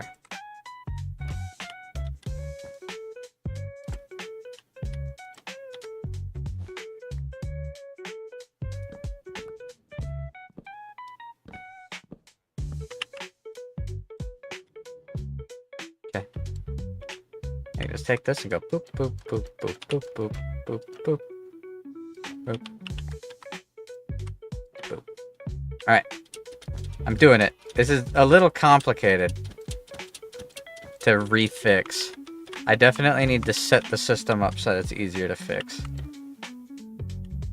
If I don't want to lose my mind doing this every time the server resets. I betcha I could think of a pretty decently easy way to force a reset though. In the event that it breaks. Like, what would I need to do? In order to get all the trapdoors back where they were, I just need to have a machine push a block in front of all the pistons. Right? Push a block in front of all the pistons. The piston will use that block to push everything back forward. It'll pull the block back. Maybe that's what I have to do. I have to use sticky pistons with a block. No, that would be above the push limit, wouldn't it? Okay, that won't work. If I get rid of one row, it wouldn't be above the push limit. I might have to recalibrate the limits of some things. If I really want to make this work. Which I do. Put in this much time and effort. Well, it's a little more, right?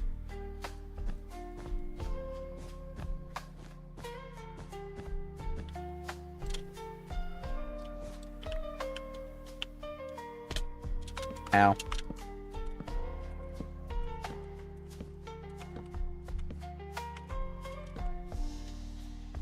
Hold on.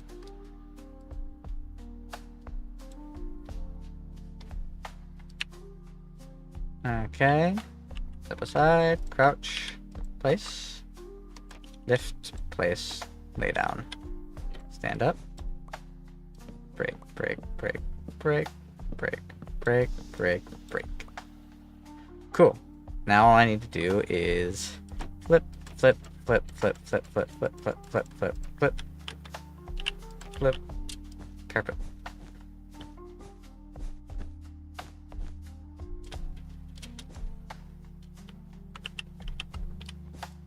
One more.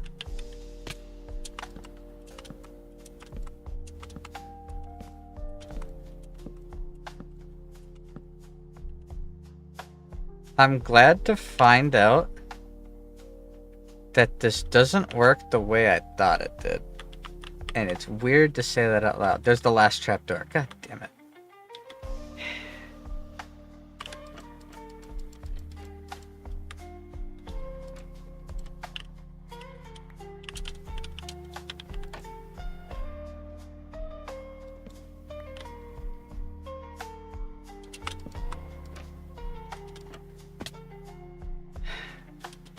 And that's how you do everything wrong, fellas.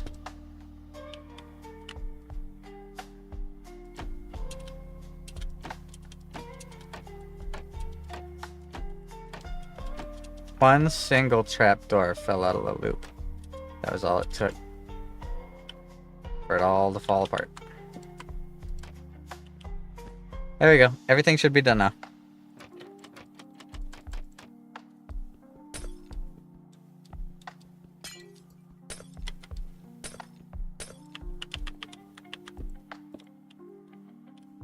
Only one way to test if it's working again. Let's turn it on and hope it doesn't blow up. Place your bets, everybody. Place your bets as to whether or not my machine is about to destroy itself immediately and I'm gonna have to build it again. Okay, we're good. I did it right. Thank goodness. It all falls down. We're good? Coolio.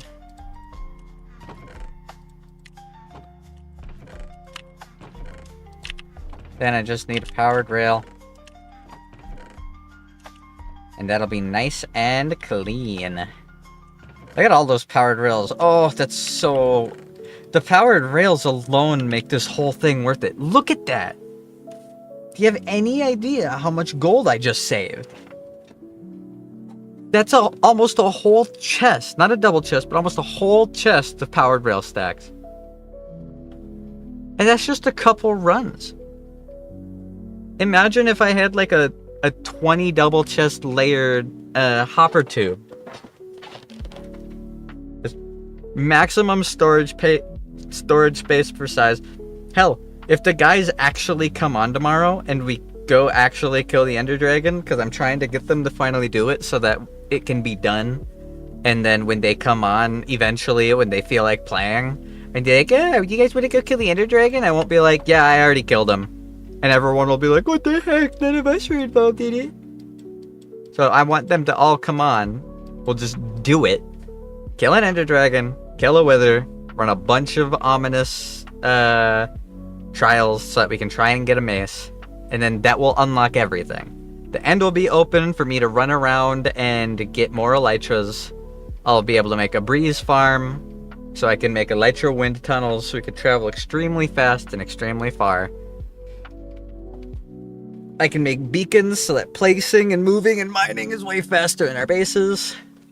I could make a Wither Rose farm, which will be very useful for a lot of things.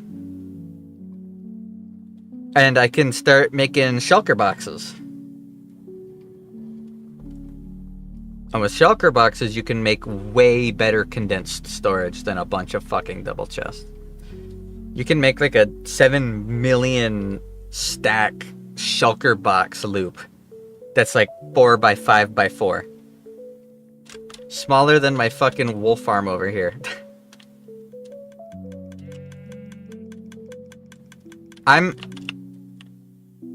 really scared to go over to my hangar.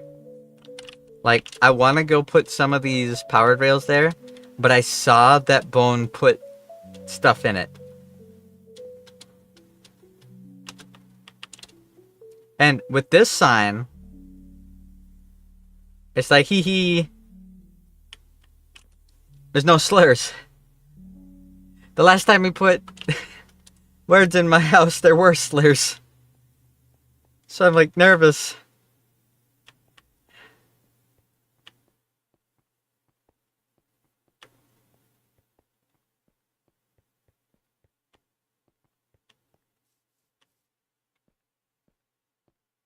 What could go wrong, right, guys? Let's just go look at it. What could go wrong? What could possibly go wrong? Meow.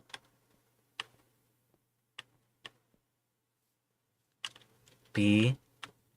O. O.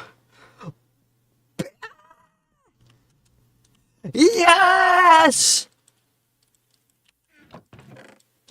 Why is the S lowercase? Did you run out of lanterns and get too lazy to go back and grab more? Is that why one letter here is smaller than the others? And why 4 letters in the other one are smaller?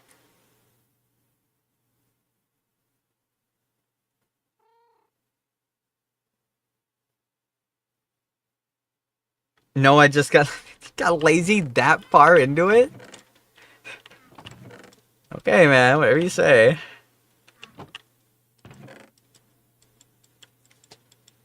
Alright. Cool. I feel like it's intentional. It might be. Cool. Well. Now I just gotta link the carpet generator to this and set up fail safes. I'm gonna probably make a chunk loader. And then after I make a chunk loader, I'm probably I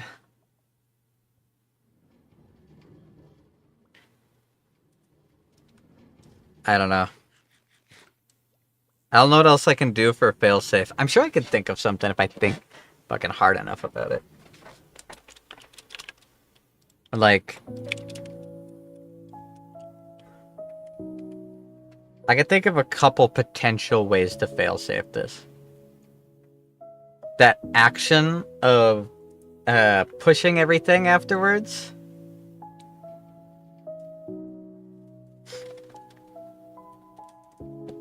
That action?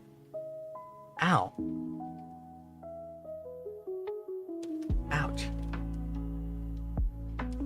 I have a cut on my finger. Right on the top of it. And I'm pretty sure my cat, like, got a nice long scratch right next to my fingernail. And it hurts. Like, my instinct is to chew on it.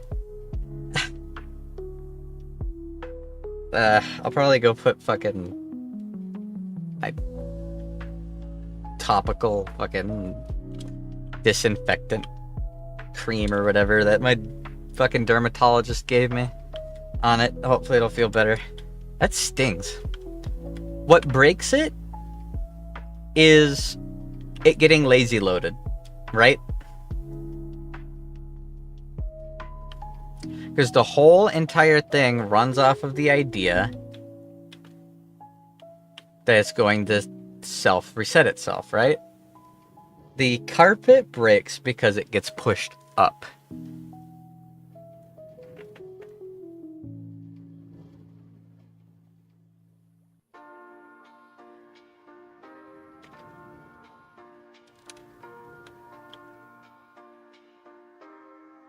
Hold on, let me watch it. Yeah, the whole thing slides, all of it. And when it slides... Let me see this.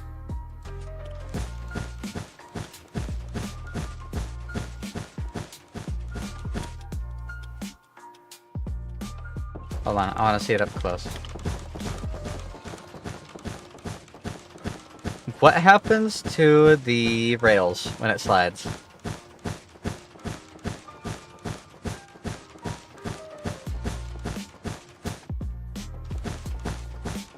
It didn't do a reset that time.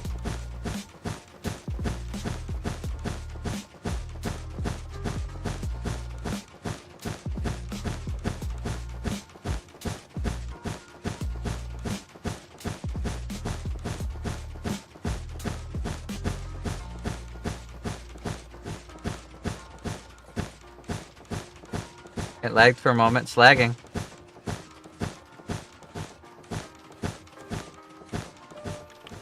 Is it not gonna fucking reset? Hey! Reset. It just didn't reset. It just kept going. Why?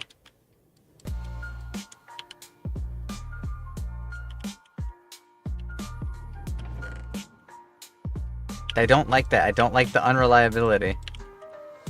That actually concerns me a lot.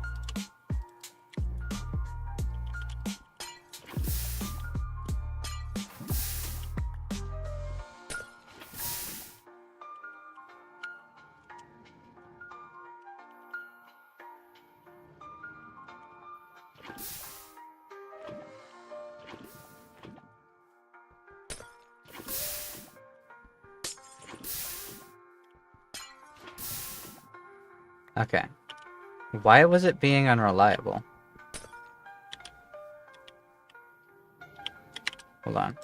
Now that the clock has reset, will it reset?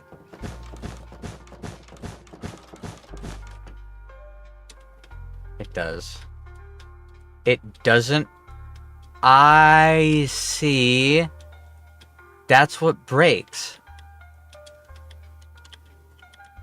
Okay. I actually get it now. When these slide, it doesn't push the powered rails. And since it doesn't push the power rails, the rails doesn't get destroyed. But with the half ticks not existing because it's lazy loading, that rail isn't where it is when it pushes. That rail is one block above. So it gets pushed, it gets destroyed, all the carpet falls. And with all the carpet and the rails gone, this has nothing to push. Everything's destroyed. It goes to try and push this. This first row moves. There's no carpet to continue pushing, and it just doesn't reset properly. It's the act of that. It's the act of that rail breaking that destroys it. So I think I know a way to fix it.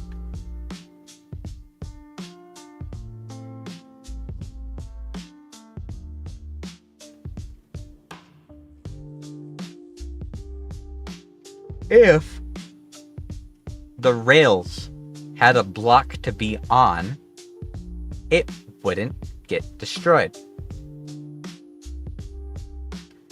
What if they land on a hopper?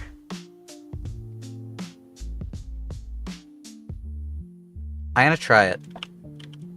And then it is 140. So after I try this, I'm probably gonna call it there. As much as I wish I could stay up all night, I could. And then I wouldn't wake up tomorrow. And I'd wake up at like 9 p.m. on my birthday and I'd be like, ah, shit. Too late to go grab anything to eat. Too late for anything. So I'd rather not do that.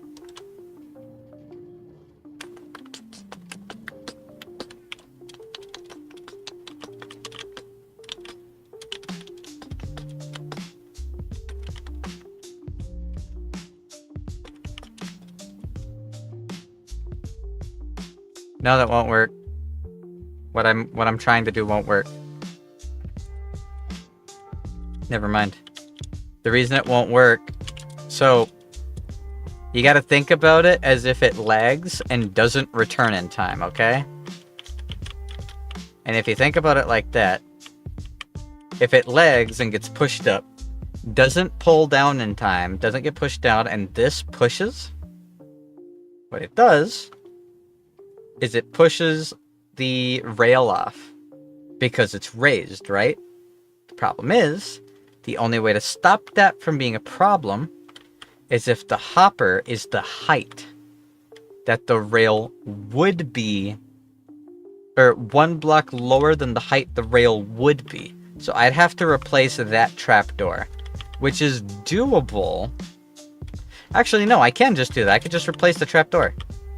The trapdoor doesn't serve purpose.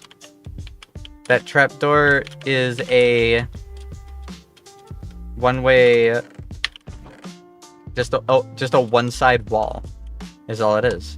I can actually do that. Hold on.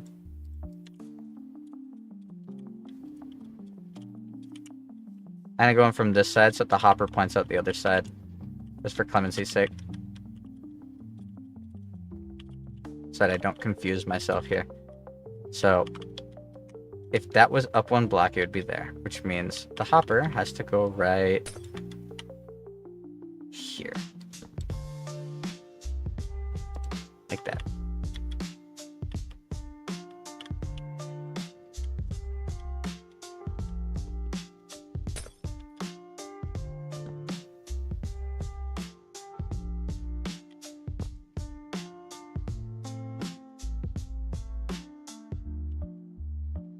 Now, this might be a terrible disaster and it'll destroy everything. It might be an awesome, ingenious fix. And I'll feel like a god for figuring it out to the point that I can fix the machine without consulting anybody for assistance. Which one shall it be? Only one way to find out.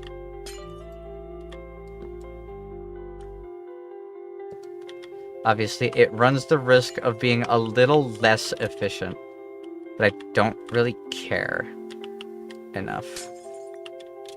You gotta let oh, I've already read that. Mubby. Ignore me imagining you guys talking to me.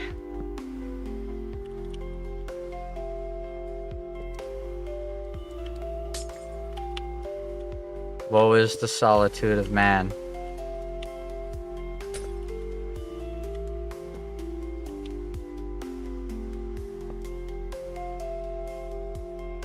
Also, I hope you guys weren't too off-put the other night by my fucking messages about my family fucking tree.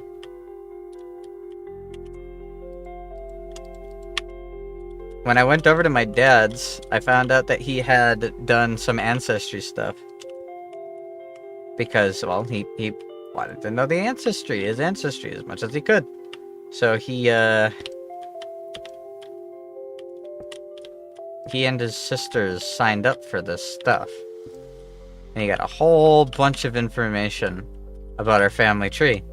And it turns out, I am the 6 times great-grandson of, what was his name? Dr. Benjamin Harrison, one of the founding fathers that signed the Declaration of Independence. Which means I am somewhat, but not directly, related to 2 US presidents of the past. One of which was also named Ben Harrison.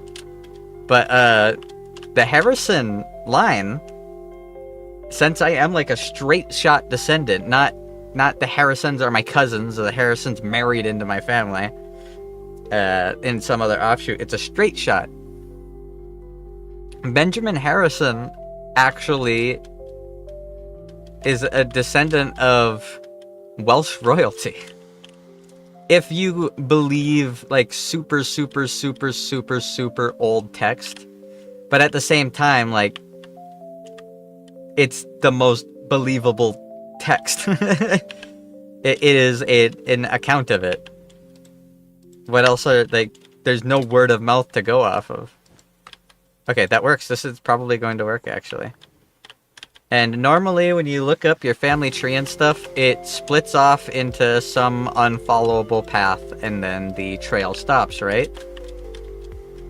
Assuming the Celtic royalty texts, which there are many, that span back thousands of years, detailing like all the high Celtic kings, all the high Welsh kings, the Irish kings. Not usually their wives, usually it's just the king's name. The wife usually isn't involved in it. So it's just a straight line of all these kings. I technically follow all the way up the path. But obviously, once you start getting far enough back, a lot of these kings, well, they, like, existed. They're very exaggerated. And have very mythical levels of, like, history to them. Like, if you were to believe them directly at face value, hold on. If you were to believe them directly at face value, my 59th great-grandfather, High King Lucius, was alive in the 300s, and he lived to be 90 years old. He was a king for much of his life, and was... His father's throne was stolen from him by an usurper, and he was raised by his druid mother and wolves. And when he learned of his lineage, he went and challenged the usurper to a bunch of trials and ultimately a war, where each of their armies would fight each other and the winner gets to be king. He beat the usurper and then brought Ireland to its greatest glory days and golden age it has ever experienced, until he had to fight the supernatural enemy of the Fomorians, which were sea-dwelling giants that plagued Irish history for a long time. And it's in a lot of old accounts, so whether you believe it or not, according to the stories, he lost and was captured and blinded by a Fomorian sorcerer, and then abdicated from the throne and lived in solitude in a mountain where people would come to him for advice because he was such a wise man. So depending on how much you take those old Celtic texts at face value, there is a documented family tree. And if you were to follow that documented family tree, and you were to believe the accounts of the Bible and the Quran directly, I can technically trace my grandmother on my dad's side's family tree all the way to Adam and Eve. Which was a very interesting thing to look through. Because the website that they used for this, it's both super reliable and not super reliable for the same reason. One, almost every entry in it is user submitted, but it's not just people putting in. Users submit documents, and that puts a person in it. Someone's birth certificate, someone's death certificate, someone's marriage certificate. Once you get farther back, lineage texts, like books. And that's the reason why it's traceable, is Celtic royalty is one of, like, Welsh royalty is one of the best documented royalty lines and goes back some of the farthest out of everything. All the way back. I was talking about the stuff that I was talking about in the Discord the other day. I can't remember what the website's called. Let me look it up. It's a Mormon website, believe it or not. But what's interesting about it, hold on, and I'm not gonna dox myself doing this. You don't have to, like, do what a lot of, you don't have to do what a lot of, like, ancestry websites do, where you have to, like, send in a spit sample. or DNA and have it genetically done. In order to put yourself on this website, you have, and it has a ton of records, you have to attribute a birth certificate, marriage certificate, or death certificate with yourself or your parents. And then it will go off of that and will trace certificates following up, like official documentation, as far as official documentation exists in their database. And they draw information from a ton of databases. This is like one of the biggest databases for like legal documentation, documented proof of existence. That's why it doesn't go back very far for most people. Like, you can go back a couple of lines down the family tree, and then it hits a dead end because someone's parents don't have existing documents. Whether they were burned in a war, whether they were lost, whether they weren't taken care of and deteriorated, whether it was a country that just didn't do it well. A lot of countries have uprisings, and when the uprising comes through, they throw all that shit out. So usually, people's lines can go back a little ways, if at all, and then it ends. And if I go to my family tree here, I don't want to show off my name or dox my direct family here. But if I go above a couple rows and hold on, let me blank this out so that you guys won't be seeing shit, okay? That's did your name start with a Z? No. You guys know my name, but this is going to give more than my name. This is going to give mine and my parents' and my grandparents' names, as well as our ages when we were born. All that information is enough to actually fuck with shit. So I'm not going to risk it. Like, if someone really wanted to find out a bunch of stuff about me, they could do digging themselves if they want. That's their own fucking prerogative. I'm not going to fucking make it easy for you guys. Alright, let's go. Let's take this image, full screen it, so that it's gonna block it out, and you guys won't be able to see the information real quick. I'll set up a display capture. Is this the right display? It is. Okay, cool. Take the display capture and move it like that so that my name is not visible on the top right. Now, I'm gonna ask you guys to be real nice to me here, okay? Please, if you see something that you weren't meant to see, don't type it out. Alright, let's slide this up a bit so that it's in the middle and you don't see the top tab. And I'll click and drag. Alright, so here's the family tree. You gonna blackmail us that? So this is up my grandmother's side. And you can click these arrows to see people. Like if I click this, see, this guy's parents aren't documented. There is no document in any database of this guy's parents existing.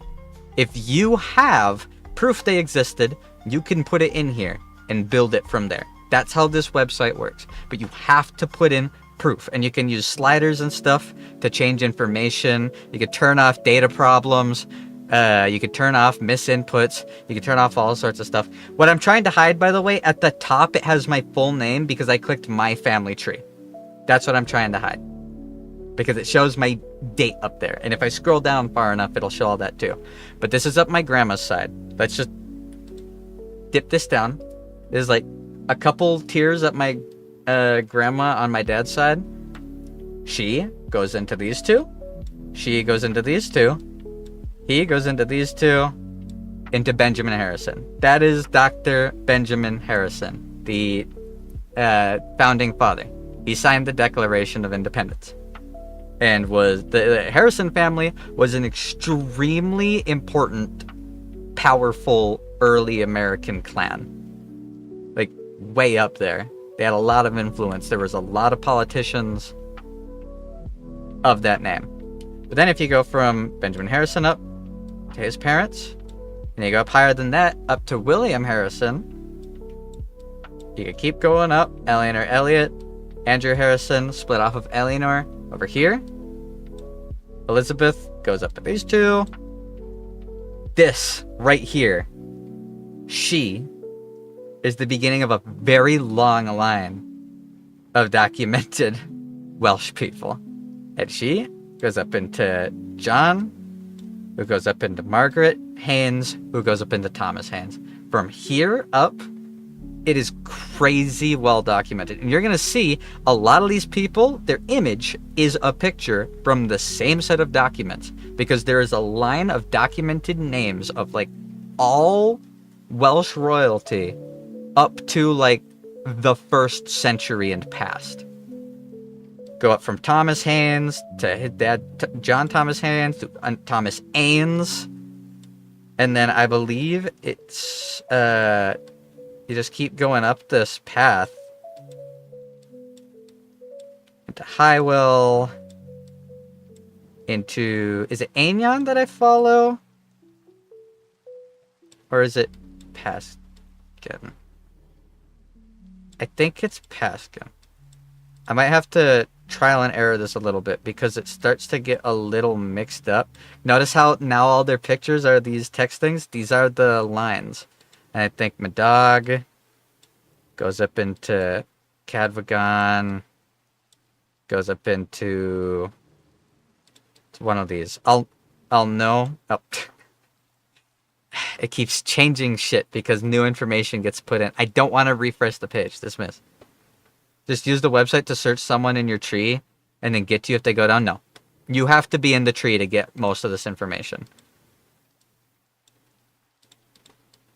It's not as simple as just getting people's information. Whereas Christian, no clue. Ireweth, Tion. I think this is the right path. Bioware. I might be going up the wrong path. One of these paths breaks. There's Vortigern, okay. King Guidal, Guidolin.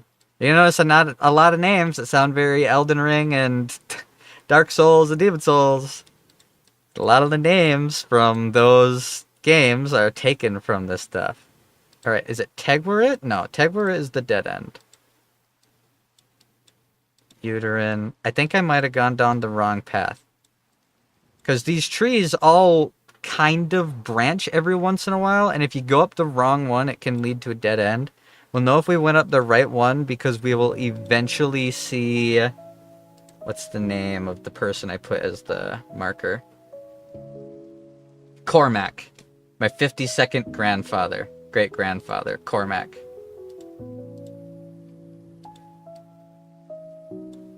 I don't think this is the right way, but it might actually all come back together. Because these lines often crossed each other.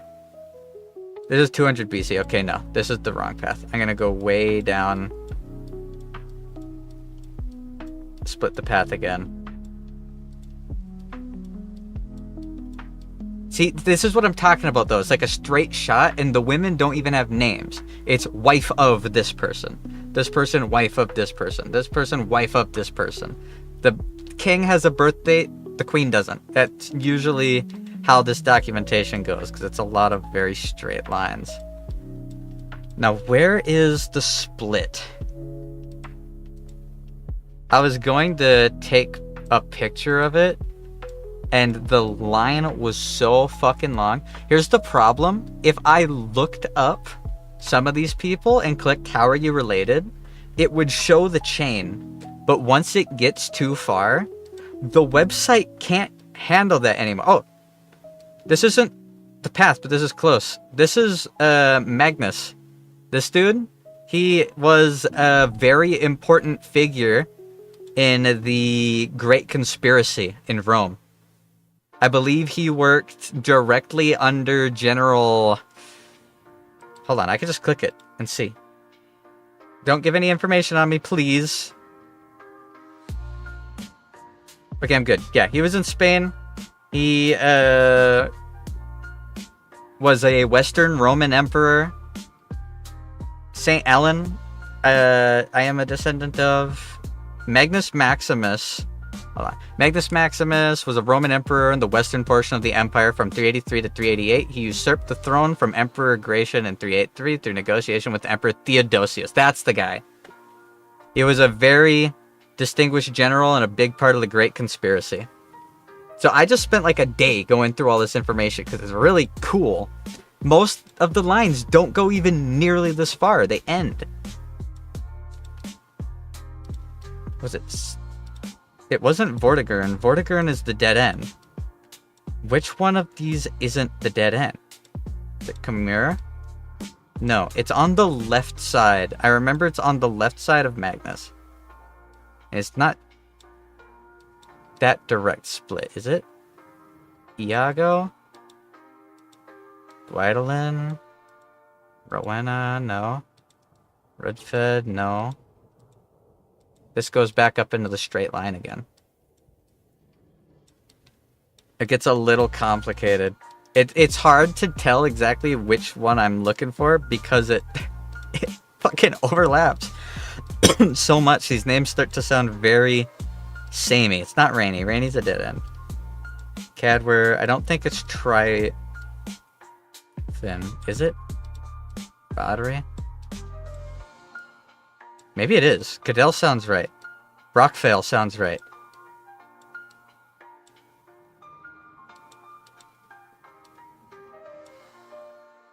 Peter. Sinar. We'll know if we see Lucius at 3:30. His name isn't Lucius. That's his, like, modern name because his name is actually a very... There's Eocade.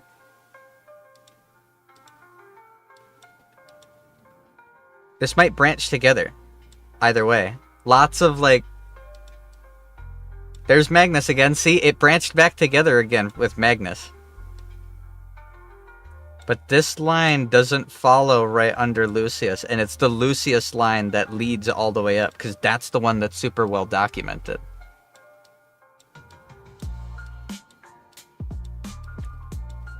Eventually, the website starts to lag because you have so many layers of this shit open. You have to start, like, closing it behind you to keep it from lagging the servers. Like, this is like the 600s. This is insanely well documented for the fucking 600. Oh, I recognize these. There's Aignan. That's not it. Gwyrst. No, this doesn't lead up to Lucius. Does it? Saradig? Svilenop. Yeah. That was kind of doubtful. Maybe I can still reconnect to the same line without directly hitting Lucius. If I can... Cool! Here we go. Yeah, all these there he is! There he is. There's Lucius. Into Cole 1 of the Britons.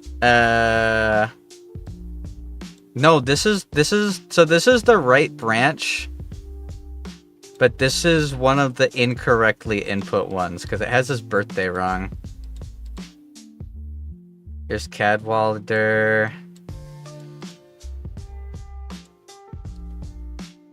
Here we go. There's Mog. Recognize that name? Aethne. I think it's under Kuiper. Is it Corbred? No. Is it Conair? No. Yeah, it is. Here we go. These are getting the sum of, like, the oldest recorded Welsh kings. It's there's the warrior queen I was talking about. Look at this shit. Look at this shit.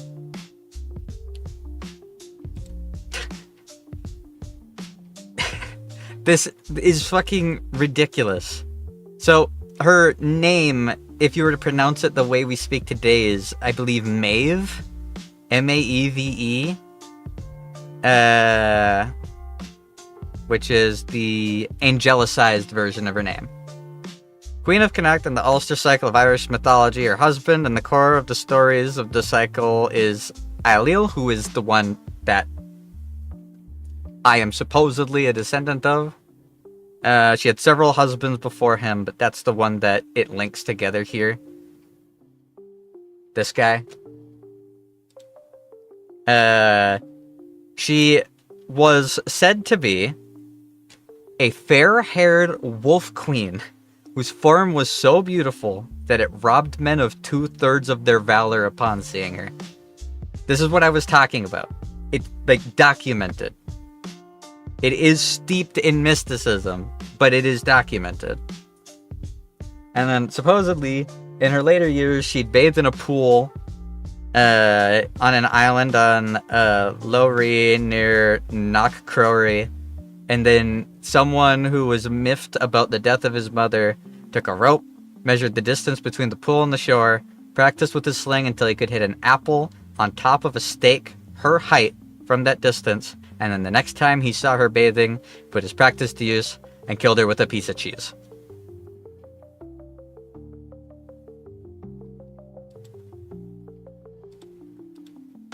It's wacky, cuckoo, crazy, but I believe if you go up Ivar's line, not Maid's line, go to Sinmac Rosen. Right now we're at like 223 BC.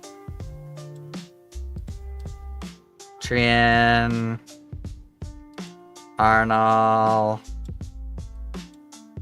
Forga. I believe this is the right line. Fiat to Angus. If you go down a different path, you'll find a dude who went to war against King Nebuchadnezzar. There's Kanla. I think it's the left side. Yeah, I think I just stick left side all the way up because that's like the kings that are documented. Eocade. Some of this information is a little bit weirdly mixed up. Like, it's documented, but the numbers don't always perfectly add up.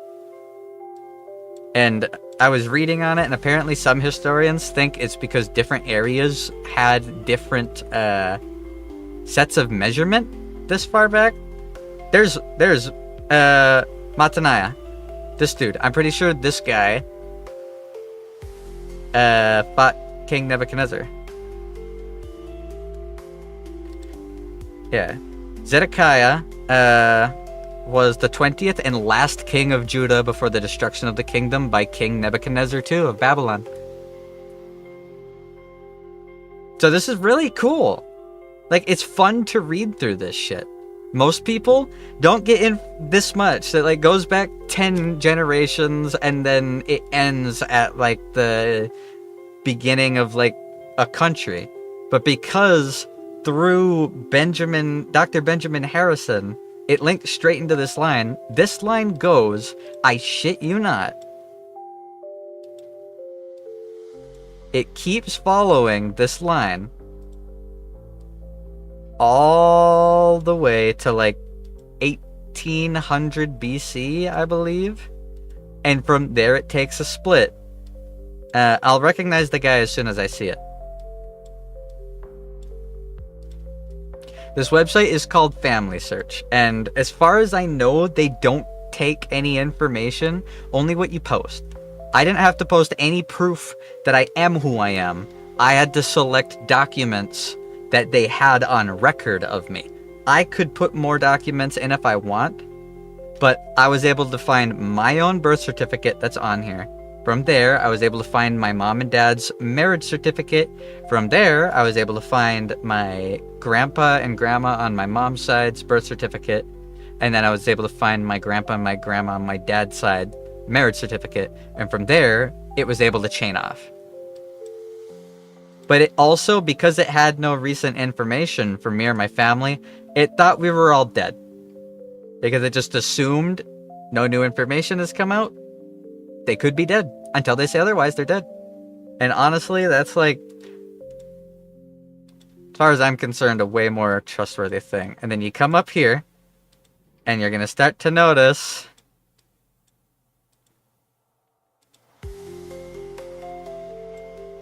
where is the dude's name? Because now we're like so far back that some of this information is being drawn from religious texts, such as the Bible, or the Quran, or There's Ezra. Here we go. Starting with Ezra, who was a prince in Egypt. Going up from him, this Egyptian prince, it connects to Phineas and Skoda. This split right here between Phineas and Skuta, if you go through the right side, it starts to reference Egyptian pharaoh texts, which are not consistent, let's just say. And if you follow Phineas's path, you're going to start noticing the pictures change after Magog to Japheth, otherwise known as Joseph, the son of Noah from the Bible.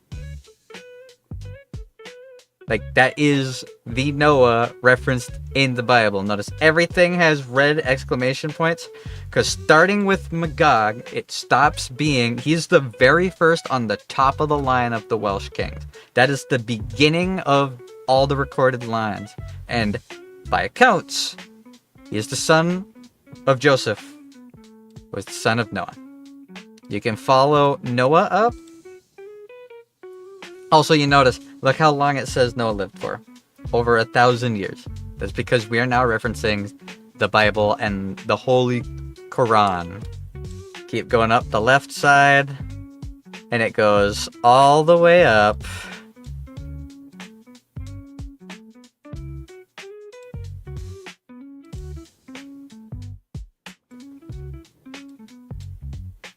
To Adam.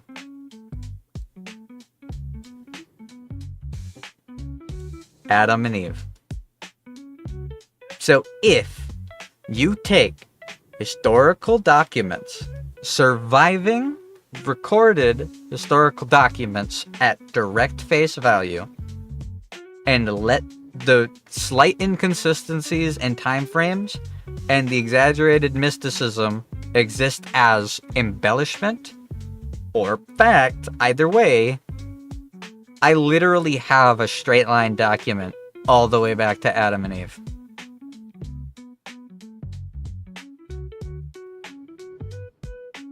I do not believe in all of these documents, okay? Like, I have my own beliefs and things. I'm not going to pretend that the Quran is an objective fact line of lineage that I can trace through the centuries. That would be a bit egotistical of me to just assume that I can take the Quran at direct face value. And then, like I said, if you go back down here to the split right before Noah at his son, Joseph, down to Magog, and you follow this, that's Queen Nefertiti. As in Queen of the Nile. This one is inconsistent, because it says that she was born in 1448 BC, well, it says her husband was born in 2230 BC. So he lived for 10,000 years.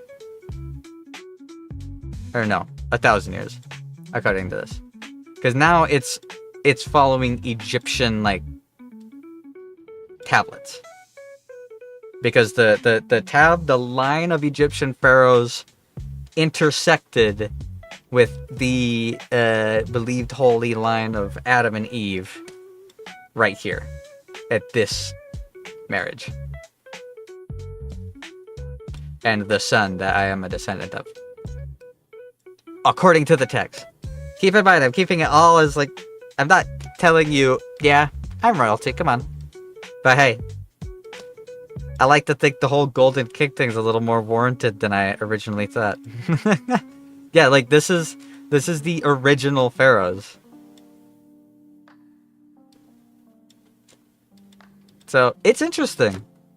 If you have, like, any Welsh descendancy, and you hit one of the lines that remained documented and didn't either die off or get wiped from history, you could probably trace it back exactly as far. I don't know what other historical documents actually line out, like, royal lineage that deeply and that far.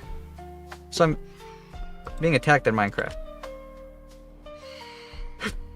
Stupid. They're getting scared off by the cat on the floor. Yeah. That's cool. So this is what I was yapping about. I told you I wasn't just talking out of my ass. According to this, as long as you set it strictly to documented stuff. Because there are a lot of entries in this that are not documented with proof. You can set your limitations in the settings over here.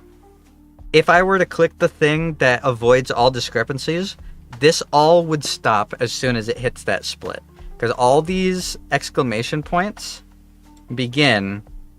Notice, the split happens after Magog. It stops being actual documentation. And it starts being religious documentation. And then after Goidel, it splits into the Egyptian side, which, again, has discrepancies because the dates recorded in the Welsh text do not align with the dates recorded in the Egyptian text. So, it's interesting. What's going on? According to this, I can trace my ancestry all the way to either Adam and Eve or the first pharaohs. Because I guess I'm the 6th great grandson of Dr. Benjamin Harrison, the founding father, on my grandmother on my dad's side. That line goes all the way up to Dr. Benjamin Harrison, the founding father, and he goes straight up to Welsh royalty and Celtic royalty. And that is a super documented line of royalty, and I'm a straight shot up to Lucius the Great, who was a Irish king, a very supposedly strong and powerful Irish king. General Maximilian, who was part of the Roman Great Conspiracy. It goes up to like High King. What's it called? High King Cormac, who's another Welsh king. Have you considered making a podcast? I can talk about stuff when it's interesting, but only when it's interesting. Like, this is cool, but this is also the only line that goes back this far. If I don't go straight up Dr. Benjamin Harrison, everything ends after a little bit. High King Wolnir. I am a descendant of a guy named Wolnir, who was most likely a ton of this line of these, Ezra, this guy, he was the last king of Judea. And then it cuts down into, holy Welsh high kings who were, their bloodline was considered holy. Because you could, according to the documents, like the Bible and the Quran, trace it straight up to literally Adam and Eve. You could trace Adam and Eve down to Noah and Noah's son Joseph, which is where I split down from. Because after Noah's son, I believe, was Morgog, right? And that's the first recorded Celtic king. I could just scroll up and look. Notice it's lagging. Yeah, Phineas, who comes from Magog. There we go. Magog. There's Japheth. Japheth ben Noah, otherwise known as Joseph of Noah. There's Noah, Patriarch Noah. Follow him up. And at this point, again, it's referencing the Quran. So I'm not going to sit here and tell you, this is proof, I'm royalty. But I can, as a scientific fact, say it's documented, which is cool. That's a cool thing to bring up. This line goes so far back. According to it, Adam and Eve are my 148th great-grandparents. Noah is my 139th great-grandfather. Phineas is my 135th.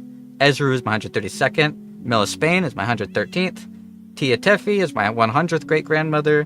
High King Lucius is my 59th great-grandfather. Maeve, the warrior wolf queen, who was so beautiful that she robs you of 2/3 of your valor if you look at her, was my 70th great-grandmother. High King Cormac is my 52nd great-grandfather, and Dr. Benjamin Harrison, who signed the Declaration of Independence, was my 6th great-grandfather. Also descendant of Adam and Eve, which makes us far, far, far cousins. Yeah, but do you have documents? Do you have a straight line of well-recorded documents? Didn't think so. You actually might. Being completely honest. If you use this website and, like, find your parents and grandparents' as, like, birth or death or marriage certificates, you can actually see as far as it goes. If you have Welsh descendancy, there's a chance. Not a guarantee, but a chance. Just having Welsh descendancy isn't enough. Like, the only reason I connect to any of this, if Dr. Benjamin Harrison was not sitting there, I would not have any of this connection. At all. And like I said, if you follow the right side, these are the pharaohs. The earliest recorded pharaohs. The information on these guys is written on golden tablets. My brother in Christ, the document is the Bible. Yeah, that's why I said, like, that's why I kept saying, like, after Magog, it's red exclamation points, because after Magog, it's no longer, like, ancient recorded Welsh history. It's the Bible and the Quran. And after Goidel, if you go down the supposed mother's side, it's all exclamation points, because it's like pharaohs, and there's documentation of the pharaohs, like each individual pharaohs potentially having been alive during entirely different millennia. Imagine finding a certain German guy with a funny mustache there. That'd be crazy. I do have German descendancy. So that's actually a funny point. My real last name ultimately comes from and derived down from the Hesses. In reference to Castle Hesse. Not Castle Hesse, but Kasssle Hesse. As in two names, because that was a German line. And they were the leaders of the area Castle Hesse. Hesse's capital is Kassel. Here's the interesting thing. Kassel was the major manufacturer for almost all of World War II Germany's tanks. The factories in the city I come from, I believe down my dad's side, created almost every Tiger 1 and Tiger 2 tank in Germany in World War II. And it received one of the most violent and destructive bombings of any German city during World War II. And the funny thing is, they blew up all the houses and did not touch any of the factories. So all the people were homeless and being killed, while the factories were just still chugging along making the tanks. I feel like they probably targeted the wrong parts of the, city, but what do I know? I'm not going to pretend I'm a World War II soldier. But the interesting thing that is, like, ironic about the Hesse line is the Hesses, and that's Hessei, they had a lot of power in the use of mercenaries. They would sell and trade their mercenaries to be used by other European countries during conflict. Do you want to know what conflict the Hesse mercenaries were sent to do? They were sent to help the British during the Revolutionary War, which means my grandmother's line was signing the Declaration of Independence and spanking the British, while my grandfather's line was sending the Headless Horseman to America to beat the shit out of my grandmother's line. Because that's where the legend of the Headless Horseman takes its quote-unquote historical route. Obviously, it's from, like, the story of Ichabod Crane, right? But it is referenced that he was a Hesse mercenary. So I have two different, like, spots like that where different branches of my family tree were in direct opposition in each other. So, like, I can't help but wonder, maybe all my medical problems are actually just because, like, my ancestors are taking turns cursing each other out by sending curses down to me. Like, you fucking killed my soldiers when they were sent over and freed America from the American colonies from the British. I'm gonna make your great grandson a cripple. Like, oh yeah, you think that's gonna get to me? Fuck you, you British-loving bastards. I'm gonna make him blind. And poor. I have a feeling it has to be that. Like, compounded curses that are both double-sided on two different lineages probably ultimately met down at me at the union of my grandfather and my grandmother. It's gotta be. And that's the only explanation for how much shit is wrong with me.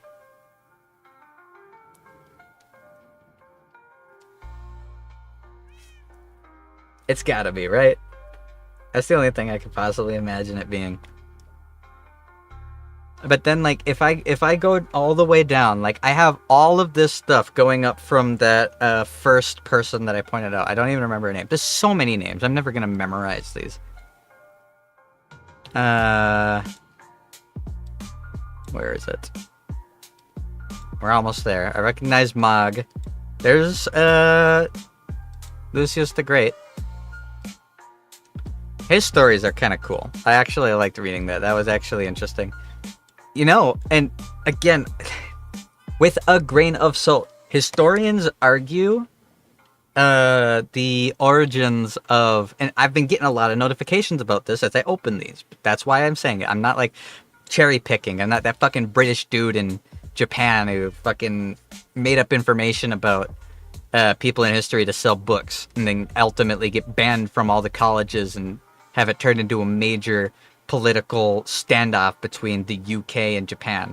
I'm not trying to do that shit.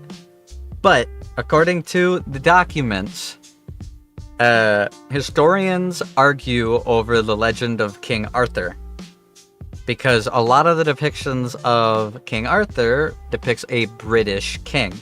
However,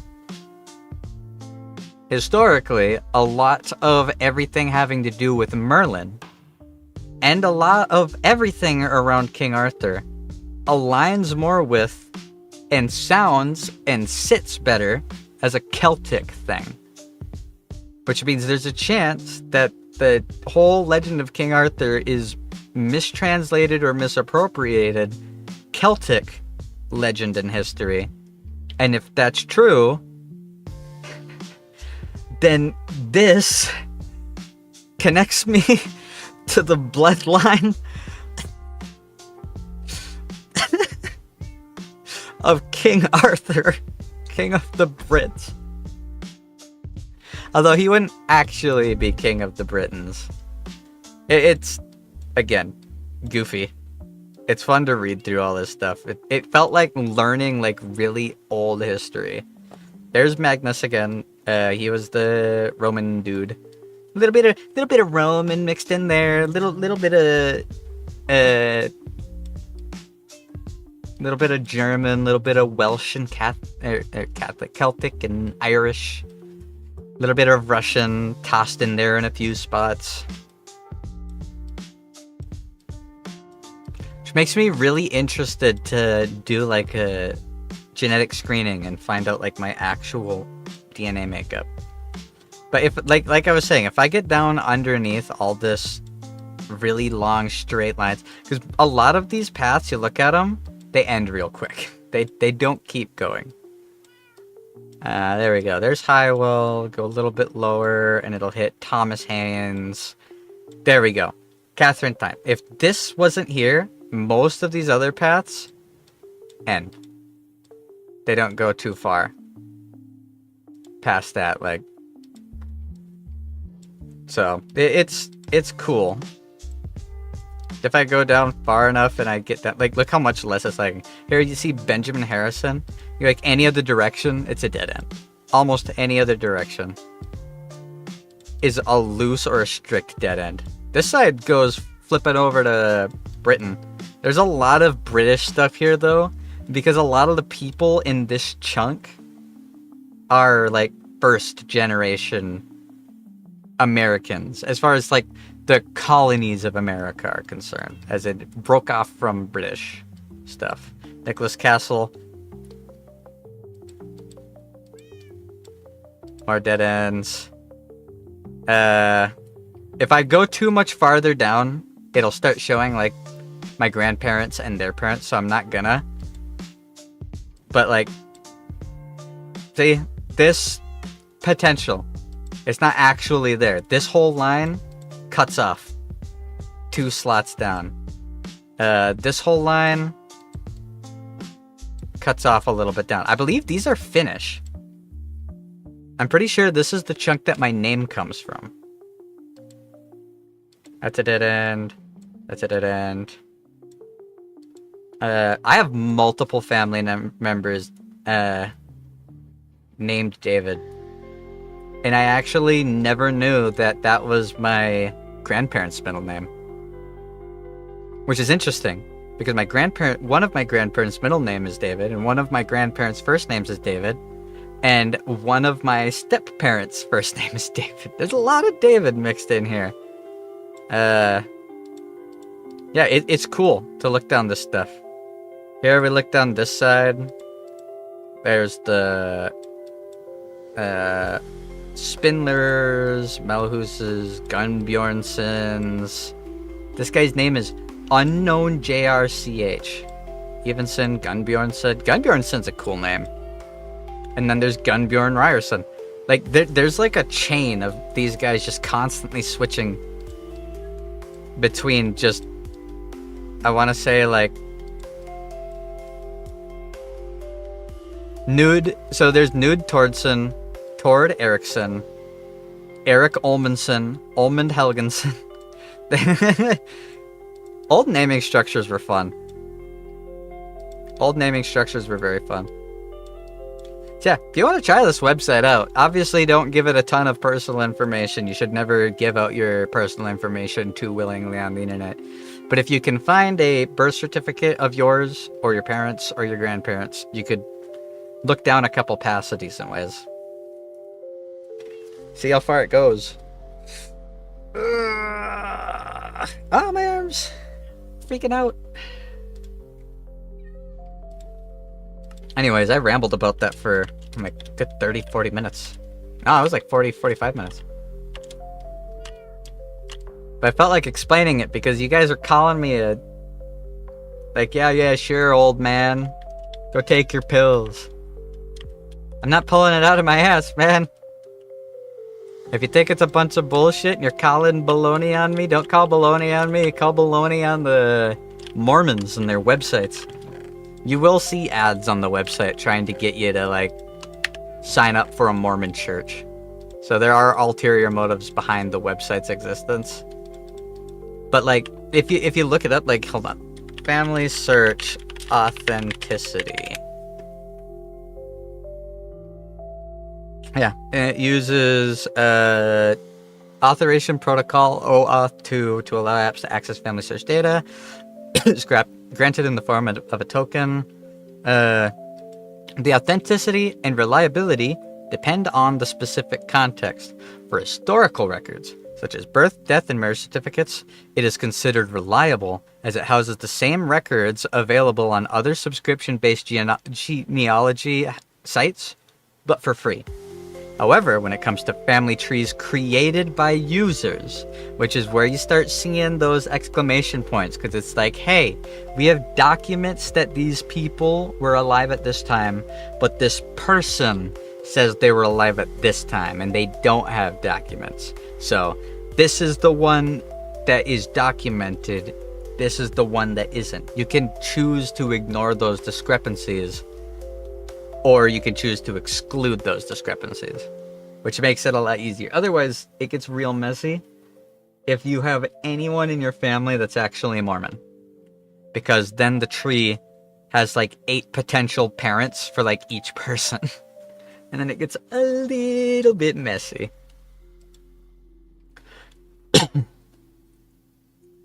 Yep, these records are sourced from official government and religious institutions, providing a strong foundation for genealogy research. So, yeah, it's cool. I'm obviously not, like, sponsored or anything. So, don't think I'm telling you to do it. But if you wanted to look into your ancestry without having to spit into a fucking tube and send it to a place along with $400 to wait 2 months to have all of your DNA fucking entered into a government database before they tell you just what percentage of you is white, this is a good way to go about that. Which I highly don't recommend doing, by the way. Don't get me wrong, if you never do any crime, you're fine. But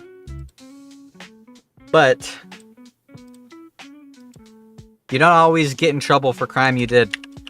And any lawyer in the entire planet will tell you it's better to not give information to investigations you aren't involved in. All it takes is one match of, like, your fucking spit DNA in a car that 7 people were in, and suddenly you're dragged into a situation that you were not part of. And if you do not specifically have an alibi for it, people have been sent to prison for less.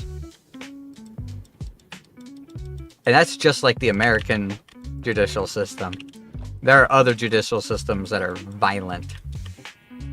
For example, the Japanese judicial system, they think you did something, they'll bring you in a room and they will starve and mentally drain you and make you thirsty and make you stay in the room even though you really have to fucking piss, and they'll yell at you and they'll whittle you down because their goal is to get you to say you did it, even if you didn't. Also, that's interesting. It must have paused at the end of this and let it grow before coming back. That's interesting. Never seen that. I must have been just on the edge of it. Oh well.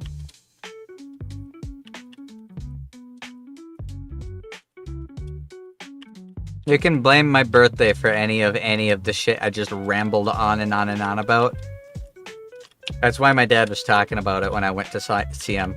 He had done some, like, family searching in the recent past. And he was, like, all interested in it, and he wanted to know more about it.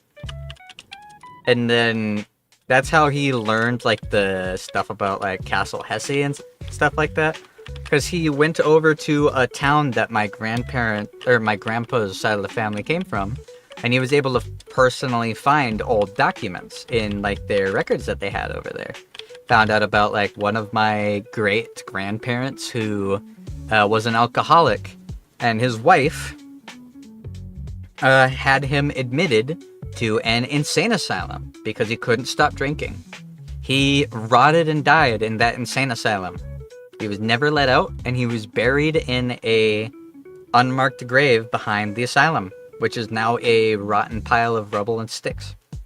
And my dad went over there and, like, went to the backyard, and he's like, damn, my alcoholic, like, distant grandfather is under the ground right here somewhere, completely unmarked. And you wanna know the craziest thing? You know what his wife did to provide for her children and for herself after sending her alcoholic husband to the asylum? She sold bootleg liquor. That's how she made a living and provided for her children. So, you know, like, respect the grind, but kind of sounds like there was ulterior motives behind that altercation. What do I know, right? Alright, last thing I'm gonna do before I call it, because it's 2:40. And again, I want to take my pills and relax for the next, like, hour or two until I fall asleep. That way I can get up at a decent time, and tomorrow I can post all the cool stuff I've been working on. I'm really excited to show you guys it. I'm gonna turn this on, I'm gonna walk away, and I'm gonna come back, and we'll see if it broke. If it did, I'll fix it later. I want to see if that hopper right there works. If it keeps that track from breaking, then I just fixed the problem. I put a chunk loader here, and it will continue to work as long as someone's in. The only way it will ever stop working is if the realm resets, which happens pretty regularly, the server's soft reset, especially if nobody's in it. As long as it doesn't break when it soft resets, I'm good. And it will immediately start working again as soon as the place is loaded. So, let's do it.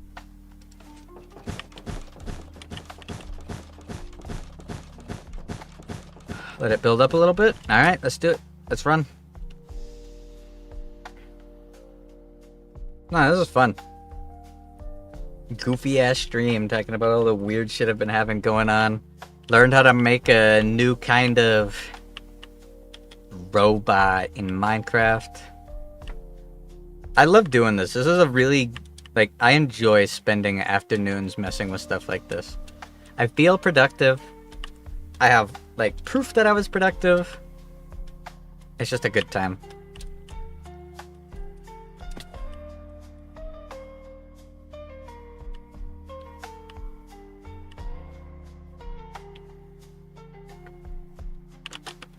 Alright, it's deloaded. Let's do it.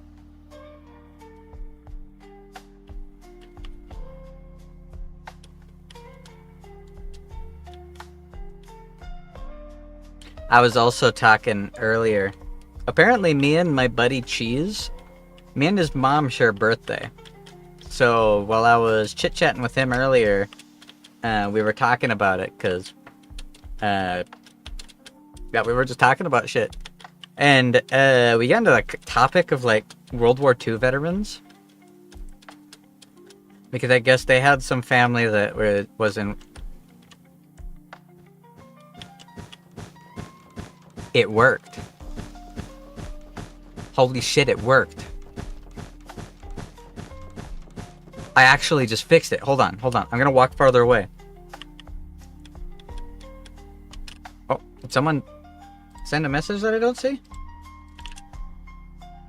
Oh yeah. Hello, person playing the black game. Sorry. For some reason it didn't show up in the normal chat. I had to switch it to the other chat. But hola. I did it. I think I made the carpet duper deload. What would be the right word for that? I gotta test it like 4 times just to be safe. Because it might also be that it switched to low priority rendering at just the right time, where it never desynced the pushing motion. And instead of desyncing the pushing motion, just reset it normally, just at a slightly slower tick rate. If I can make sure that it's foolproof, I'll be happy. After that is the easy part. That's making the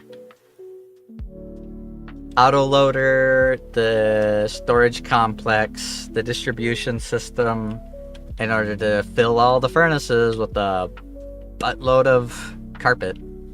What I'm probably gonna have to do, I'm probably gonna have to double or triple layer the top lower ring, or top loader ring, because right now it's hooked up to that little machine so that I can AFK throw buckets of lava in it, right? And then it'll pull it up and it'll distribute it and all of that, and it has like 6 buckets of lava in each, always there no matter what. And then there's also however many the hopper cart has, as well as the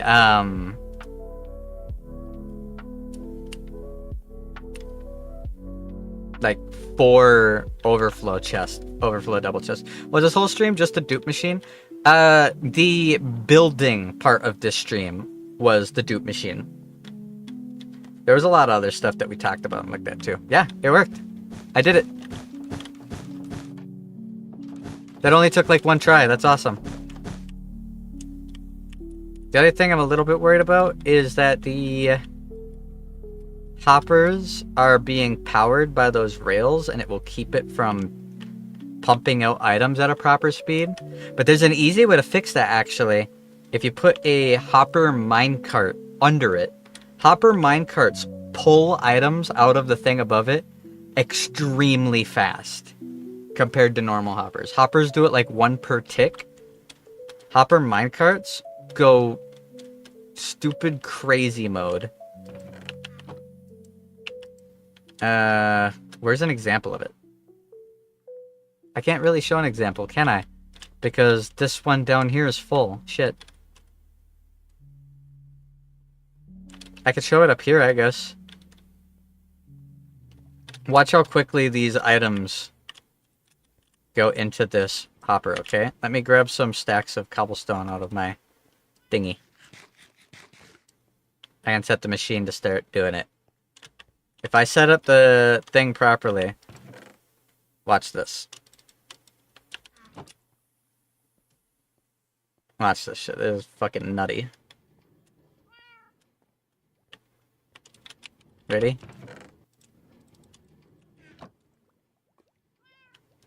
That's pretty damn quick. That is not a problem at all.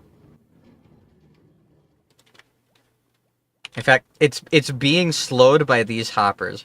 If I let the machine run and let these fill, watch how fucking fast this fills it. Ready? Yeah. That's kind of quick. If I get that set up, like one setup like that on each of those 6 lines, it will grab those items ridiculously fast. That'll be no problem. I don't want to burn too much space with this. I just wanted to show how quickly it works. If you get a double disjointed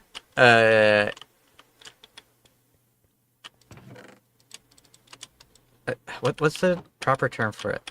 It would be a 2-layered disjointed hopper tick loader. All you have to do is get it in these hoppers, and then the cart will just suck it all out. So as long as those hoppers pick up these things, which it is like picking up a full inventory instantly, it'll be perfectly fine. All I gotta do is set up a hopper clock to make sure that this machine only runs for a little bit every like 10 minutes, maybe even 5 minutes. It depends on how often we do this, because if I really wanted, I could hook that cobblestone generator directly up to this, and then hook this directly up to it, turn them both on, and then just leave them on. If nobody else is running around the world causing the world to slow down, I will make cooked stone at an unreasonable speed. I could just make ungodly amounts of cooked stone. Then I could make a second super smelter, hook up the other 3 of this to that one, and turn half of the cooked stone into smooth stone. I could probably get like a good 40,000 cooked and a good 40,000 smooth stone. Just by like going upstairs and making a pizza. And coming back down and toggling it all off. It'd be that easy. So, it's there. I have options. At this point now, my biggest problem is I have to find something to smelt. Like, it's the actual smelting process that is bottlenecking the machine. Which is cool. That means it is very efficient.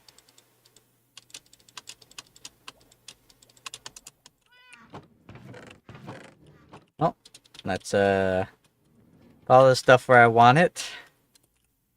And then I think I'm good. I'm good to call it there. Let's put this cooked stone down. Where do I have my copper? It's one of these chests.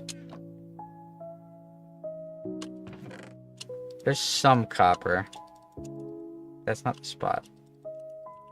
I think it's this chest. No, it's not. Where's my copper? I know I have all... There it is. I was just blind. I already looked at it. Cool. Yeah, I've been pre-oxidizing copper because I use oxidized copper on so many things. I just love the color. That's such a perfect green color. That's why all my machines are filled with fucking netherwood, prismarine, sea lanterns, oxidized copper, and deep slate, because I think this aesthetic is awesome. I really like it.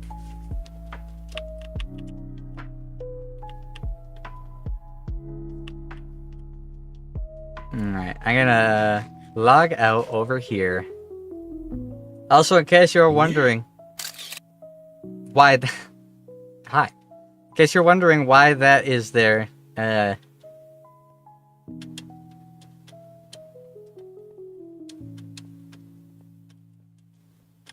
what's a good way to put this? I couldn't tell who vandalized my property. Somebody built a giant word in my house. And I couldn't tell if it was my friend Odd or if it was my friend Bone. So I just played it safe and vandalized both of their properties. Like a real friend would do. Only a real friend would do that. Ba-na-na-na-na-na.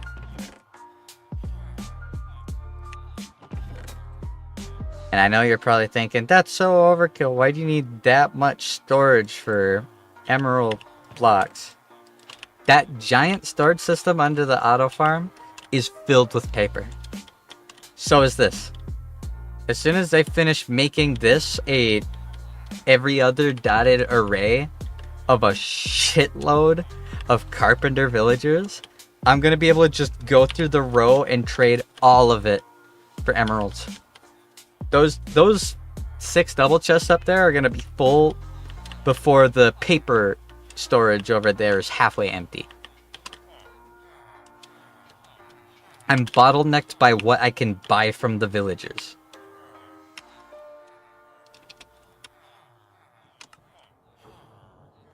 These guys are just a bunch of goobers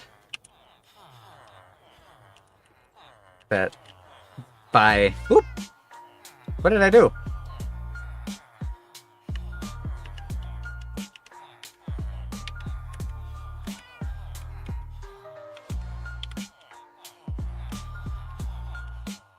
Did I numlock? Hold on. Shit. I pressed the button and I didn't even realize that I pressed it. I have to refer to my layout. So it's this button? There we go. Cool. I had to redo my hotkey layout, sadly. Alright, I'm getting... I'll be down here, but I'm logging out here. Ugh.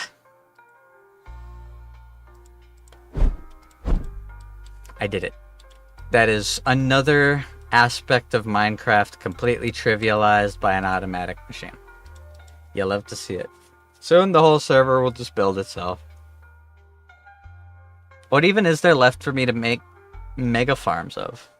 Wood? I guess I could make like a witch mega farm, or redstone and other shit. And then really that's it. What else would I make a mega farm of? I mean, I suppose I could make the copper farm or the iron farm bigger by making like 3 more around it and making a chunk loader load all the chunks. I don't know. That's for later me to worry about. I've been enjoying making automatic machines. I could make a tunnel making machine if I wanted. Actually, those exist. You can make a flying machine that will build a tunnel. So I could just like build a straight tunnel. I wonder if you could dupe redstone. I don't think you can. I know you can make an infinite redstone farm because witches spawn redstone when you kill them.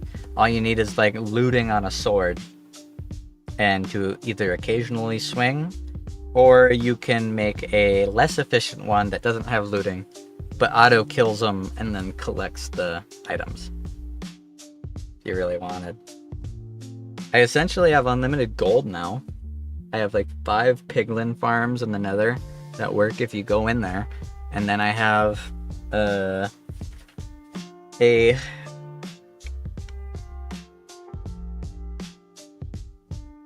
rail duper.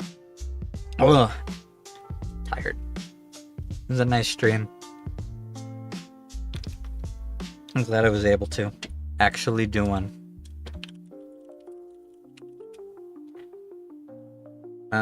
Let's see.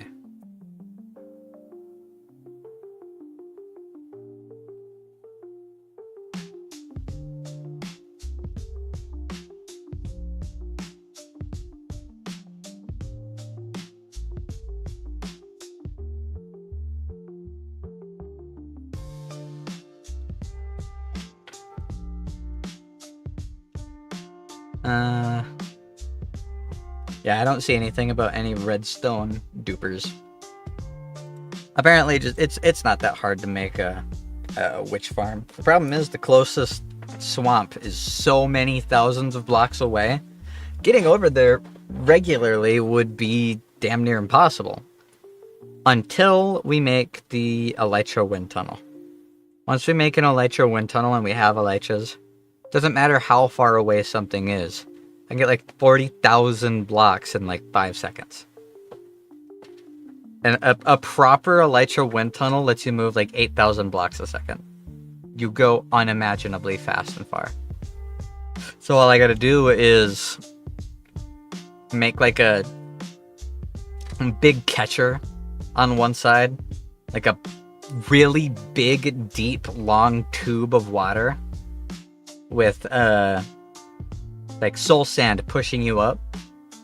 So when you go extremely far, you hit the water, it slows you down really, really quickly, and the soul sand pushes you up and you land on your feet.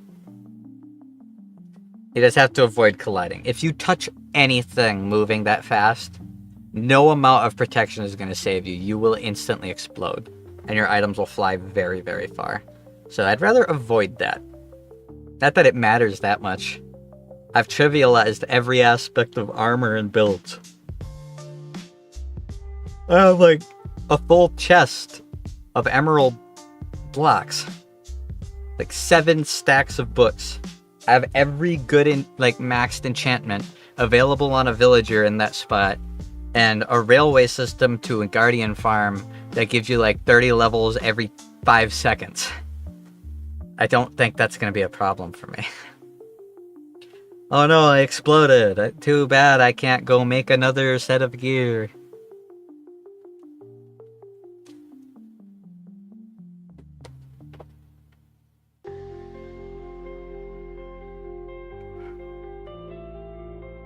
Alright. I don't want to stop streaming. I like hanging out with you guys. I'll be honest, that's probably the hardest thing about streaming for me, is stopping. I don't want to stop. I don't want to go back to fucking... My brain is healing, but I still lack the cognitive ability. I don't remember what I was thinking about doing and excited to do after the stream.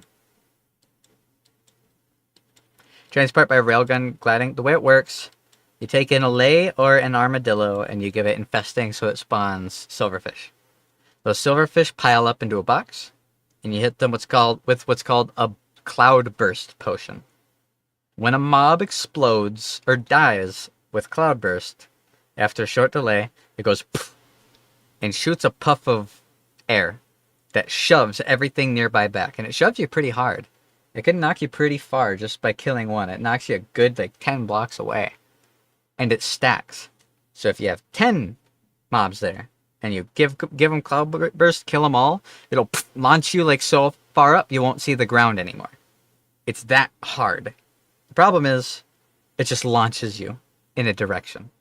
You'll fly super high up, you'll fall down and die. Unless you land in water, have an ender pearl, have an elytra, or land high enough while you have really good protection and fall protection. So, what you do is it turns out when you are flying with an elytra, the game has a specific motion subcode. You do not function based on the physics of a normal entity. When you are in the flying mode, that's when the elytra is unfurled and you are laying down and you float weirdly. That floating, where you turn and steer, it puts you into a state where instead of getting launched into a random direction, the cloudburst will launch you straight. So what you need is a straight tube going most of the way to where you want to go. Get on the end, press the button, it will make all the silverfish, cloudburst them, poison them down till they're 1 health, and then instantly kill them all. They'll all explode in the same tick, and as long as you're in the flying subset, you get shot in a straight line like a railgun, yes. It's like Doom Guy being shot out of the giant BFG cannon in the Doom 2016. You get in it, you press the button, and then it launches you at an unimaginable speed in a straight line. And if you touch something, if you slightly angle too hard and touch the wall, if a block is in front of you, if you bounce off the floor, you will instantly explode. Like, the speed you are moving at 8,000 blocks per second, yeah, no, you're dead. But the reason it works is because elytras don't lose their ability on distance. They lose their ability on time. So if you move 8,000 blocks in 1 second, you take 1 second's worth of durability damage on your elytra. So all you need is like a loose source of EXP on the receiving end of what you got launched out of, and you won't lose any durability. You'll launch, you'll fly for like 10 seconds, you'll go 80,000 blocks, you'll get caught, and then bing, your elytra's healed. And there's a bunch of easy ways to do that. A very small, self-regulating kelp farm. Even if a kelp block auto cooks, all you gotta do is open the furnace. Or a smoker. You open the smoker, you get the EXP of the cooked kelp. So just have like one of those little tiny, little tileable kelp farms for each player that plays on the realm on the receiving side of each launcher. You're good. You're never going to lose the durability ever. You're golden. Because you can give your elytra mending. You can also give your elytra unbreaking 3. And unbreaking doesn't increase your durability. It flips a coin when you lose durability to see whether you do or not. If you're lucky and you only fly for a couple seconds, you might not even lose any durability on your elytra. It's a really cool thing. It's a relatively new thing that people have been making. It's really cool. I'm excited to make one. Problem is, I need to get either an Allay or an Armadillo, and Elytras and Breeze. But we can farm Breezes pretty easily. Lies of P when DLC almost here. Yeah, that's true. DLC is almost here. Night Rain is just around the corner as well. I'm real excited for that. Night Rain is around the corner. Zenless Zone 0 2.0 is around the corner. I believe. Isn't the Zenless 2.0 stream on the 23rd? I think it's late the 23rd. I feel like I remember it being the day after my birthday. Yeah, on Friday. Yeah, cool. So we're going to get all the information on that.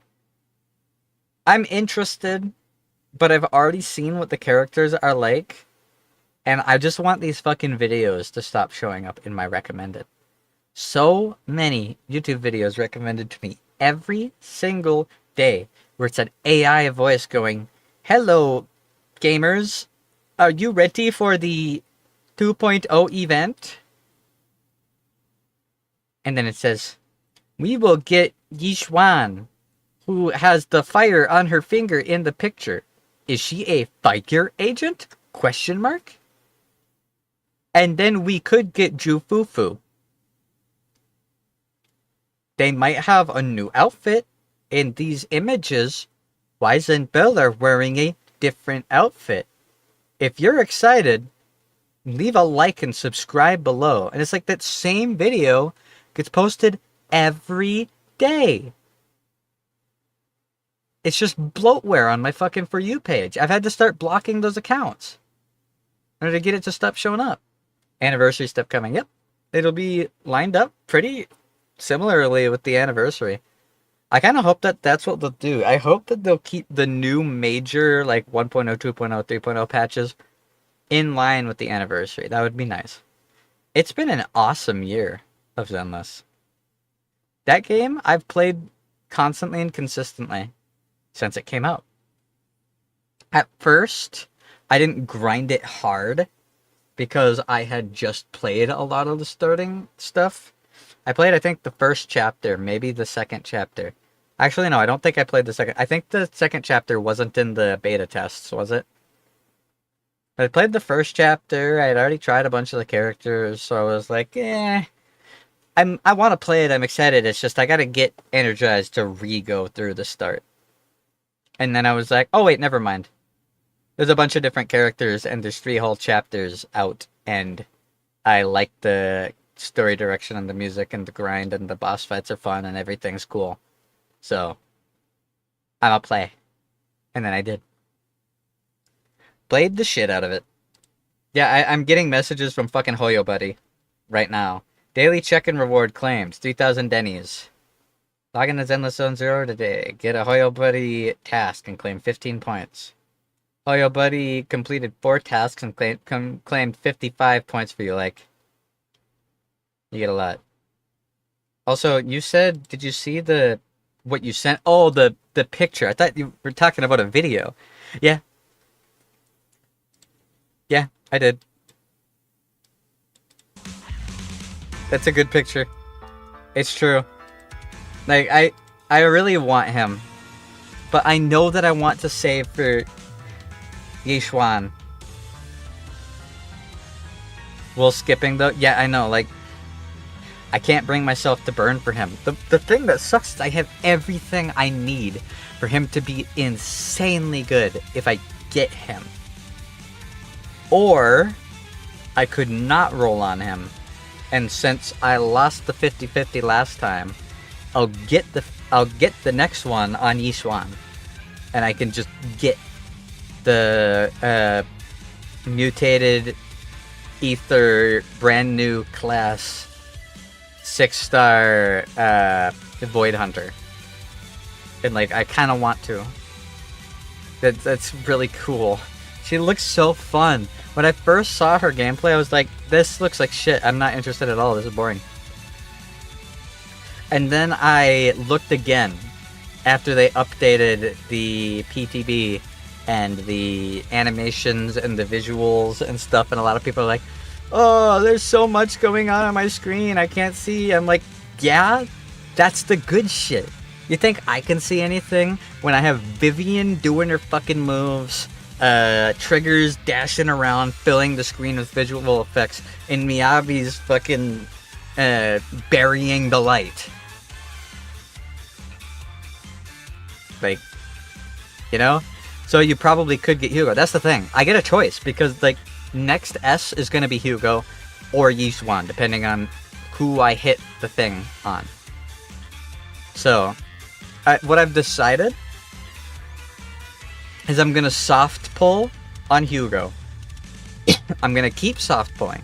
If I get a surprise S rank, because if I don't hard pull and hard grind for pulls, I'm not going to hit the pity for Hugo. I'm not going to hit the pity. So if the next like 20 or 25 rolls, I get a surprise S rank and I get Hugo, cool. I have him. Because I have a M4 Coletta, a M2 Lycan, I have Trigger, I have Qingyi.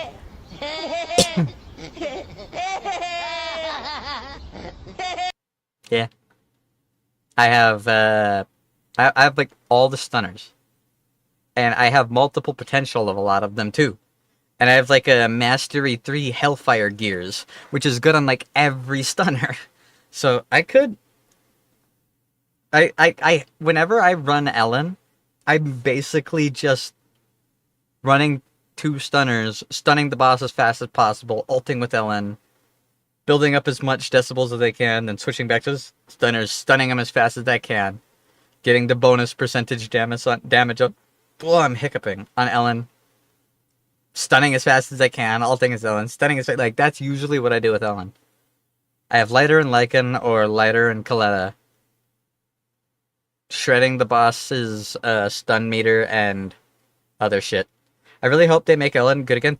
They're gonna be doing, and maybe this isn't true. Like, we haven't gotten official anything on it yet, but from multiple sources, we're gonna be getting pretty wide-scale reworks of a lot of characters. A lot of the original characters are going to get updates.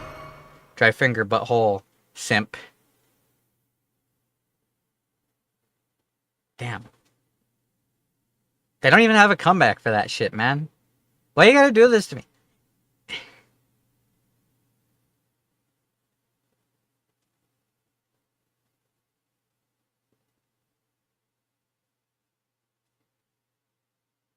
I don't have anything. I don't have a response to that.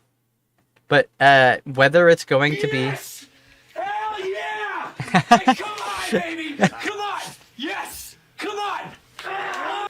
They did say... Yeah, but what I'm saying is we don't know what they mean by that.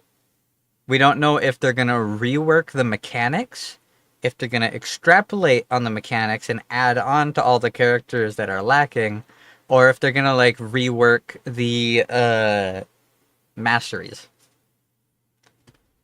Because there's a very real chance that they're going to just give, like, new masteries. So they'll only get the new upgrades if you have pulled multiple copies of them. Which, on one hand, is okay. Like, yeah, it prompts you to want to pull more pulls, right? Which, you could say what you will. A big thing that makes a lot of the older units weaker... A big thing that makes the old units weaker is their potential upgrades are pretty shit. You look at, like, the newer units, fucking Miyabi's M6 gives her 3 extra slashes while doing her charge. And it's all the smaller burst attacks from the full charge. And she gets increased points based on how many times she does it, and her stance gets increased up. That's crazy.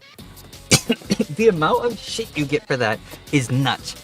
Tons of the newer units, their M6 upgrade is like, oh hey, by the way, when you do stuff, sometimes you do 2,600% bonus damage. And it has like a 0.2 second cooldown. That's insane. And then you look at like Ellen, and it's like, you get a little bit of bonus damage when you use your EX attacks. Or there's like Soldier, where it's like, your fire damage goes up when you ult. Or Arena, where it's, you get 10% or 15% more attack when you ult. Like, there's all these old units from like day 1 release, or the beta, that their potential upgrades are really lacking. Attackers versus Anomalist, yeah, exactly. They need something. Hugo is a good example of what people need. Hugo and Soldier Zero Onbi are both good examples of what an attack unit needs to have in order to keep up. An attack unit needs to have the ability to maximize the effectiveness of a stun or a stun unit. For example, Onbi, she is literally built to trigger aftershocks. Both aftershock units are stun units. It is her whole thing.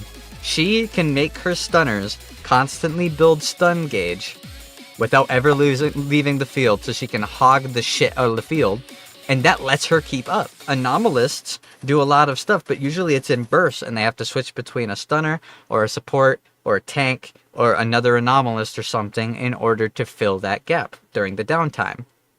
Unless you get them to potential 6, because most anomalists have things that let them practically always keep their shit up if you get them actually completely potentialed out. But that's just another example. Anomalists tend to just have better. Usually double anomalists. Exactly. Usually you go double anomalous because, one, not only does it fill the dead space, so when Miyabi has no energy, Yanagi can do her shit. Or Vivian can do her shit. Or those two together. Or Grace. Grace is one of the units that has actually continuously only gotten better. Like, constantly. Every patch she has gotten better. Whether it be from disk drives or new anomalists giving her anomalist procs new things. Like, fucking Yanagi can force a disruption on a shocked unit. So Grace shocks him, Yanagi pops the disruption, builds up a little bit, you get your charges up for Grace, switch back to Grace, boosh, you're good. Trigger works so insanely well with Grace. Like, the anomalists are being built up by the sub things of the other anomalists, and the attackers are being built up by the sub things of the defenders. So, like, Ellen is usable, but she's not top tier, and she's only good, same as Soldier 11, if you have lighter. Otherwise, you're not going to be able to pull anything close to competitive numbers, and that's because lighter's morale bonus just so directly beefs her up. Anomalous requires less to build. True. You just build anomaly proficiency and shit. With attackers, you have to, like, min-max your substats for attack, for crit, for crit chance and damage. You have to balance that properly. You get percentage bonuses based on your disk drives, and then you have to have a Wenjin that specifically enhances the damage output of the attack your unit gets the most value out of. It's all of that. Meanwhile, Anomalous is like proficiency, mastery, and then in the case of like Miyabi or Yanagi, you can go like crit, because your crit raises your anomaly shit. Or proccing other anomalies makes your anomalies go up, and the damage go up, like with Jane. Jane is insanely strong if you have the right build for her. She's still really, really good. We just haven't really seen any events ask for physical damage. Deadass, Mylana's 4K and does mad damage. Yeah, that's because you don't have the percentage 4K attack. Yeah, you don't have the, like, multiple overlay stack damage increase. An Anomalist will proc their anomaly. That's good, but that's not what does damage. It's the effect of said anomaly that chains off of a different anomaly. And the best anomalists can proc anomaly, like, disruptions alone or when off field. For example, Vivian. Vivian is really, really good. She does constant anomaly buildup just because you pressed her EX or parried. That's all it takes, or ulted. She doesn't even have to be on the screen. You could be doing anomaly procs with any other character, and you're procking corruptions regularly.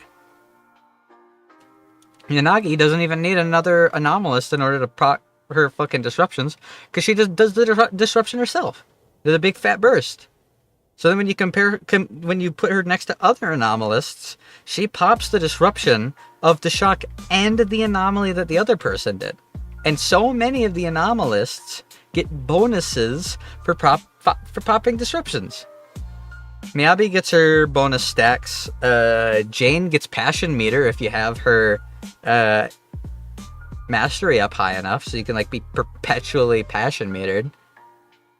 They build off of each other really, really hard. And attackers need to do the same, and lately they have, but the old attackers just don't have it. The only thing that lets Ellen kind of hold a candle up to all these other people, same as Soldier 11, is lighter. That's it. You have to dump an Astra, which is just a % boost. That's all Astra is. She's just a % boost to your allies. Dump an Astra and a lighter on either of those, and then they can do a little bit of damage.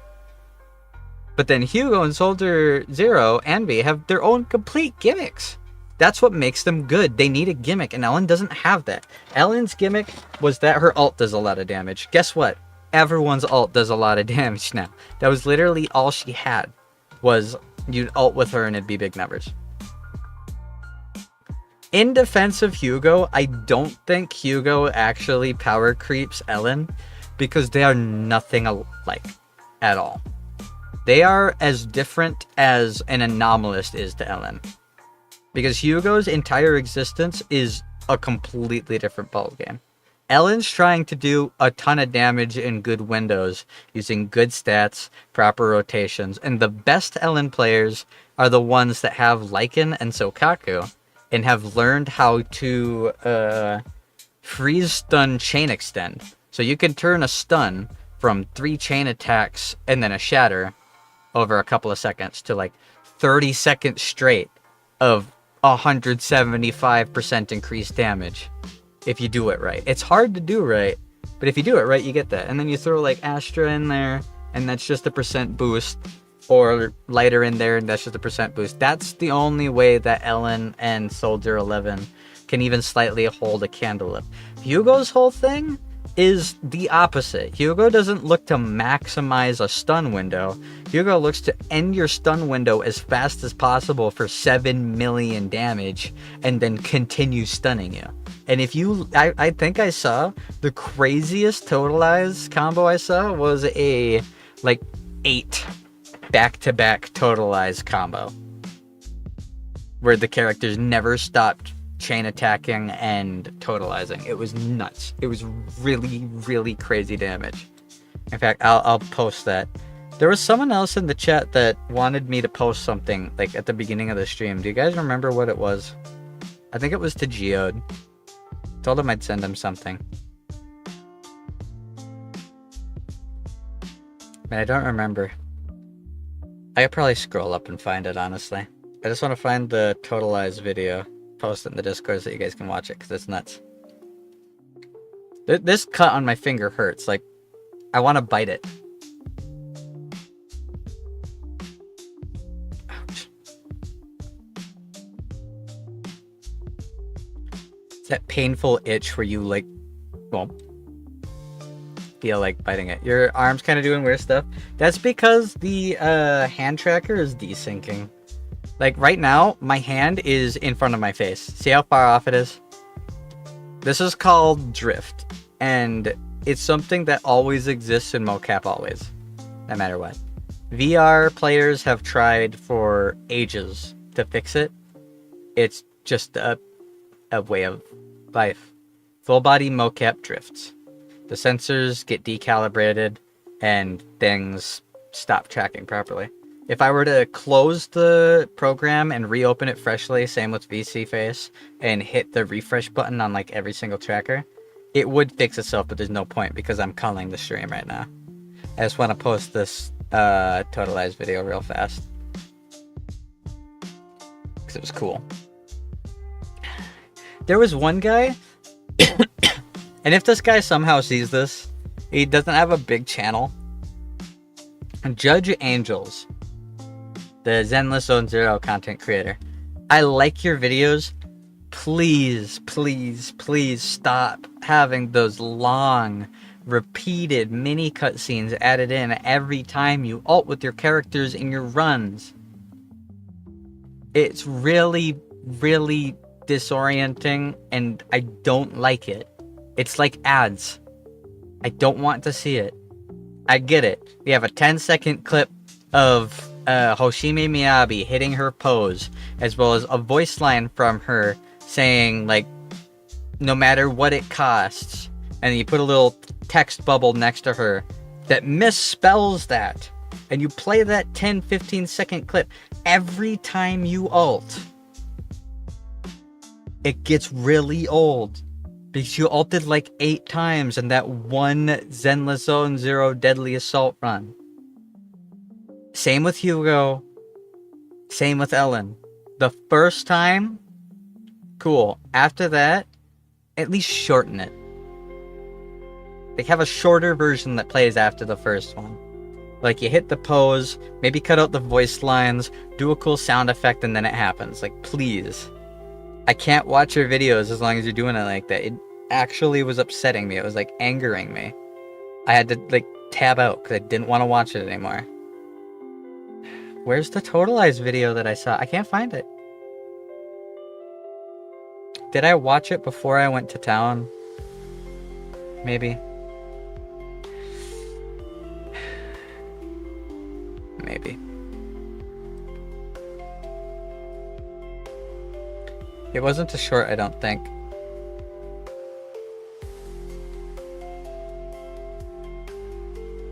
Either I've scrolled past it 3 times or it was a short. Hold on.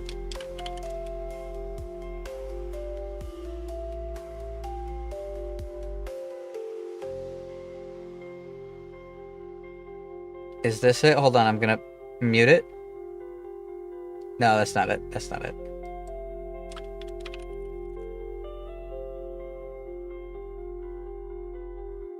No, not that. Total lie. No, that's not it. That's not it. The video just isn't here. It's actually just gone. What the hell?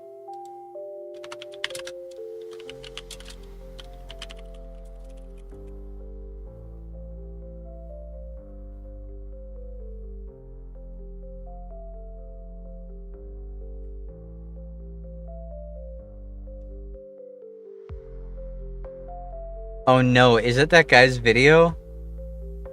It might be that dude's video. Hold on. This might get loud. I apologize in advance. His videos are like okay. The editing I am not here for. Okay, let's pause it, pause it, pause it.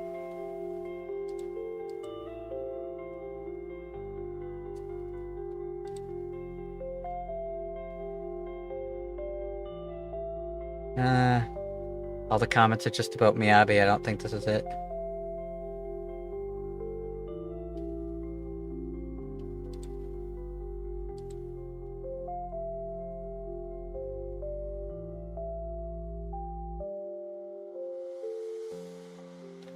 Hugo. Totalize. No stun. No, yeah, this is it. This is it. Here we go. I'm posting it. You guys can watch it. If you want. Just letting you know. Every ult, he plays a little clip, and it does get kind of annoying after like the 30th time. Either way. It is time for me to go to bed. I'm gonna take my pills. I'm gonna eat this chicken wrap. I'm gonna try and get some sleep, and then I'll be back again tomorrow. Technically, it's my birthday right now, but I never celebrate my birthday until after I wake up. That's at least the way my parents were. They were like, no, you don't get to start celebrating your birthday in the middle of the night. No, you gotta go do it this way, otherwise...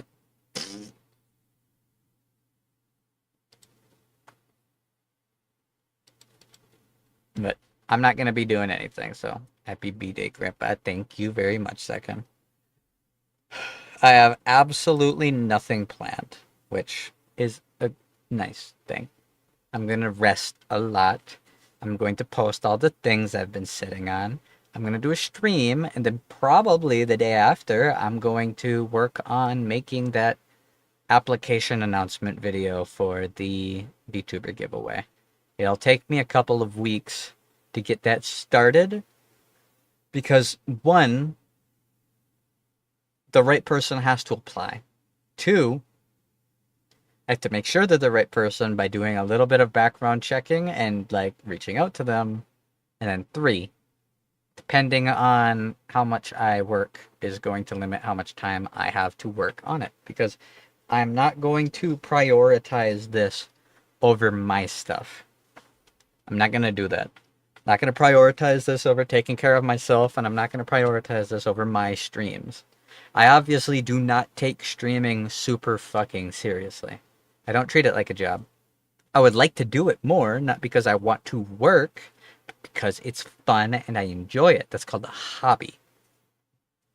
You cannot call this a job until I start making money for it.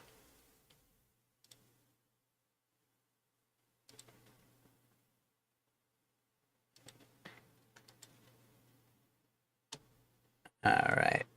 Anyways.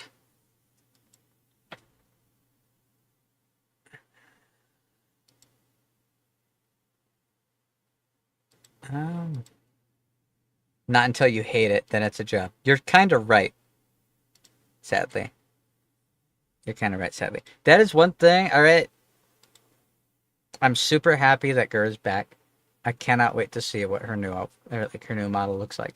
I hope she gives all the corporate motherfuckers that made things difficult for her and worsened things for all the people that she cared about to get a big fat middle finger and feel like shit every time they see money go straight into Gura's pocket and not into the company that they single-handedly damaged with their bullshittery. Imagine she's just a literal fish. I hope she's just like Gura, but like the hoodie's backwards and the color scheming is different and her hair's a little different and she has different pupils and everything else is the same. Like, oh, look at that. She holds her trident in the left hand. That's not Gura. That's a lot of damage. How about a little more? How about a little more?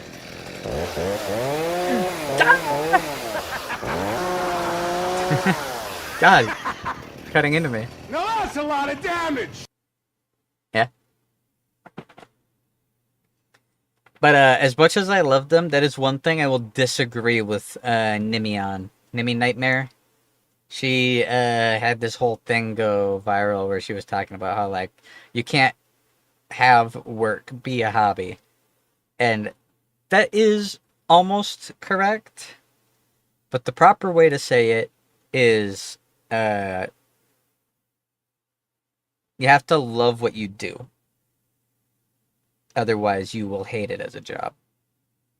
You can't just take a hobby and be like, I'm going to do this for money. And then you do it for money and then you're happy because you're making money. That whole situation changes. You have to make the money because you're enjoying doing it. Not because you're doing it in a productive way. If you treat it like work, then the job becomes unfun. If you do what you like, you'll never work a day in your life. Who? Nimi Nightmare. I'm breaking the fourth wall here for a second, but Fauna. That's her. She re-debuted as Nimi Nightmare after she graduated.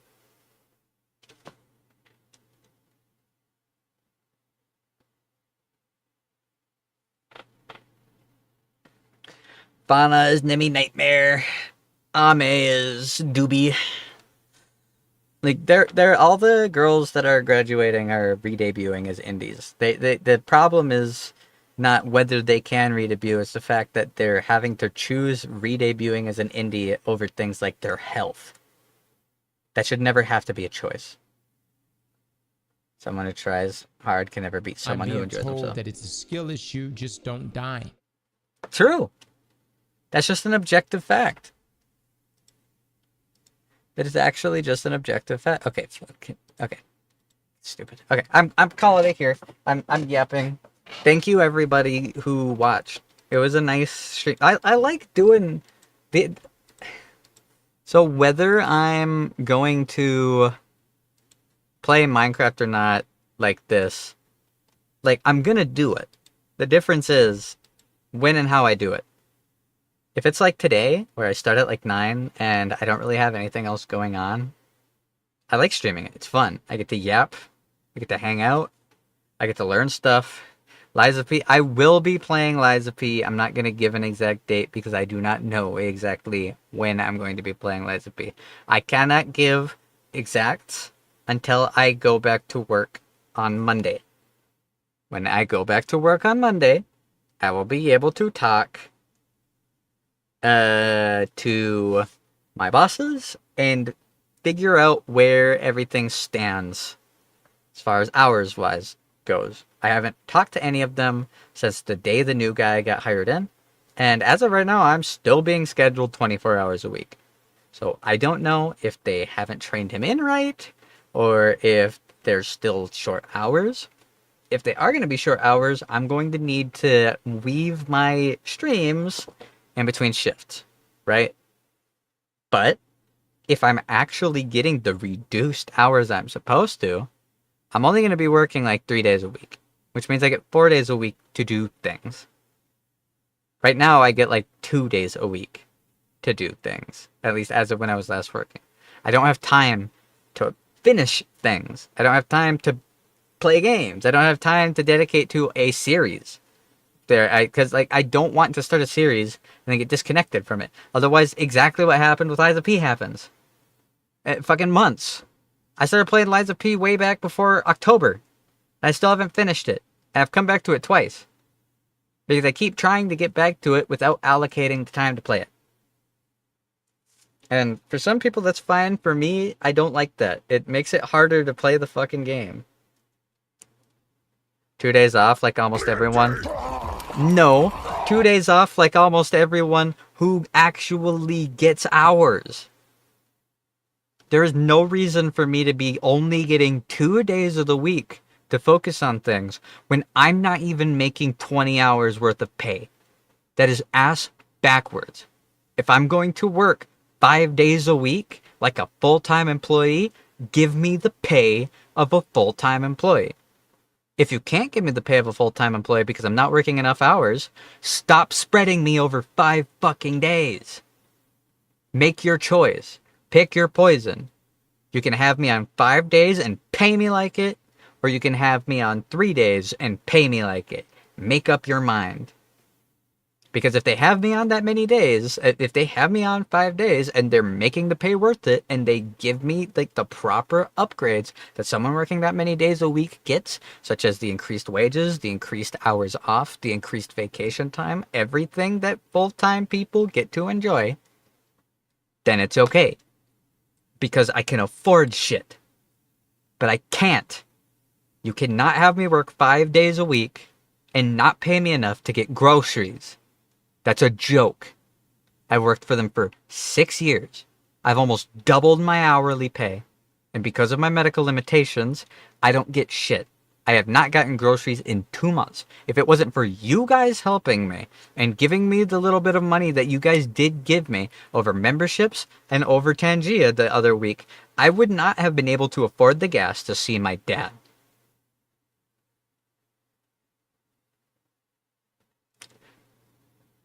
I care about the company. I want to help.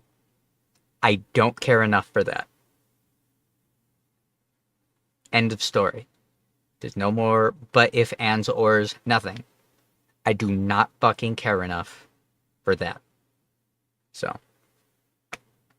I usually work 60 hours a week. If I could work 40 to 60 hours a week like I used to, I would have a house. With my hourly pay, I'd have an amazing premium insurance, a good car, and a house. Are you kidding me? Even though Minnesota's taxes are fucking egregious,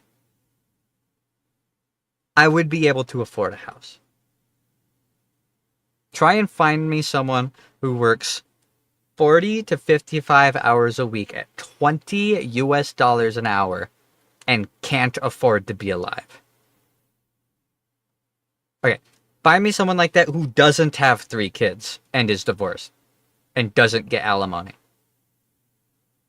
I had to make that. I had to make that like specification because we all know. We all know why.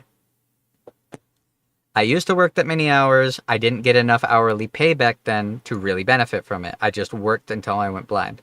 Now that my hourly pay is high enough, I haven't worked a 40-hour week since I was making less than $16 an hour.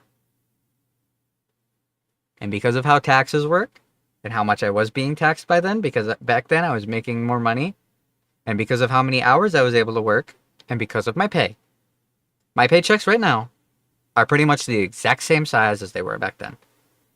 These last couple of months, they were a little smaller, because I was in the hospital, being poisoned with $100,000 infusions, because I have an incurable, rare, cognitive, neurological, autoimmune, degenerative disease. And the rare, progressive, attacking you constantly version. I don't get a fucking say in it. And I'm not gonna let a corporate entity that can't limit my days be a reason that my lifetime shortens drastically. So when I go in, I'm going to tell them very directly, which one is it going to be? Make your fucking choice. Work me the 24 hours and make my pay worth it. Cut me down to 4 days a week. Or work the medical legally limited at 18 hours, continue to keep paying me as I am, but give me 4 days off a week, like a part-time person should have. The only way I will let them make me work 4 or 5 days a week when working 18 to 20 hours is if they give me the shortest possible 4-hour shifts and let me go home when I feel ill. They would have to drastically squeeze it down, be like, all right, you work 2 p.m. to 6 p.m. Nothing else. You work 4 days a week, 2 p.m. to 6 p.m., maybe 5 days a week, 2 p.m. to 6 p.m. I'd be okay with that. Since it takes 25 minutes to get to fucking town, the gas sure isn't nice. But I would be off work at 6 p.m. every single day, and I would be going to work at 2 p.m. every single day. I could make that happen. Problem is they can't do that, because they can schedule me anywhere from 10 a.m. to 10 p.m. And if I didn't have my medical limitations, they would be able to schedule me anywhere from 4 a.m. to 11 p.m., which is what I used to work before I went blind. You can imagine why I went blind. Fucking 60 hours a week doing 4 people's jobs, no sleep, no food, no money, constant stress, no help from my significant other that I was paying out the ass for while working 5, 6, and in rare cases 7 days a week, sometimes working as many as 13 days in a row. It's no wonder I went fucking blind. Obviously, if I didn't have the neurological disease, I wouldn't have gone blind. But knowing I have it, it's a wonder I didn't go blind sooner. Or just drop fucking dead of like a heart embolism or a stroke or something.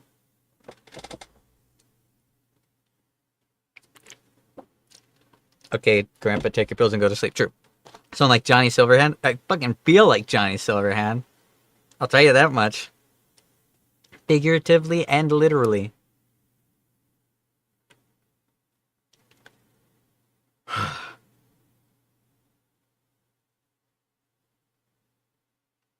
God, I miss streaming. I missed it so fucking much. I hate being ill. I hate constantly having to do shit. Say a one-liner of Silverhand. Wake the fuck up, samurai. I can't do a Keanu voice. Keanu has such a unique and distinct voice. We've got a city to burn.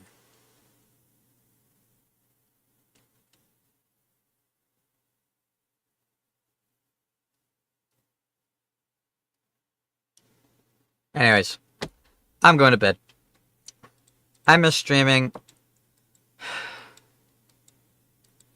I want to keep fucking doing shit more. That's been that was, and this is the last thing I'll say. That was the thought I didn't finish earlier. Is I said that I hate finishing my stream because I never get to stream anymore. Not like I used to. We would play 5 to 7 days a night. Playing through all the FromSoft games. Doing watch-alongs. That was fun. I was streaming so much that I was actually kind of making a little bit of money. And not just from like Tangia either. Like ads and memberships. Even 8-hour streams. I do up to 12-hour streams, dude. Today's was a 6.5-hour stream. And I don't want to stream super long, but not streaming makes me feel like shit. Because when I end the stream, part of me is going, I can't wait to do this again tomorrow. But the other part of me, the cognitive decline part of me, doesn't remember what I wanted to do when I started the stream. I lose track of all the plans that I had. I lose track of all the things I was going to do. Ladies and gentlemen, if you will, look right here.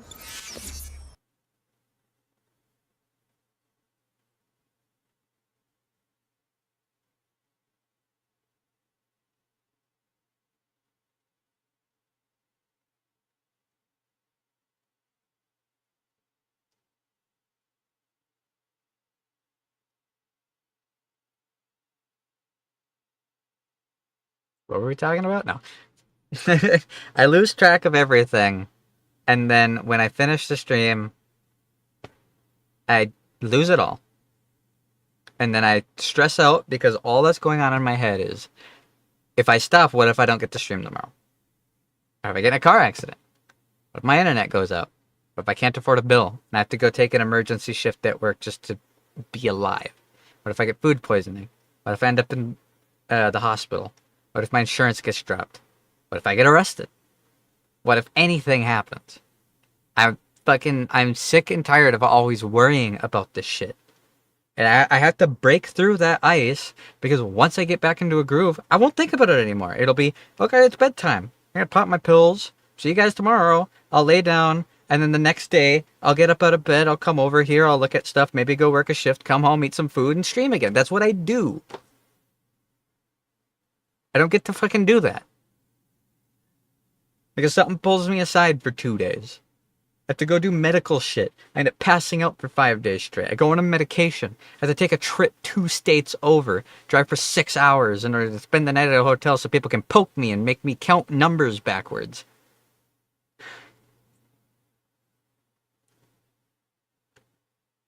It would be the best thing in the world to me if I could just fucking do things again.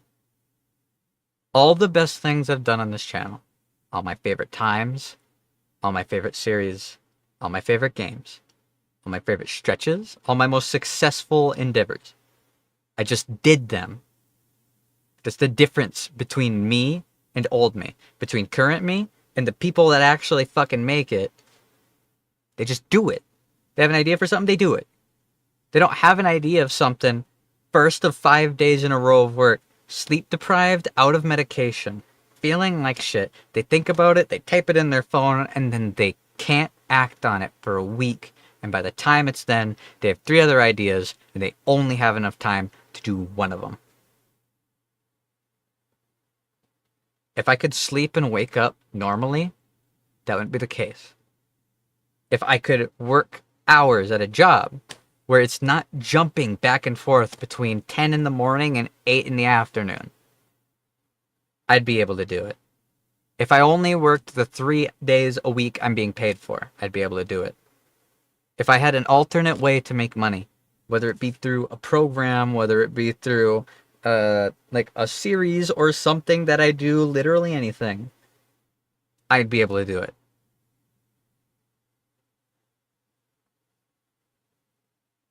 I don't like stopping because I worry that I won't start again.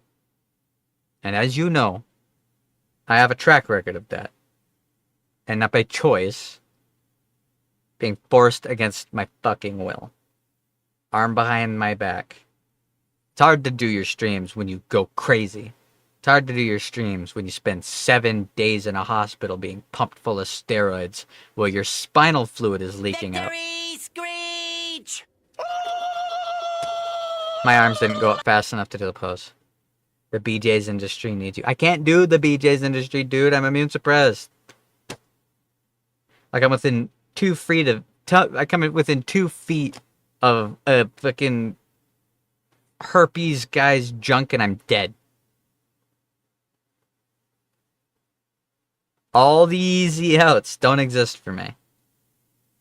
I made the terrible mistake of being born with a disease and being busy in the womb instead of, you know, buying real estate or investing in early stage cryptocurrencies. I was too busy learning my multiplication tables to buy Bitcoin.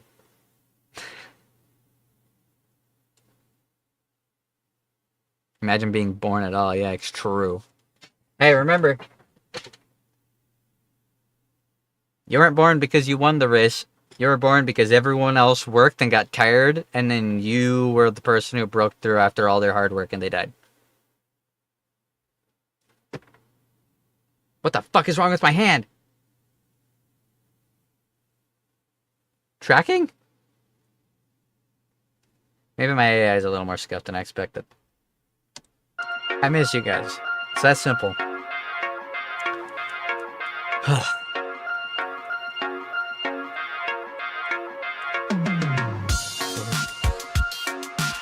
Fuck off, Throne. I'm getting emails because it's the 22nd and fucking 4 a.m. is rolling around and now all the corporate entities, robots are turning on.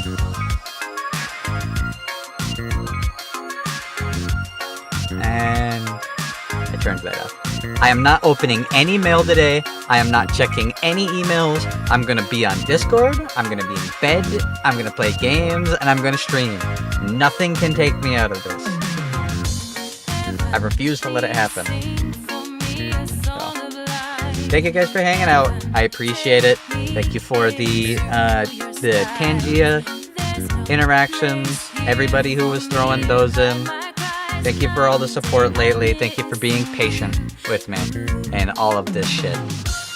I appreciate you guys letting me yap. I appreciate you guys letting me go off about bullshit like a wolf spider in my room, or my state fucking me in the ass, or my supposed documented family tree actually going back to biblical times. Anything about it. I appreciate you guys hearing me out. So,